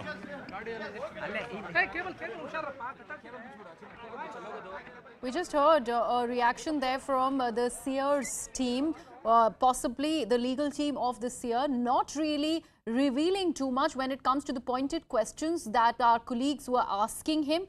he continues to actually deny or probably evade all the questions pertaining to the health of the seer, the heart condition that allegedly has suddenly cropped up. These were the questions that were actually posted to him. However, no answer really has come out of all of that. We are trying to get my colleague Ritu back on the broadcast so that she can actually put this to perspective on the word that's coming out from the legal team of the seer in this matter. We do know that he has complained of chest pain, some sort of discomfort, breathing issues, because of which he's been brought to this hospital. There is a team of cardiologists that have they are actually on the way. They will be coming to assess the situation there when it comes to the health condition of the seer. And we'd actually try to get a sense and a word, an official word from the hospital as well. We told that this was the district health officer that was actually speaking to the reporters who are present at the hospital there where the seer has been brought to. He, in fact, does not have much information. This is what is coming out. And things are still very, very unclear. However, we do know that the seer in question, who was trying and evading arrest the last 6 days, was all going on about he tried to even allegedly flee to Dubai, suddenly has developed some health conditions. His lawyer has come out and said that 15 days have passed since he has been facing these problems, and because of which he's been brought to the hospital. My colleague Ritu is back with me on the broadcast. Ritu, we just heard the district health officer. Now, he, of course, doesn't have answers to all the questions that, you guys have been posting before him.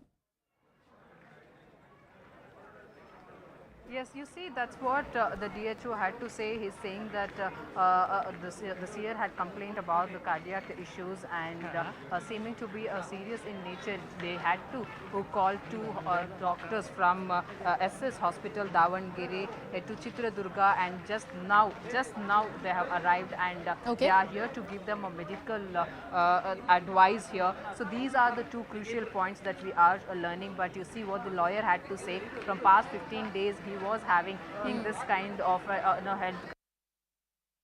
Lost that link with Ritu, I believe. We'll try and reconnect.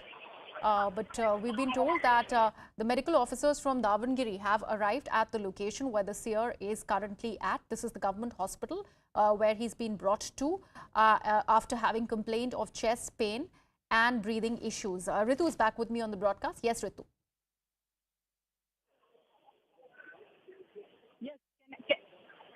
Can you hear me? Yes, Ritu, please go ahead. So yes, you see now the two doctors from Davangere SS Hospital of Davangere have come here. So they are here to give a medical advice to the seer after he complained about the cardiac issues that he was going through, a breathing issue as well being a major point that he had told to the doctors. So right after that, two doctors have just now arrived. They are here to give him a medical advice. There have been other issues that he had also complained about, like the backache, the joint ache, the joint pain, and other things. So these are the kind of complaints that he had made about his health to the doctors. It's already been more than 3 hours that he is here at Chitradurga, a government hospital, and he's undergoing various medical tests. So the DHO has to say that he too has just arrived, and what he had learned that he had complained about the cardiac issues that he was going through, and that's the reason they have called for two doctors for a medical advice here, which now they have arrived. Now they will also get to know more about this whole right after they get to speak to these doctors. But the CT scan was being done, and MRI was being done, ESP was being done, BP, sugar, these were the kind of tests that he underwent. But what is the crucial thing that we have to do over here is, see, whenever we have got to see this kind of a big arrest that are being made, we have usually seen, they coming up with this kind of health-related issues and complaining about it, and purposefully, things getting delayed. So this is just not one case that we're seeing from the Karnataka, but in fact across the country we have seen such incidents taking place previously too, when big peers from a different states of our country were being arrested. We have seen this kind of issues, and Then later point, they've been shifted to one hospital to another hospital, and then they're staying there for a long time. This is all that drags the investigation process through, and it's a hindrance for the police for them to collect the more evidence. Oh, absolutely. But, a big yes. one at that.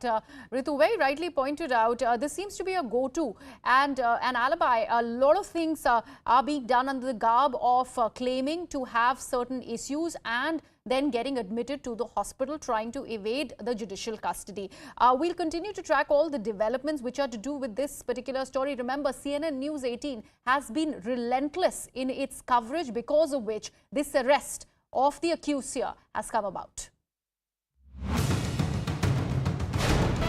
Lingayat Seer Shivamurthy Muruga has been arrested 6 days after the FIR was filed. So finally, arrest has happened. DP, where exactly was the pontiff when the arrest happened? I think he was arrested at his mutt in Chitradurga because they have booked him under POCSO and also SC/ST Atrocities Act, because one of the two victims is an SC girl. Because of this, they have arrested him. Despite some very powerful political leaders in Karnataka trying their best to save him, finally the police were forced to arrest him because of the public outrage and also media pressure.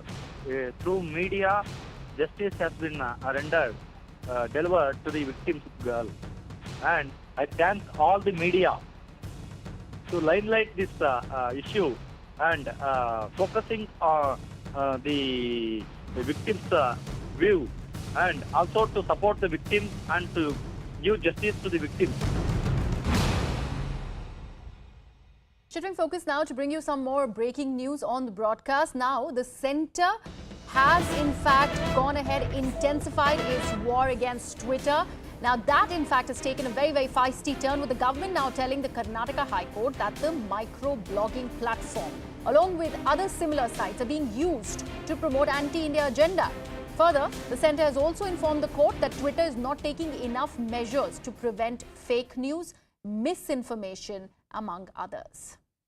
My colleague Ananya, who's brought us that very important input, is joining me on the broadcast. Ananya, this entire sparring when it comes to the government and the micro-blogging platform Twitter is only intensifying by the day. But are there certain grounds under which these very, very grave charges are being made by the centre?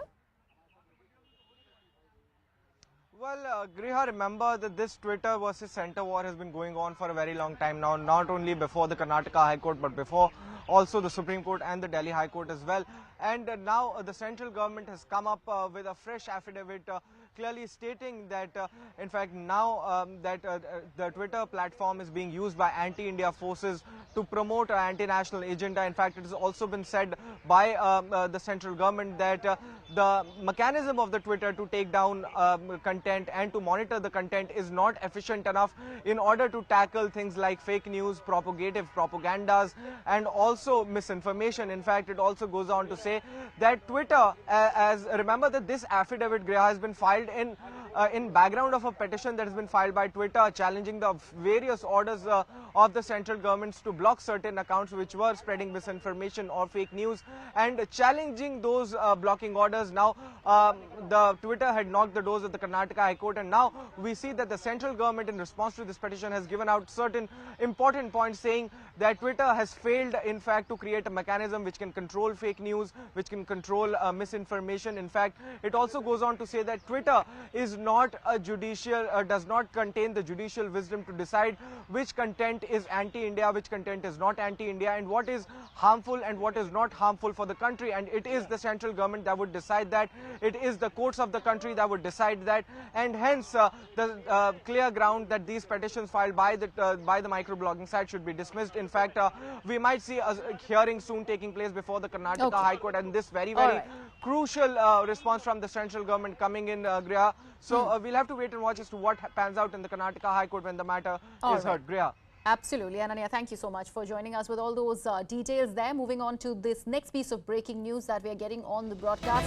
Remember how we were celebrating the commissioning of INS Vikrant. Now, politics over that very thing has started brewing. Now, after Congress's Jairam Ramesh has said that credit for this great achievement must be given to previous governments as well, BJP has now hit back, saying that it was inevitable for the Congress party to get into this credit war. My colleague Maria Shakil now joins me on the broadcast. Maria, Congress wants a share in the pie when it comes to INS Vikrant and the commissioning of this huge warship. Now, there is ample hitback that has come in from the BJP now. Yes, that's right. And the politics over it will only escalate because they should get a fair share of credit. We seem to have lost that link. All right, Maria, yes, you're back with us. Please go ahead. So the fact is that it is the Prime Minister Narendra Modi, who commissioned the first indigenous aircraft carrier, which is INS Vikrant. This is, of course, the largest ship ever built in India's maritime history. And as far as the facts are concerned, whatever Congress party may claim, the fact is that it has been commissioned under Prime Minister Narendra Modi's tenure. And he has pitched for Atmanirbhar Bharat, for making the defense forces and other various departments of the government of India sufficient, self-sufficient, self-reliant becomes crucial. And it's keeping with that spirit of or self-reliance. And, of course, even in defense sector, focusing on how indigenously built aircraft or indigenously built INS Vikrant becomes part of the naval fleet is something that has been a part of Prime Minister Narendra Modi's ideas and vision. So whatever the opponents of the Prime Minister may say, whatever the UP government may say, representatives like of Jairam Ramesh and others may say, the fact is that it has been done under Prime Minister's regime. And he fully understands the complexities and the neighborhood challenges, particularly to do with China and its maritime might. And India is now, trying to really counter the might of China and giving them an equal measure. And this is what this, commissioning of INS Vikrant symbolizes. Absolutely. Nasir Hussain of the Congress Party is also now joining us on the broadcast. Mr. Hussain, there is a response now from the BJP claiming that the Congress was, but of course, going to do that. This war over credit was very, very imminent. However, this is something that they are making a snide remark against the Congress party. This is something that cannot really be given to the Congress because obviously it has happened under the regime and probably under the leadership of Prime Minister Narendra Modi. See, I think one thing with the Bharatiya Janata Party, their leaders and Mr. Narendra Modi himself forget is that most of the developmental projects, works that have started during the previous government or the previous regimes, whether it was the Congress government or the Vajpayee government or some other government which were started, then obviously there will be continuity. Obviously, someone has to, or the incumbent government will have to complete it. You cannot stop a project midway. So once that is completed, one cannot take complete credit for the for that entire project. Okay. You are there as a Prime Minister, you are there as a government, you will have to continue, and obviously you have completed it, you take the credit. But at the same time, the credit should also go to those governments and regimes and Prime Ministers. Mr. Hussain, but don't you think, we should have just gone ahead and celebrated INS Vikrant rather than just sparring over credits? Let's leave it at that and shift focus to another story that we continue to track on the broadcast right here on CNN News 18. We're talking about the Deputy Chief Minister of Delhi. Now, he's the man who's caught in the storm in national capital.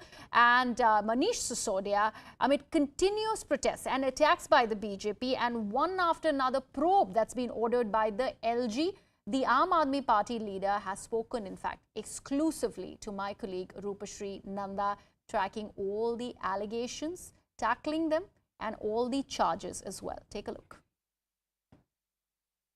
We are at the B.R. Ambedkar School of Specialized Excellence, which is a Delhi government school, and Deputy Chief Minister Manish Sisodia, who is under the scanner for his role in the Delhi excise policy and also in the education controversy, will join us in a short while. Meanwhile, I'll just request VJ just to show you the school that we are in. So it is a school that has 4 floors, and it is one of those model schools of the Delhi government, and actually boasts of many facilities like table tennis room, counseling room, libraries and all that. So we'll just have a short chat with the Deputy Chief Minister. Manish ji, ये बताइए कि आपके ऊपर ये आरोप है कि जो कॉस्ट एस्केलेशन हुआ सीवीसी रिपोर्ट में, इट इज 326 crores, उसका आपने टेंडर नहीं दिया। सारे झूठ बोल रहे हैं। हाँ। सारी प्रोसेसेस फॉलो की गई हैं, जो भी टेंडर, जो भी परमिशंस, जो भी प्रोसेस होती है। लेकिन बीजेपी की प्रॉब्लम ये टेंडर है ही नहीं। बीजेपी तो झूठ बोलती है। बीजेपी की प्रॉब्लम है कि सरकारी स्कूल के बच्चों को इतना शानदार स्कूल कैसे बना के दे दिया गया। मैं आपको दिखाता हूँ बीजेपी की प्रॉब्लम क्या है। बीजेपी की प्रॉब्लम है, इसको दिखाया गया है। हाँ। ये लाइब्रेरी देखो, ये लाइब्रेरी आपको सरकारी स्कूल तो छोड़ दो, बहुत कम प्राइवेट स्कूलों में इतनी शानदार लाइब्रेरी देखने को मिलेगी। इनकी प्रॉब्लम यह है कि अब सरकारी स्कूल के बच्चों को इतनी बढ़िया लाइब्रेरी क्यों बना के देगी। ये जो बच्चे, ये बहुत मॉर्निंग, ये बहुत सामान्य बैकग्राउंड से आते हैं। बेटा कहाँ से आते हो आप? कहाँ से आते हो? हैं? इंदिरा कैंप से। आपके पापा क्या करते हैं? ट्यूशन टीचर है। अच्छा, और आपके? सर गार्डनर है। गार्डनर है। यस। आपके पापा क्या करते हैं? टेलर। टेलर हैं। आपके? Tuition teacher. ट्यूशन पढ़ाते हैं। और देखो आपके बच्चे, गुड मॉर्निंग बेटा, आपके पेरेंट्स क्या करते हैं? सर वो प्राइवेट जॉब करते हैं, Private क्लर्क है। Content cutting master. Cutting master हैं। अब आप देखो इनकी बच्चों की बैकग्राउंड ये है। इन बच्चों को इतनी अच्छी लाइब्रेरी मिल रही है, इतनी अच्छे वातावरण में पढ़ रहे हैं। बीजेपी की प्रॉब्लम ये है कि इन बच्चों को इतनी अच्छी फैसिलिटी क्यों दे दी। फर्स्ट देखो इसका, अब इसमें पैसा तो खर्च होगा, पैसे की चिंता नहीं है इनको। इनको प्रॉब्लम यह है कि इतने ऑर्डिनरी बैकग्राउंड से आने वाले बच्चों के लिए इतने शानदार स्कूल क्यों बना दिया आपने। तबेले बनाने चाहिए, कबाड़ खाने जैसे भारतीय जनता पार्टी गुजरात में पिछले 27 साल से चल रही है, वो बनाने चाहिए। इतने शानदार स्कूल बनाना मेरा अपराध है। उन्होंने ये कहा, CVC report is saying, sir BJP is not saying that, the CVC report is saying कि देयर 53% कॉस्ट एस्केलेशन हुआ, एंड 53 एस्केलेशन में जो कॉस्ट एस्केलेशन हुआ 53%, उसके लिए टेंडर नहीं भरे गए। देखो सीवीसी की तो रिपोर्ट का पूरा जवाब सरकार दे चुकी है। हाँ। लेकिन बीजेपी जो कह रही है, सीवीसी की रिपोर्ट में कुछ ऑब्जर्वेशन रहते हैं, सीएजी, सीवीसी सबकी रिपोर्ट में ऑब्जर्वेशन रहते हैं, वो हमेशा जवाब दिए जाते हैं। लेकिन बीजेपी कह रही है इतनी ज्यादा कमरे क्यों बना दिए। अब बताओ इस स्कूल में अगर बच्चे और ज्यादा आएंगे, मैं तो, मेरा बस चले तो मैं तो और कमरे बना दूं और उनको बच्चों को पढ़ने के लिए फैसिलिटीज दूं। ये कह रहे हैं इतने कमरे क्यों बना दिए, इतने टॉयलेट्स क्यों बना दिए। आप देख रहे हो, ये देखो यहाँ पे, ये अब इतना बढ़िया लाइब्रेरी है। कह रहे हैं इनको सरकारी स्कूल के बच्चों को काउंसलर की क्या जरूरत है। सर आपने कहा कि सीबीएसई का रिपोर्ट, कह रहे हैं इतने वॉशरूम क्यों बना दिए। या उन्होंने सीबीएसई रिपोर्ट ने कहा है कि वॉशरूम को आपने क्लासरूम करके दिखाया है। अरे वॉशरूम बने हुए हैं बाबा, क्या दिखाया क्या नहीं। अब ये भी तो कमरा ही है ना। हेलो बेटा, गुड मॉर्निंग। ये भी कमरा ही है ना, कमरा तो बनेगा ना यहाँ। हाँ। अब एक स्पोर्ट्स पर्सन स्पोर्ट्स के लिए बन गया, कहीं टॉयलेट के लिए चला गया, कहीं बाथरूम के लिए बन गया, आपने देखा, कहीं क्लासरूम बनेगा, पर बन तो कमरे ही रहे ना। हम थोड़ी रह रहे हैं इन कमरों में, हम थोड़ी खेल रहे हैं, बच्चे खेल रहे हैं। देखो कहाँ से आते हैं बच्चे। आप कहाँ से आ रहे हो बेटा? सर संगम बिहार। अच्छा, क्या करते हो, आपके पेरेंट्स क्या करते हैं? सर मेरे पापा केमिस्ट हैं। केमिस्ट हैं। अच्छा बताओ, अब एक सामान्य केमिस्ट का बच्चा आके Cutting out of that for some breaking news that we are getting on CNN News 18. Now, days before Congress presidential polls takes place, sources have told CNN News 18 that MP Shashi Tharoor has now written a letter to the AICC requesting that the electoral rolls should now be publicized.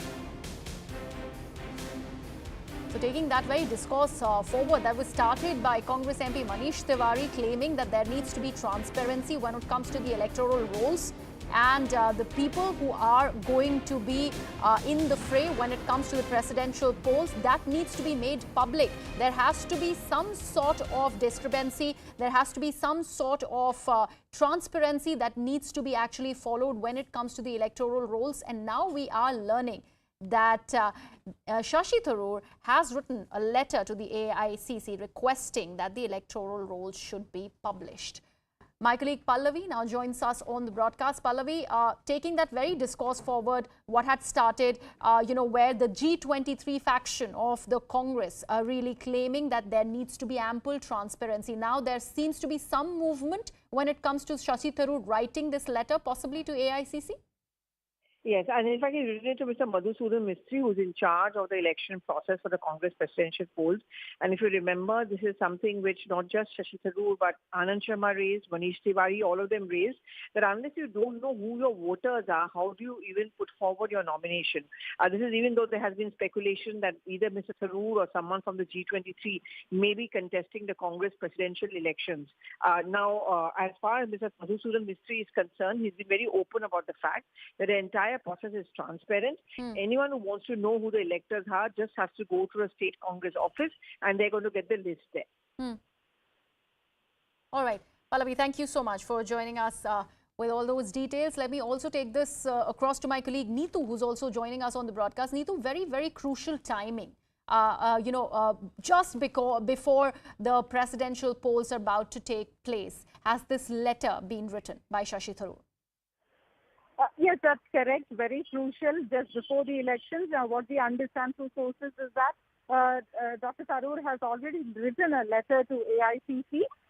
They're requesting them to publish the voters list. So that is something which he has earlier been open also when we asked about him on what he has to say about what Manish Tiwari said. There also he has been pretty open, stating that, see, this is something which everybody wants and there is nothing wrong in being transparent about it. Tharoor has been vocal about this elections that needs to happen, and he said that this will actually draw a lot of attention to the party. And one thing that we also need to notice is that though there have been a lot of speculations related to whether Tharoor will contest for this, when we ask pointed questions, Tharoor has not yet denied that he will not be contesting. What he is saying at this moment is that he has not yet decided. So once he decides, he will let everyone know about what his decision is. So far, the answer coming from Tharoor when we asked him about this is that, everyone is free to speculate, but as far as he is concerned, he has not yet decided. At the same time, there is no blatantly saying that, no, he will not be contesting. So that is quite a possibility, is what we are understanding, and they are expecting a response from the AICC at this moment to his letter, is what we are understanding. All right, Neetu, leaving it at that, thank you so much for joining us. So days before the Congress presidential polls about to take place, now we are learning that Shashi Tharoor has written a letter to the AICC requesting that the electoral rolls should be publicized. A big development when it comes to this particular story and the movement that's happening within the Congress party. That's it from me from here. I'll toss this across to my colleague Akanksha, who is going to take the broadcast forward from here on. Akanksha, over to you. Lingayat Seer Shivamurthy Muruga has been arrested 6 days after the FIR was filed. So finally, arrest has happened. DP, where exactly was the pontiff when the arrest happened? I think he was arrested at his mutt in Chitradurga because they have put him under POCSO and also SC/ST Atrocities Act because one of the two victims is an SC girl. Because of this, they have arrested him. Despite some very powerful political leaders in Karnataka trying their best to save him, finally the police were forced to arrest him because of the public outrage and also media pressure. Through media, justice has been rendered, delivered to the victim's girl. And I thank all the media to limelight this issue and focusing on the victim's view and also to support the victims and to give justice to the victims.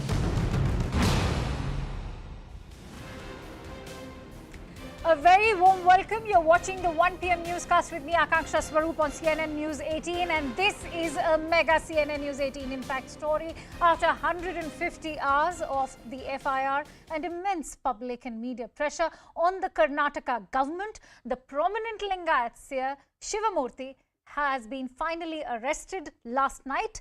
The Seer, who was sent for 14 days of judicial custody, has now been shifted into the ICU ward of the district hospital after he complained of chest pain. His lawyers have said that he was not keeping well for the last 15 days and that the bail plea will be filed tomorrow. Meanwhile, the police has arrested the warden of the mutt, Rashmi, as well. Despite being right under their nose, the state police kept on delaying action against the Seer. Even after the case, the Seer kept enjoying high-profile visits at the mutt with political leaders of both ruling and opposition parties having a soft tone towards him.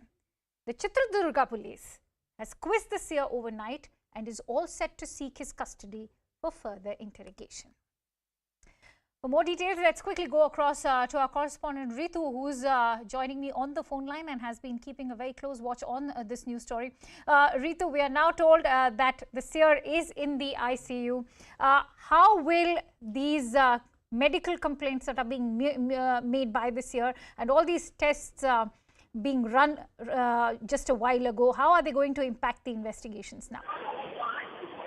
Yes, so you see, Seer was being brought to hospital, Chitradurga Government Hospital at around 9:30 a.m. when he complained about few cardiac issues and something like a chest pain and breathing issues and the kind of a body pain that he was having. So right after these kind of complaints, the police had rushed into the hospital 9:30 a.m. exactly, and it's been a very long time now. It's already 1 o'clock, but you see till now the medical process is on. So he underwent a medical test as well, many medical tests, BP, blood sugar, and other various medical tests like echo, ECG, CT scan as well. So these are the kind of medical tests that he underwent, and now he's been brought to ICU. There he's been monitored from the doctors, and just some time back, two doctors from Davangere, from SS government to Davangere, they've been made to rush to the spot after he complained about the cardiac issues. So a doctor named Malish and Srinivas have been told to visit the hospital and monitor him because of the kind of medical issue, the condition that he had expressed to doctors. Now the monitoring is on, but now with that, the medical advice that will come out from these two doctors' office just from Davangere will play a significant role as well. Whether he will be able to take this treatment here and will get fined with this kind of a treatment in Chitradurga only, or is there a need as well that he will have to be switched to a different hospital which needs a better medical facility? So these are the kind of things that will turn out in some time. But speaking to us, DHO, the district health officer also said that he had a cardiac issue, so that's the reason they had called immediately the doctors from Davangere, and now they are monitoring. But after the reports comes out is when they will be able to take the next step in this whole procedure. But of course, as we're talking about the medical issues, this is not the first case that we are seeing, but previously as well, whenever there have been such kind of a high-profile arrests being made across the country, we have seen this kind of health issues that are being raised by the accused, and then they'll be taken for the medical checkup, and there the process also gets dragged. So this is something that we have seen in general as well, but we'll have to see to what exactly will turn out in some time now in this year's case. Absolutely. Ritu, I'm going to request you to stay with us because I'm also joined in by Harish Upadhyay, who's joining us live, our correspondent. Harish, if you could take us through how the Seer's current medical condition is expected to now linger this entire case and perhaps cause the ongoing investigations to go haywire. Also, are you hearing of reports indicating that the police will be applying of any sort of police remand for this year? Well, the police want his remand. Remember, he hasn't been questioned so far. Yesterday, he was taken. After that, they had very brief period of, say, 1 hour or so. And then immediately they had to subject him to a medical test and also present him before the magistrate. And then eventually that went for judicial custody. In all likelihood, the police will seek his custody because for two reasons. One, he hasn't been questioned. Second, A2, Rashmi, has been arrested. Remember, yesterday CNN News 18 had exclusively informed our viewers that she was being questioned, and they will have to some way get more from the Swamiji based on what A2 Rashmi, the warden, says, corroborate both of it. That too has to happen. So they would want his custody. But look at the ploy that has been deployed by the Swamiji's side. This is something that we had anticipated yesterday itself. Just a few minutes after his arrest, his medical team was out there. His doctor was making a ground for this, saying that his health is not in great shape. He had suffered from COVID recently. He might end up having fluctuations in his BP. He might have breathing issues. and that's what is playing out today. He's complained of chest pain. He was taken to the hospital, now in the ICU. There is a second opinion being sought as well. There is also perhaps a possibility where they will say that he needs to be rushed to a higher and superior medical facility, which means he might be brought to Bengaluru. So all these are options being explored by his team, and this could, as you rightly mentioned, further delay the probe. He has to be questioned. At the same time, he has been subjected to a medical test, which is a routine one, but there has to be another one which will collect forensic evidence as well. So that too has to happen. Then that has to be corroborated with what has been found from the merger that has happened. For all this to happen, the police will need substantial amount of time with the Seer, and looks like that needs to be delayed. That's the kind of ploy being deployed by his legal team to delay this further, one, and second, keep the Seer out of the jail, out of the Chitradurga prison, and at least keep him in a government hospital.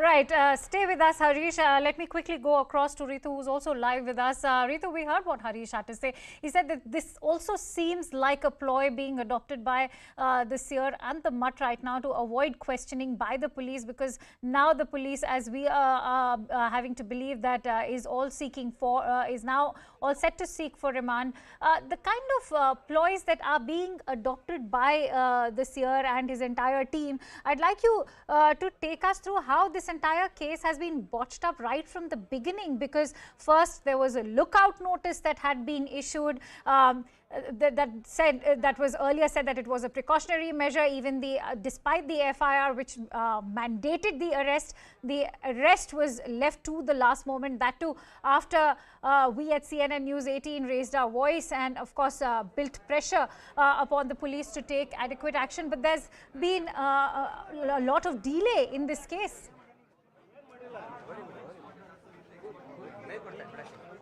Yes, exactly. See, the whole investigation process has been delayed, and there's a lot of time that has been killed over here that we're talking about.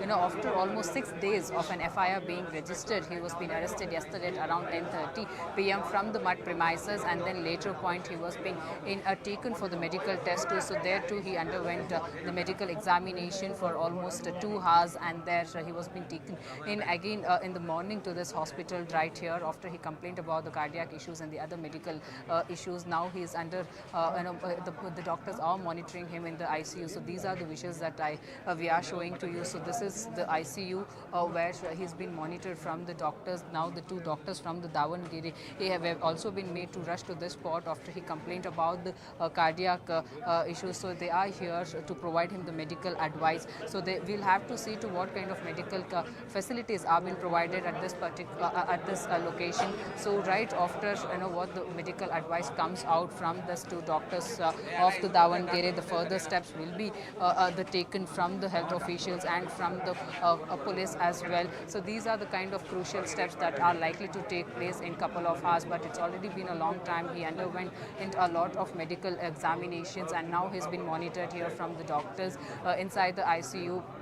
So it all depends on what the health officials have to say of how is his condition right now and how is he doing, what are the things that will have to be taken care of, or whether there is a need also for him to be switched to a different hospital, or whether he'll be able to get a proper treatment at this hospital only. So these are the kind of things that will turn out in some time. Absolutely. Ritu, also going by what the medical officer had to say, the response was very vague. It did not indicate any concrete sort of prognosis coming out of those tests that have just been run. Even the legal representation of the Seer seems to be dodging questions. Why is there so much caution being adopted by the medical officer there?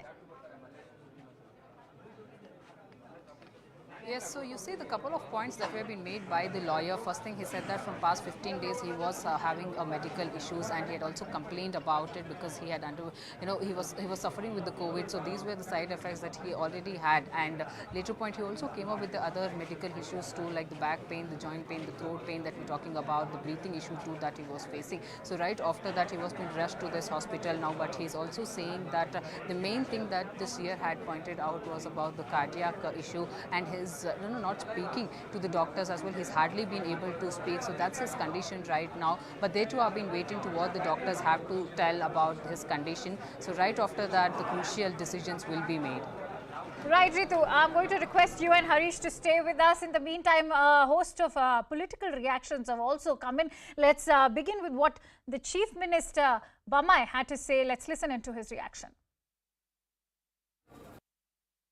ಎಲ್ಲ ಮಾತುಗಳು ಉತ್ತರ ಕೊಡುವಂಥ ಅವಶ್ಯಕತೆ ಇಲ್ಲ. ನಾನು ಮೊದಲೇ ಹೇಳಿದ್ದೆ, ಕಾನೂನು ಪ್ರಕಾರ ಎಲ್ಲವೂ ಕೂಡ ನಡೀತದೆ. ಈ ಸಂದರ್ಭದಲ್ಲಿ ಮಾತನಾಡುವುದು ಸರಿಯಲ್ಲ. ಅವ್ರಿಗೆ ಮುಕ್ತವಾಗಿ ನಾವು ಸ್ವತಂತ್ರ ಕೊಟ್ಟಿದ್ದೇವೆ, ಆ ಕೆಲಸ ಮಾಡ್ತಾ ಇದ್ದಾರೆ. ಹೀಗಾಗಿ ಈ ಸಂದರ್ಭದಲ್ಲೂ ಕೂಡ ಯಾವುದೇ ವ್ಯಾಖ್ಯಾನ ಮಾಡುವಂಥ ಅವಶ್ಯಕತೆ ಇಲ್ಲ. It took nearly 7 days for the Swamiji to be arrested. But unfortunately, we haven't seen any political party backing these girls, these minor girls, one of them also a Dalit. Has the Congress now lost the moral courage to stand for what is right? I feel that the law which I drafted, POSCO law, it has been orphaned. Dharma is sabotaging or overruling the Constitution of India and the rule of law in the country. However big or low a person may be, the offence, POSCO law is very clear. It has to be, he has to be arrested. That too, a statement is obtained in the magistrate court. They have told everything. Despite that, even till today, of course, they say that he was arrested or something like that, accused number 1. But no concrete action has been taken. Big, highest man of the BJP in Karnataka, Yediyurappa, has given a clean sheet. He said he can do no wrong. We have done ECG for Muruga Saranaru. Now it is showing some changes regarding myocardial infarction, heart attack changes are there. Along with we have sent his blood for investigation. In 10 minutes that report will come. 2 doctors are coming from Davangere, heart specialist, cardiologist. Then we'll take a decision.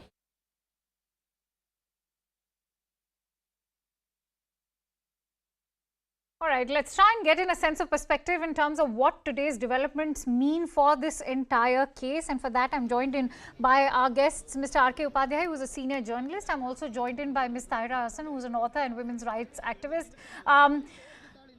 Mr. R.K. Upadhyay, if I may take my first question from you. We heard what the district surgeon had to say. I wonder if such kind of medical assistance would be mobilized in case of a common man, as has been done in the case of this Seer, first of all. Secondly, his legal team has pointed out that the Seer had not been keeping well for the last 15 days. Why has he been admitted to the hospital today?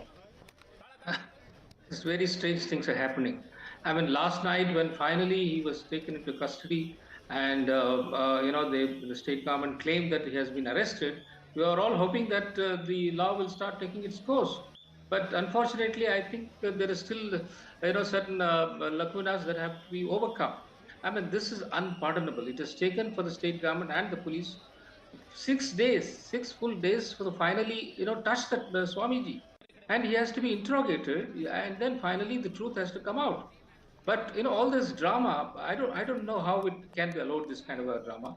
And I'm sure the state government acted only after the Prime Minister's office intervened, because the Prime Minister is today in Mangalore, and it would have been highly embarrassing for him, for this kind of situation to continue in Karnataka and for him to be here.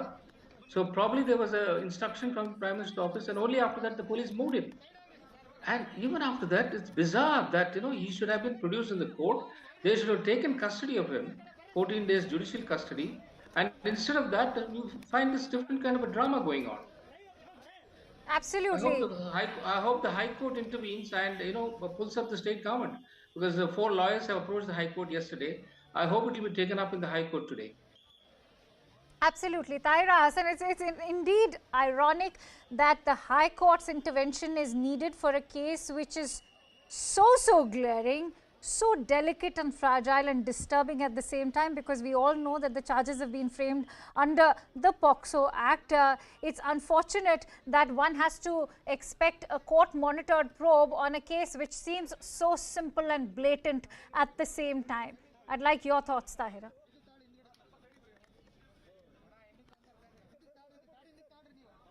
Tahira, can you hear me?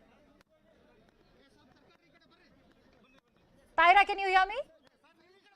All right, we seem to be having some audio issues with Tahira, but while we try and fix that, let me go back to R.K. Upadhyay. Mr. Upadhyay, as I said, that it's indeed tragic and ironical that one has to expect a court-monitored probe or a CID to intervene for a case which seems so direct, because going by what the girl's legal team or the legal representation has to say, he's saying that it's a very clear-cut case, because when it comes to the POCSO Act, if there's a statement registered before the magistrate under the POCSO Act, it's a very clear-cut case, and that a court-monitored probe should not be ideally needed. Absolutely. In fact, this is almost 6 days now. It was last Friday when the first statement of these girls were recorded by the Nazarabad police in Mysore. And after that, they transferred the case to Chitradurga. And in Chitradurga, the DYSP and others, had one more, statement recorded. And these girls gave statement for about 5.5 hours. I mean, see, they cannot be tutored to lie for 5.5 hours. So there must be some truth in it. And then they took the children to the magistrate. And under 164, CRPC, again the statement has been recorded. After all this, it was incumbent upon the police to take the accused into custody. And what were they still waiting for? And we haven't heard the DGP, Mr. Praveen Sood, having a single word on this issue. It is 7th day today, and what is he doing? Under the POCSO Act, it is for the police. They don't have to wait for any instructions from any government body. They just have to act. And it's unbelievable that the DGP is keeping quiet, the DIG is keeping quiet, and finally this Swamiji is taken into custody yesterday, and then he's admitted to hospital. And I think the court has to intervene now and then take charge of the whole investigation. And now it's very, very clear that this government is very weak, meek, and timid in front of this super Swamiji. And people cannot expect justice from the state government unless the court steps in and takes over the investigation.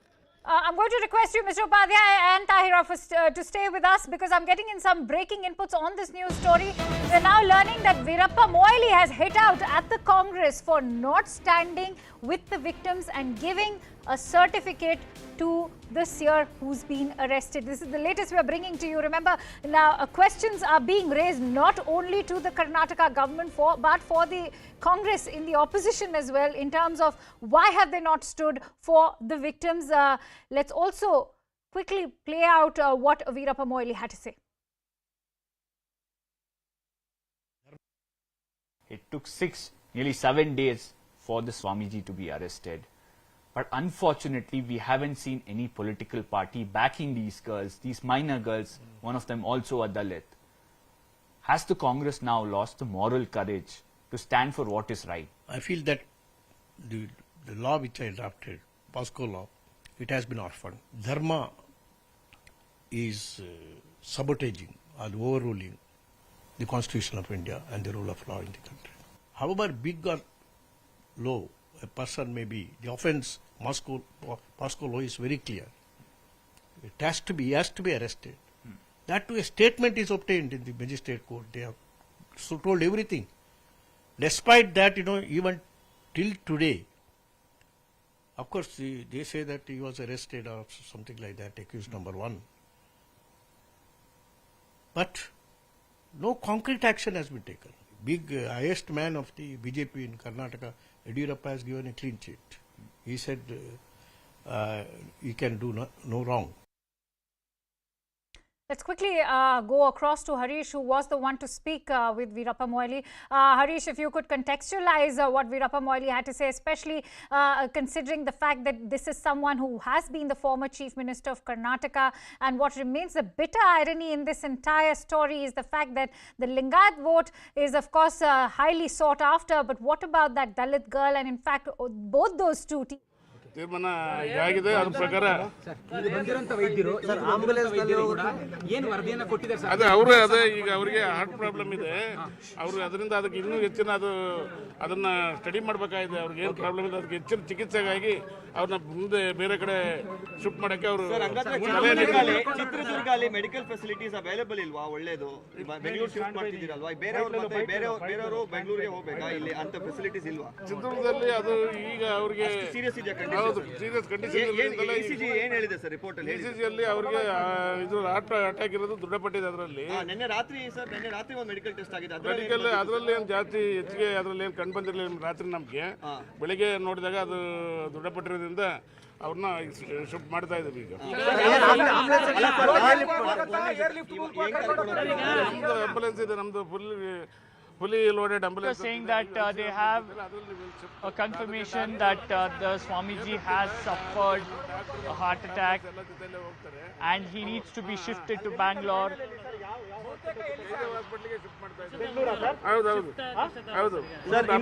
He will be.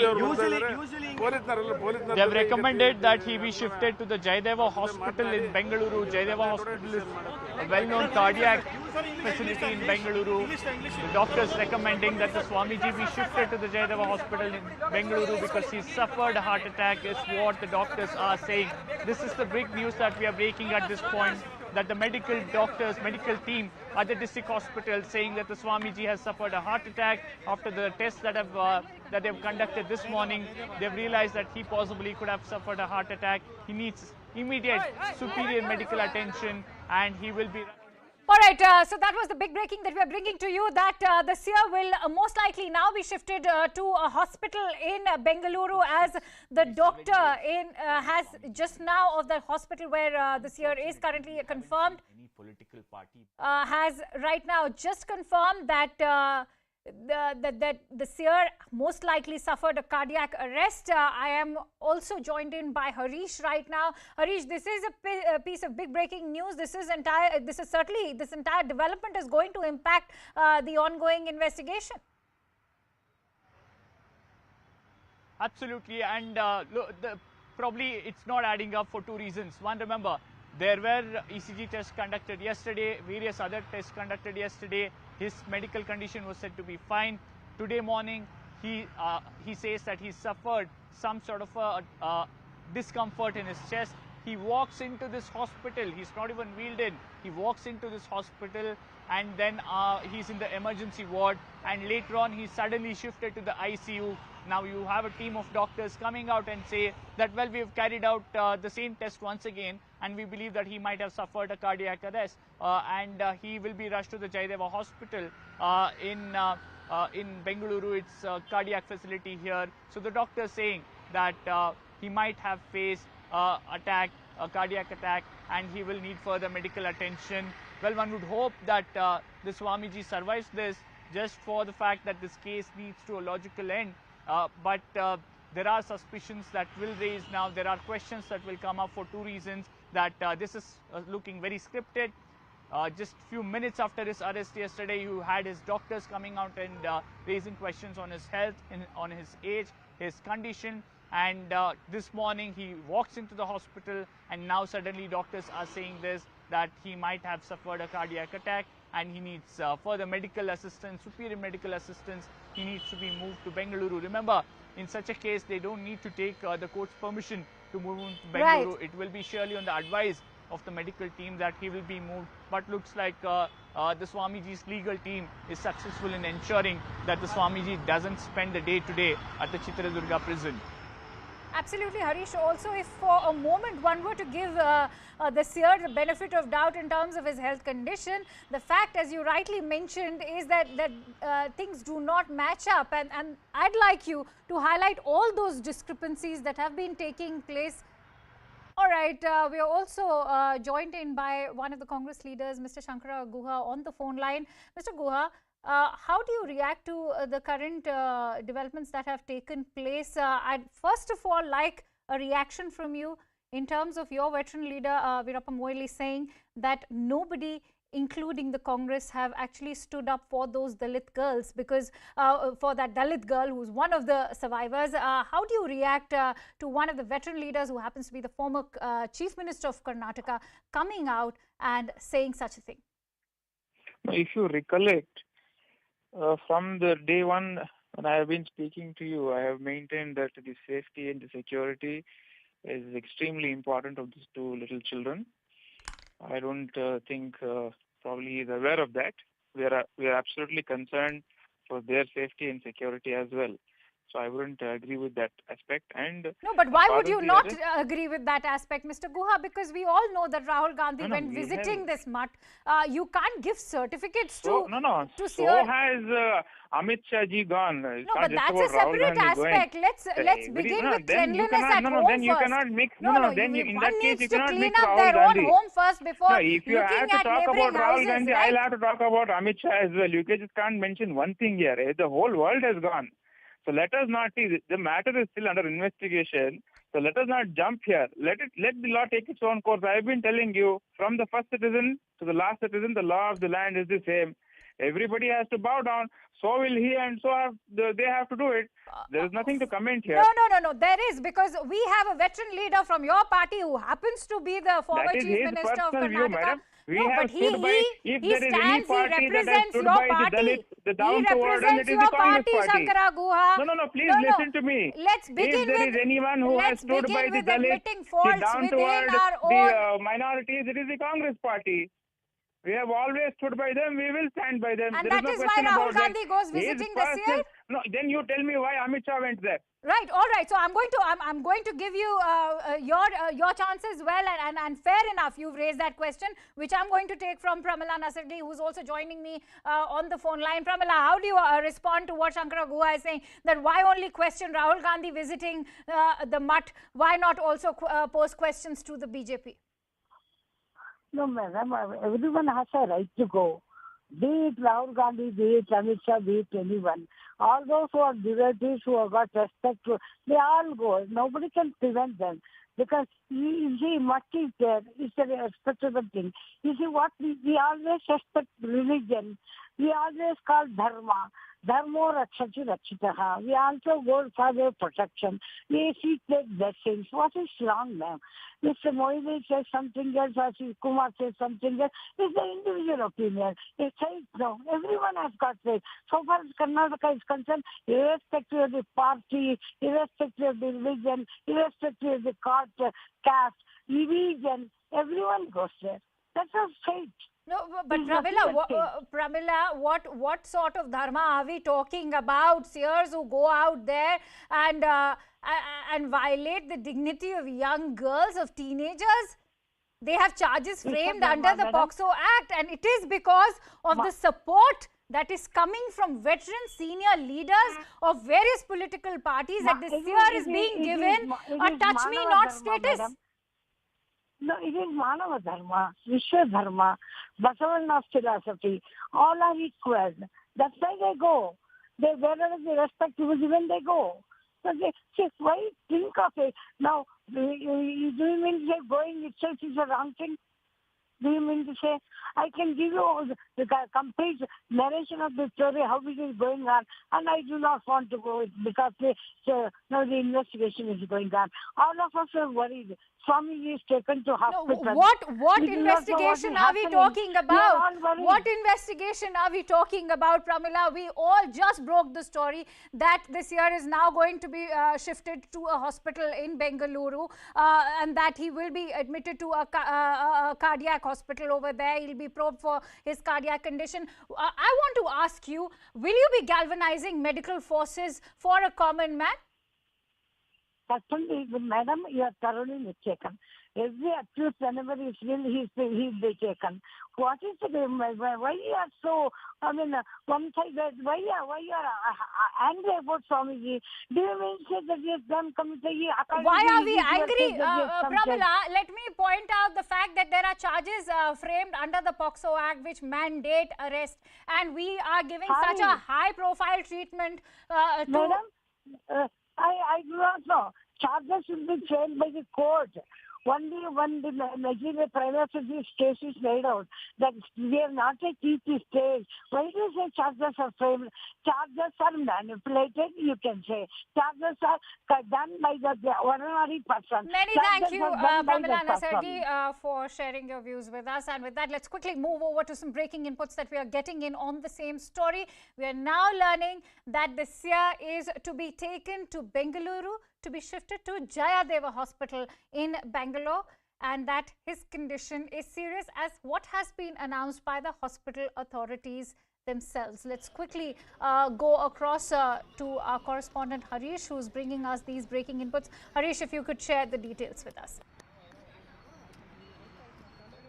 Well, the medical team there suggesting that the Seer needs further medical attention, superior medical attention, and he has to be shifted to the Jayadeva hospital in Bengaluru. It's a cardiac super speciality hospital run by the government, and the Seer will be shifted from there in the next 30 minutes or so is what we understand.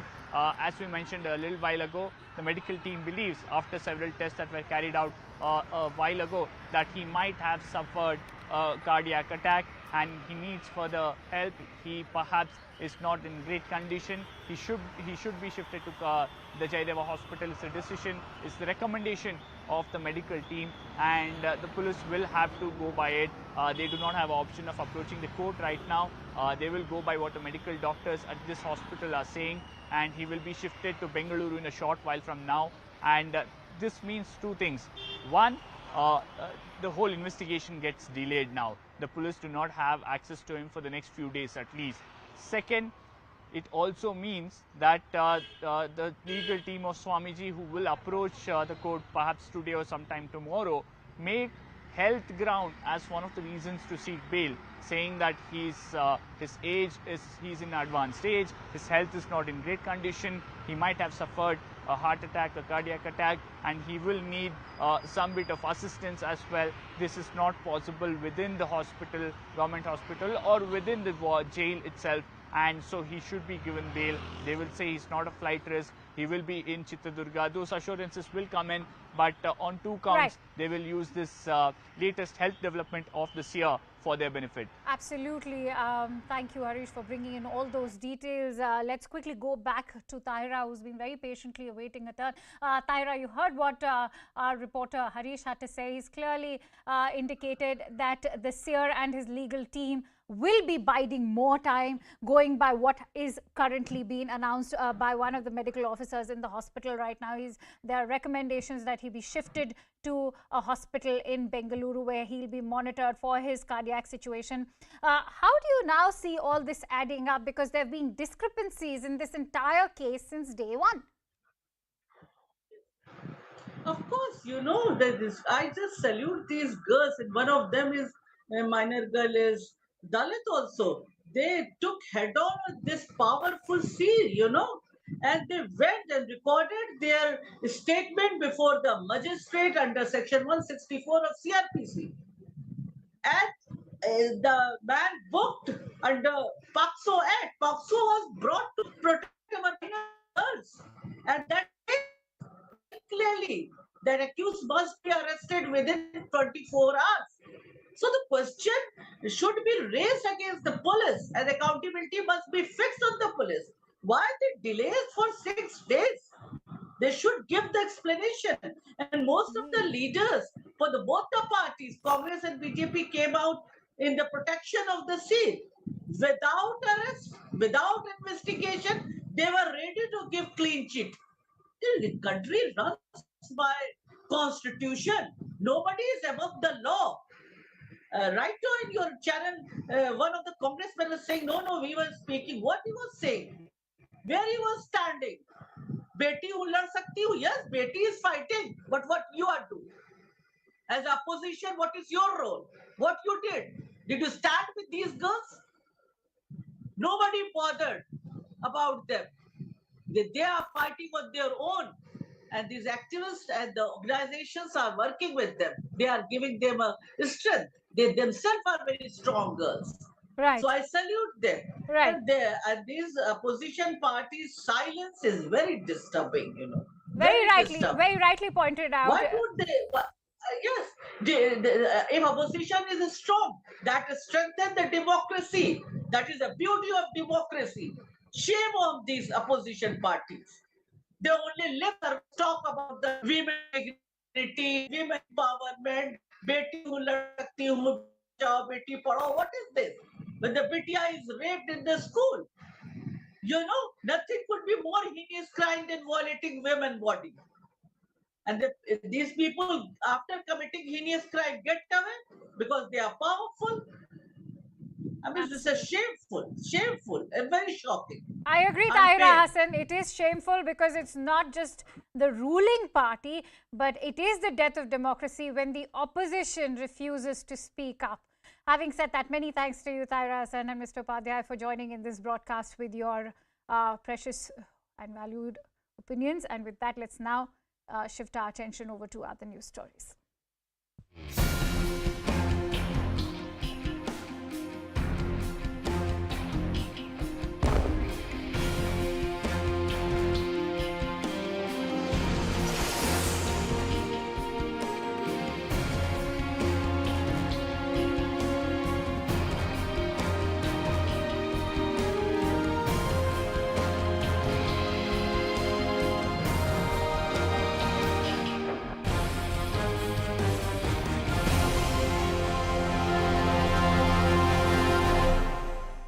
Now, in what marked a significant step towards self-reliance in the defence sector, Indian Prime Minister Narendra Modi commissioned the first indigenously designed and built aircraft carrier INS Vikrant at the Cochin Shipyard Limited today. Prime Minister also unveiled the Indian Navy's new ensign, which drops the St. George's Cross and incorporates the royal seal of Chhatrapati Shivaji Maharaj. Addressing a large gathering at the commissioning ceremony of INS Vikrant, Prime Minister Modi said, with the new ensign, the country has now shed its colonial past. With the commissioning of INS Vikrant, India also joins a group of nations, the United States, Russia, France, the UK and even China, who are capable of designing and constructing aircraft carriers. Meanwhile, politics has already erupted over today's commissioning after Congress's Jairam Ramesh said that credit for this feat must be given to previous governments as well.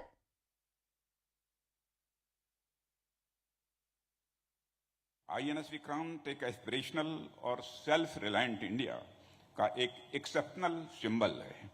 यह एक icon है राष्ट्र के गौरव का, राष्ट्र की शक्ति का और राष्ट्र के संकल्प का। इसकी कमीशनिंग इंडिजिनस वारशिप और कंस्ट्रक्शन की राह में एक अनप्रेसिडेंटेड अचीवमेंट है।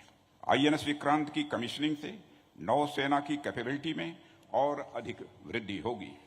मित्रों, INS विक्रांत की कमीशनिंग इस बात की पुष्टि है कि आत्मनिर्भर भारत का हमारा प्रयास कोई आइसोलेटेड पॉलिसी नहीं है। हमारा मिशन केवल मेक इन इंडिया ही नहीं, बल्कि मेक फॉर द वर्ल्ड है। यह है भारतीय नौसेना का विजन एट 100 है, एक फुल्ली आत्मनिर्भर नेवी बनना, जिसके अंतर्गत हमारी सभी ships, submarines, aircraft, unmanned vessels and systems completely made in India होंगे, ताकि हम एक कॉम्बैट रेडी, क्रेडिबल, कोहेसिव और फ्यूचर प्रूफ फोर्स बने रहें।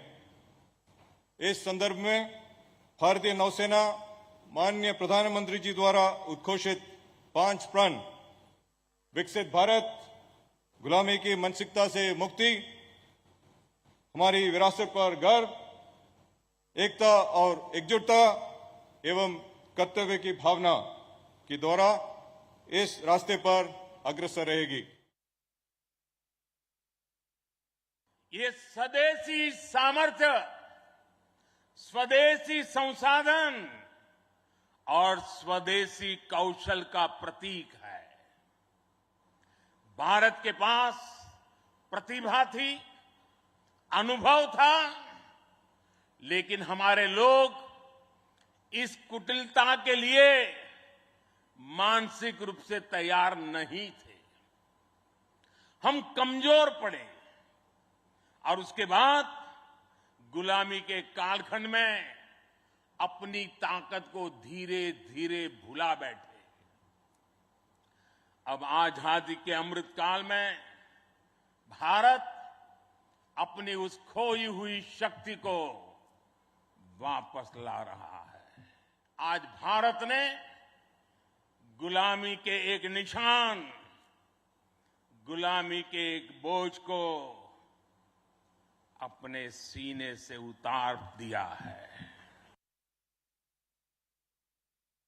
आत्मनिर्भरता और आजादी को एक दूसरे का पूरक कहा जाता है।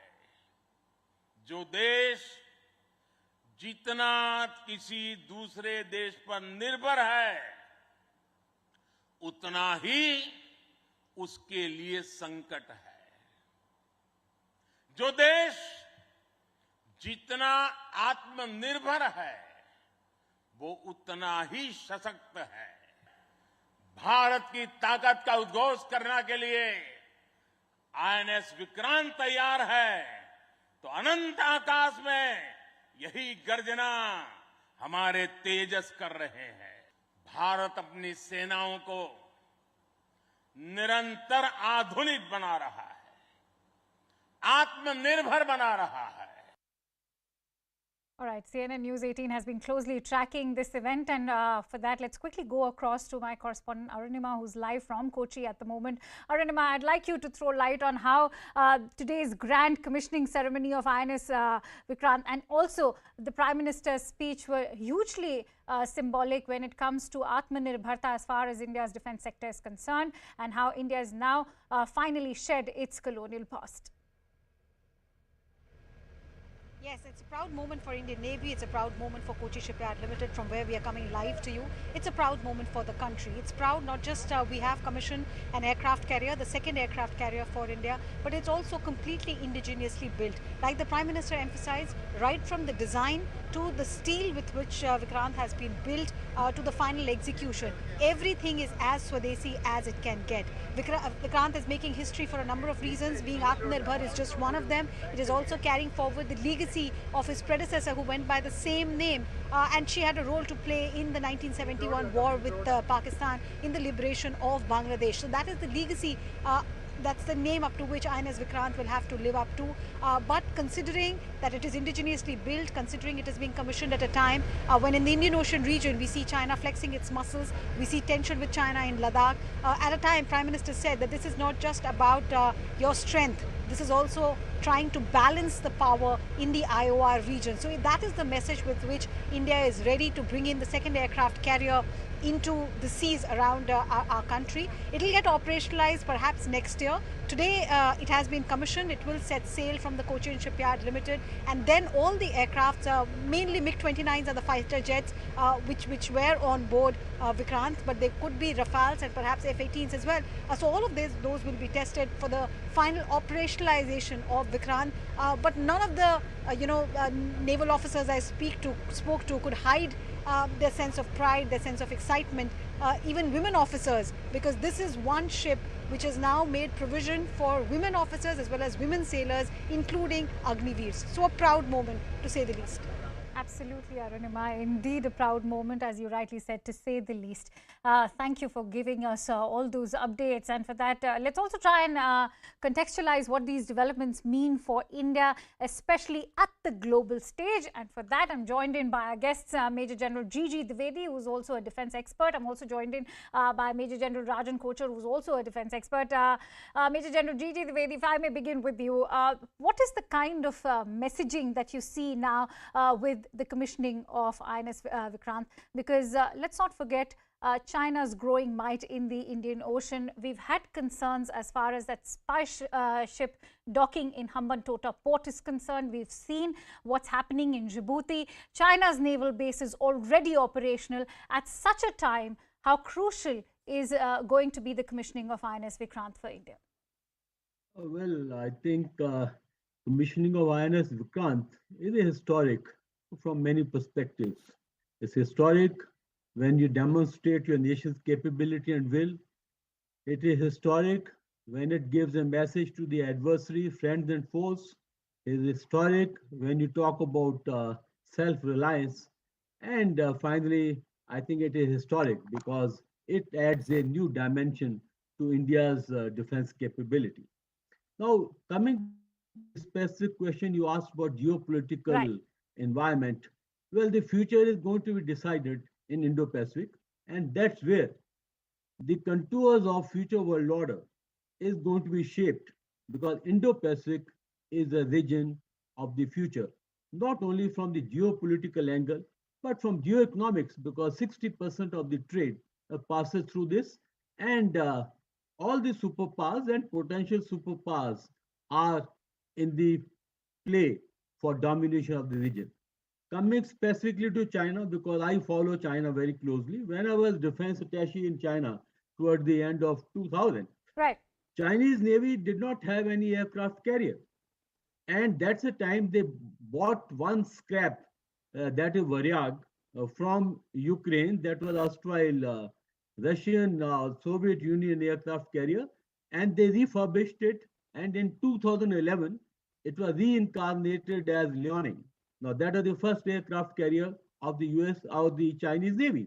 And then they went in for second one, Shantung, and third one, which is almost operationalized, is Fujian.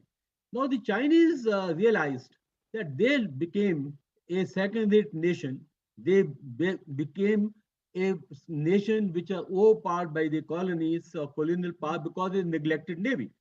And in 2015, the Chinese changed the naval strategy from the coastal defense to the defense of high seas. And that's where they have gone in a big way to build up the navy. Just for information, today, if you take the numbers per se, Chinese Navy is the biggest with 350 naval ships, and by 2030 they will be having 450 naval ships. Of course, they are not at par with the capability with US Navy, but in numbers they are ahead. And then they have the Coast Guard, which has about 100 ships. So all put together, Chinese are going about very, very systematically in building their naval capability and to dominate the Western Pacific and Indian Ocean. Alongside, what I wish to say, they have also done a lot of work on the ground. They have now almost half a dozen naval bases which are coming up or which are in the process of coming up, starting with Cambodia. Then they have a naval base coming up in Chao Phu in Myanmar. They have Hambantota. Then they have Djibouti, Solomon Islands, and to name a few. Therefore, I think if the future is going to be decided by the sea, it's very interesting how you are also focusing on the future, Major General G.G. Dwivedi. I'm going to take a cue from what you were saying and take my next question from Major General Rajan Kochar. Major Kochar, you heard what Major Dwivedi had to say. Focusing on the future as far as the Indo-Pacific is concerned, how crucial will be India's contribution to the maritime might in the Indo-Pacific, not just for its own protection, but also if we were to see as being a crucial player, say, of a body like Quad, how crucial is going to be India's maritime contribution now?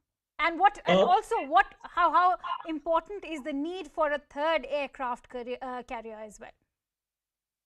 You see, I'll reply to your question in two perspectives. Right.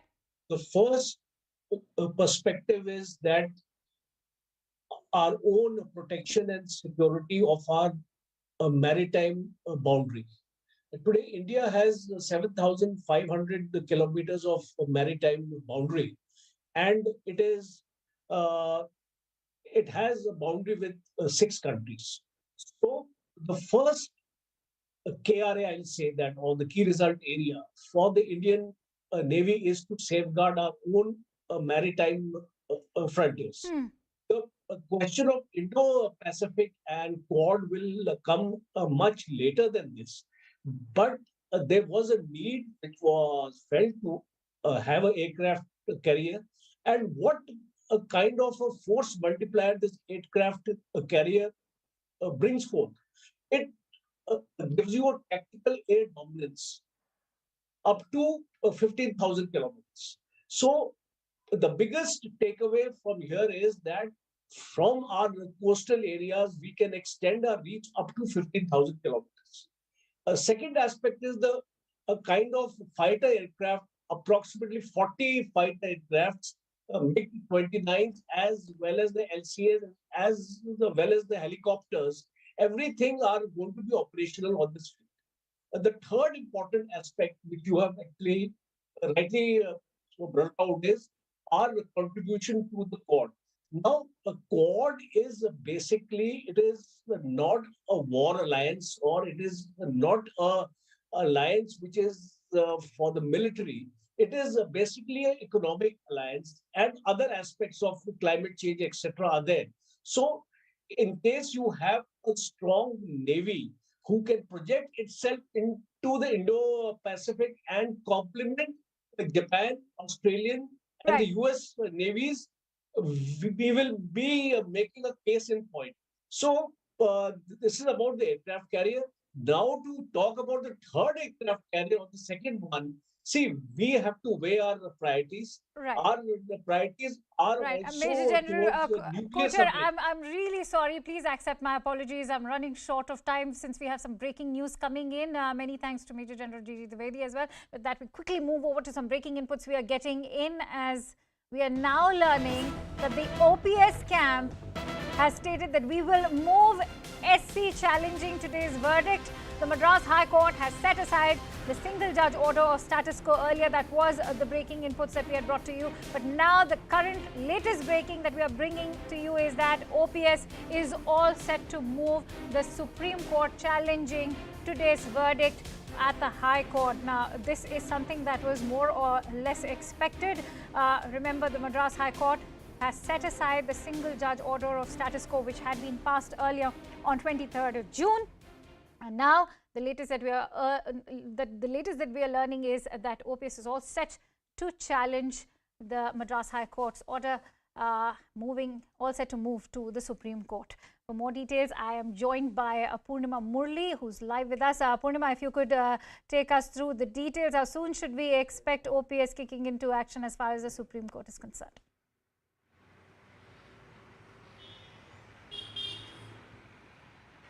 Well, considering that it's the weekend, probably by Monday latest, O. Pannirselvam and his legal team will move the Supreme Court challenging today's division bench of the Madras High Court's verdict that came in favor of, or that ruled in favor of Edappadi Palanisamy. In fact, O. Pannirselvam, who's at his hometown in Theni district, addressed the media a short while ago and said that they will move the apex court at the earliest. Remember, right now it's a huge setback for O. Pannirselvam because apart from making Edappadi the interim General Secretary, the July 11th General Council meeting also sacked O. Pannirselvam and his loyalists, including his son, who is the AIADMK MP, the lone ADMK MP as well.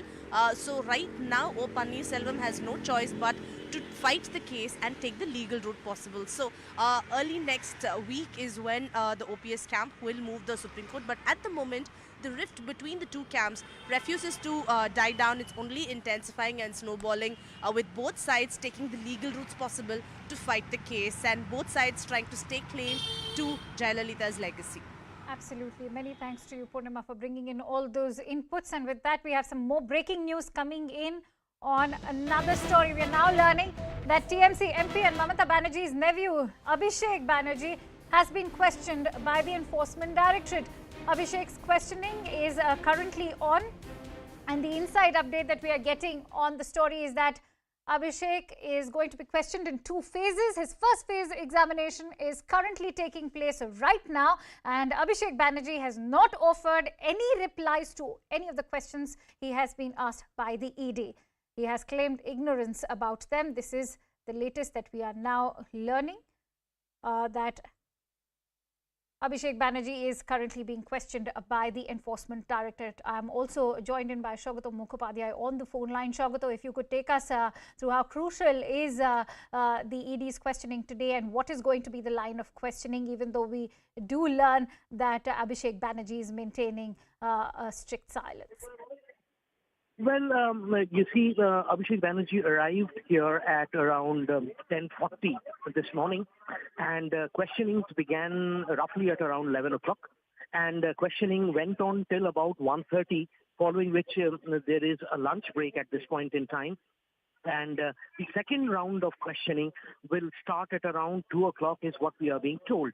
What we have gathered from our sources in the Enforcement Directorate so far is that Banerjee has been asked questions over the developments that have taken place in the last couple of months with the Enforcement Directorate conducting search operations at various areas and questioning some of the suspects in this case, and the leads that they have got from there have been cross-checked and cross-verified with Abhishek Banerjee. Also statements given by Abhishek Banerjee's wife Rujira Banerjee when she appeared for her for the questioning in this particular case before the ED on the 23rd of June this year have also been, are being cross-checked and cross-verified. There are, statements that have been given by senior IPS officers from Bengal who were summoned to Delhi in the last week of August, who also gave, certain replies which have been recorded as statements, which are also being cross-checked in this, series of questioning and examination. Shaukato, thank you for bringing in all those details. As we have some more breaking news coming in, we are now learning that Congress supporters have tried to stop Union Finance Minister Nirmala Sitharaman's convoy showing Congress flags in Kamareddy in Telangana. Those are the visuals we are bringing to you. The Congress almost blocking Sitharaman's vehicle, as we can see over there. Showing flags over there. For more details, let's quickly go across to our correspondent Swastika, who's bringing us the latest on this news story. Swastika, what exactly transpired and why were Congress workers blocking Nirmala Sitharaman's convoy? Well, Finance Minister Nirmala Sitharaman was on her way back from Zahirabad. That is when her convoy was encountered by the NSUI activists backed by the Congress party here, who started chanting protests over financial issues and irregularities against the central government and mainly against Finance Minister Nirmala Sitharaman.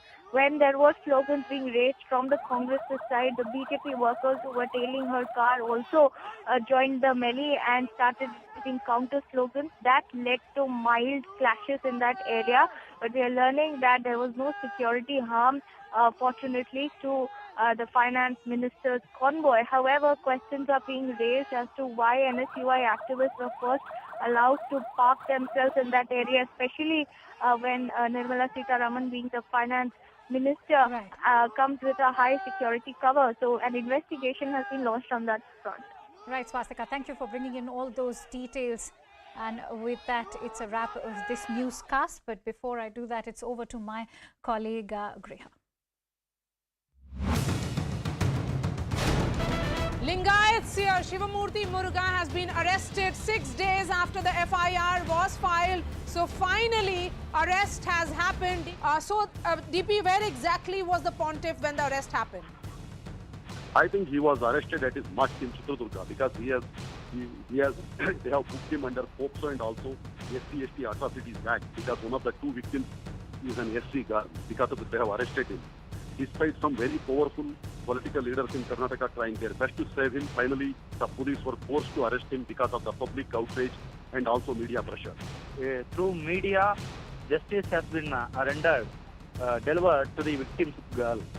And I thank all the media to limelight this issue and focusing on the victim's view, and also to support the victim and to give justice to the victim.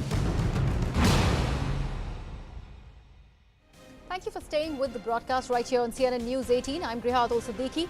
Let's take all the reports that are coming out of Karnataka forward. This is the latest that we are bringing to you on the Lingayat Seer Shivamurthy's arrest. Now, doctors at the district hospital where the seer was shifted after he complained of the chest pain have now said that the seer is suffering from a serious heart ailment and will be shifted to a hospital in Bengaluru very, very soon.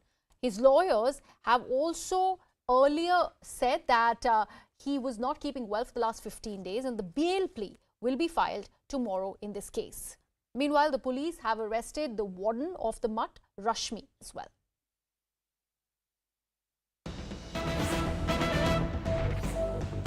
Getting you some breaking news inputs now. Activists backing the complainants' demands of a team of doctors under the supervision of Supreme Court should now be conducting the medical checkup of Shivamurthy. This is what is being claimed now. They are alleging that the Karnataka government is helping him to stay outside jail and Shivamurthy is faking his illness. So there is ample furor. Activists are now really claiming that a Supreme Court monitored medical checkup needs to be done of the Seer in this particular case. DP Satish now joins me on the broadcast. DP Satish, thank you so much for being a part of this broadcast. I just wanted to understand, this is something that is being alleged for quite some time, that the Seer possibly might be faking his illness. Now, a Supreme Court monitored medical checkup is what is being demanded on ground. See, several activists are backing the girls, the two victims who are the complainants. They are alleging that Shivamurthy of Murgamatti is faking his illness because till yesterday evening he was looking perfectly fine. Yes. And after that he was arrested in the night and he was taken to jail and he was brought back to hospital. In the morning he started complaining that he has got chest pain, etc. And after that, district general surgeon visited the hospital and he has certified that he is not in a good condition and he should be shifted to Jayadeva Institute of Cardiology in Bengaluru by road. The activists are alleging that Karnataka government is helping the Seer to stay outside jail by allowing him to get himself admitted to a hospital. They are demanding that they have no faith in Karnataka government doctors or any doctors, those who report to police or district administration or government of Karnataka. They are demanding that a team of doctors under the supervision of Supreme Court should conduct his medical checkup. If they certify that he is really ill, he can be shifted to a hospital. Otherwise, he should be sent to a jail. And by faking his illness, if he is really faking it, he is also hampering the investigation because police have demanded his remand for 5 days to conduct investigation. He is now claiming that he is unwell. Suppose he stays in hospital for a month or two, they fear that his supporters can destroy all the evidences. Okay. All right. DP Satish, thank you so much for joining us on the broadcast. Let's quickly take a look at this other piece of breaking news input that we are getting. Now, in fact, the doctor who is treating the Matsya has gone on to say that there is a high chance of him suffering a cardiac arrest, hence he needs to remain hospitalized. This is the doctor's word that has come in on the Seer's health condition, and he's saying that might as well be suffering from a serious cardiac arrest. Actually, our physician suggested for cardiologist opinion. So, cardiology team will be visiting Swamiji now, and they will examine thoroughly the cardiac condition. After 60 age, after 60 or 40, 50, 60, there are chances of some diseases like heart problems and all. My colleague Neetu now joins me on the broadcast. Ritu, the fact that we just heard the district health officer, he goes on to say that there was a need to bring in cardiologists from outside to actually assess the health condition of the Seer. And now we are being told that he might just be suffering from cardiac arrest, because of which he needs to remain in the hospital. Allegations are flying thick and fast whether this is a real or a fake illness, and hence a court-monitored health checkup is something that the activists are now demanding. Yes, exactly. So we're talking about the cardiac-related issues that the Seer had raised. In fact, what the sources from inside the MUT also say is that he was actually having this cardiac-related issues for a very long time, because he had also neglected his health and did not take care of it well. He was not taking the medications properly. So that has been one of the reasons. But today it reaches to a crucial point over here where it's a serious issue for him, and now he's been kept under, he's been monitored in the presence of the doctors right here. So there's the ICU, the right hand side of mine, that in the visuals you can see that's the ICU where he is being kept and been monitored here in the presence of the doctor. The surgeons are here, the medical, to provide a medical advice to him, and accordingly the decisions are being made now. What the official who spoke to Media had also said that since his condition remains to be very much serious, they will have to move him to a different hospital. So he will be shifted to Bangalore. So you see, the CNN News 18 was been reporting since morning that there are high chances of him getting shifted to a different location and to a hospital, considering the medical conditions and the facilities. So now here comes a crucial the point doctor from the saying health that there are officials high only. chances of the seer suffering from a cardiac arrest. What does that even mean? I mean, why can't it be ascertained? What does high chances? Why are they still unsure? And why are facts not being put in black and white? See, now what the inside sources are saying is that one is clear that he was suffering with the cardiac related issues for a very long time. He had neglected his health as well. He was not taking proper medication for this.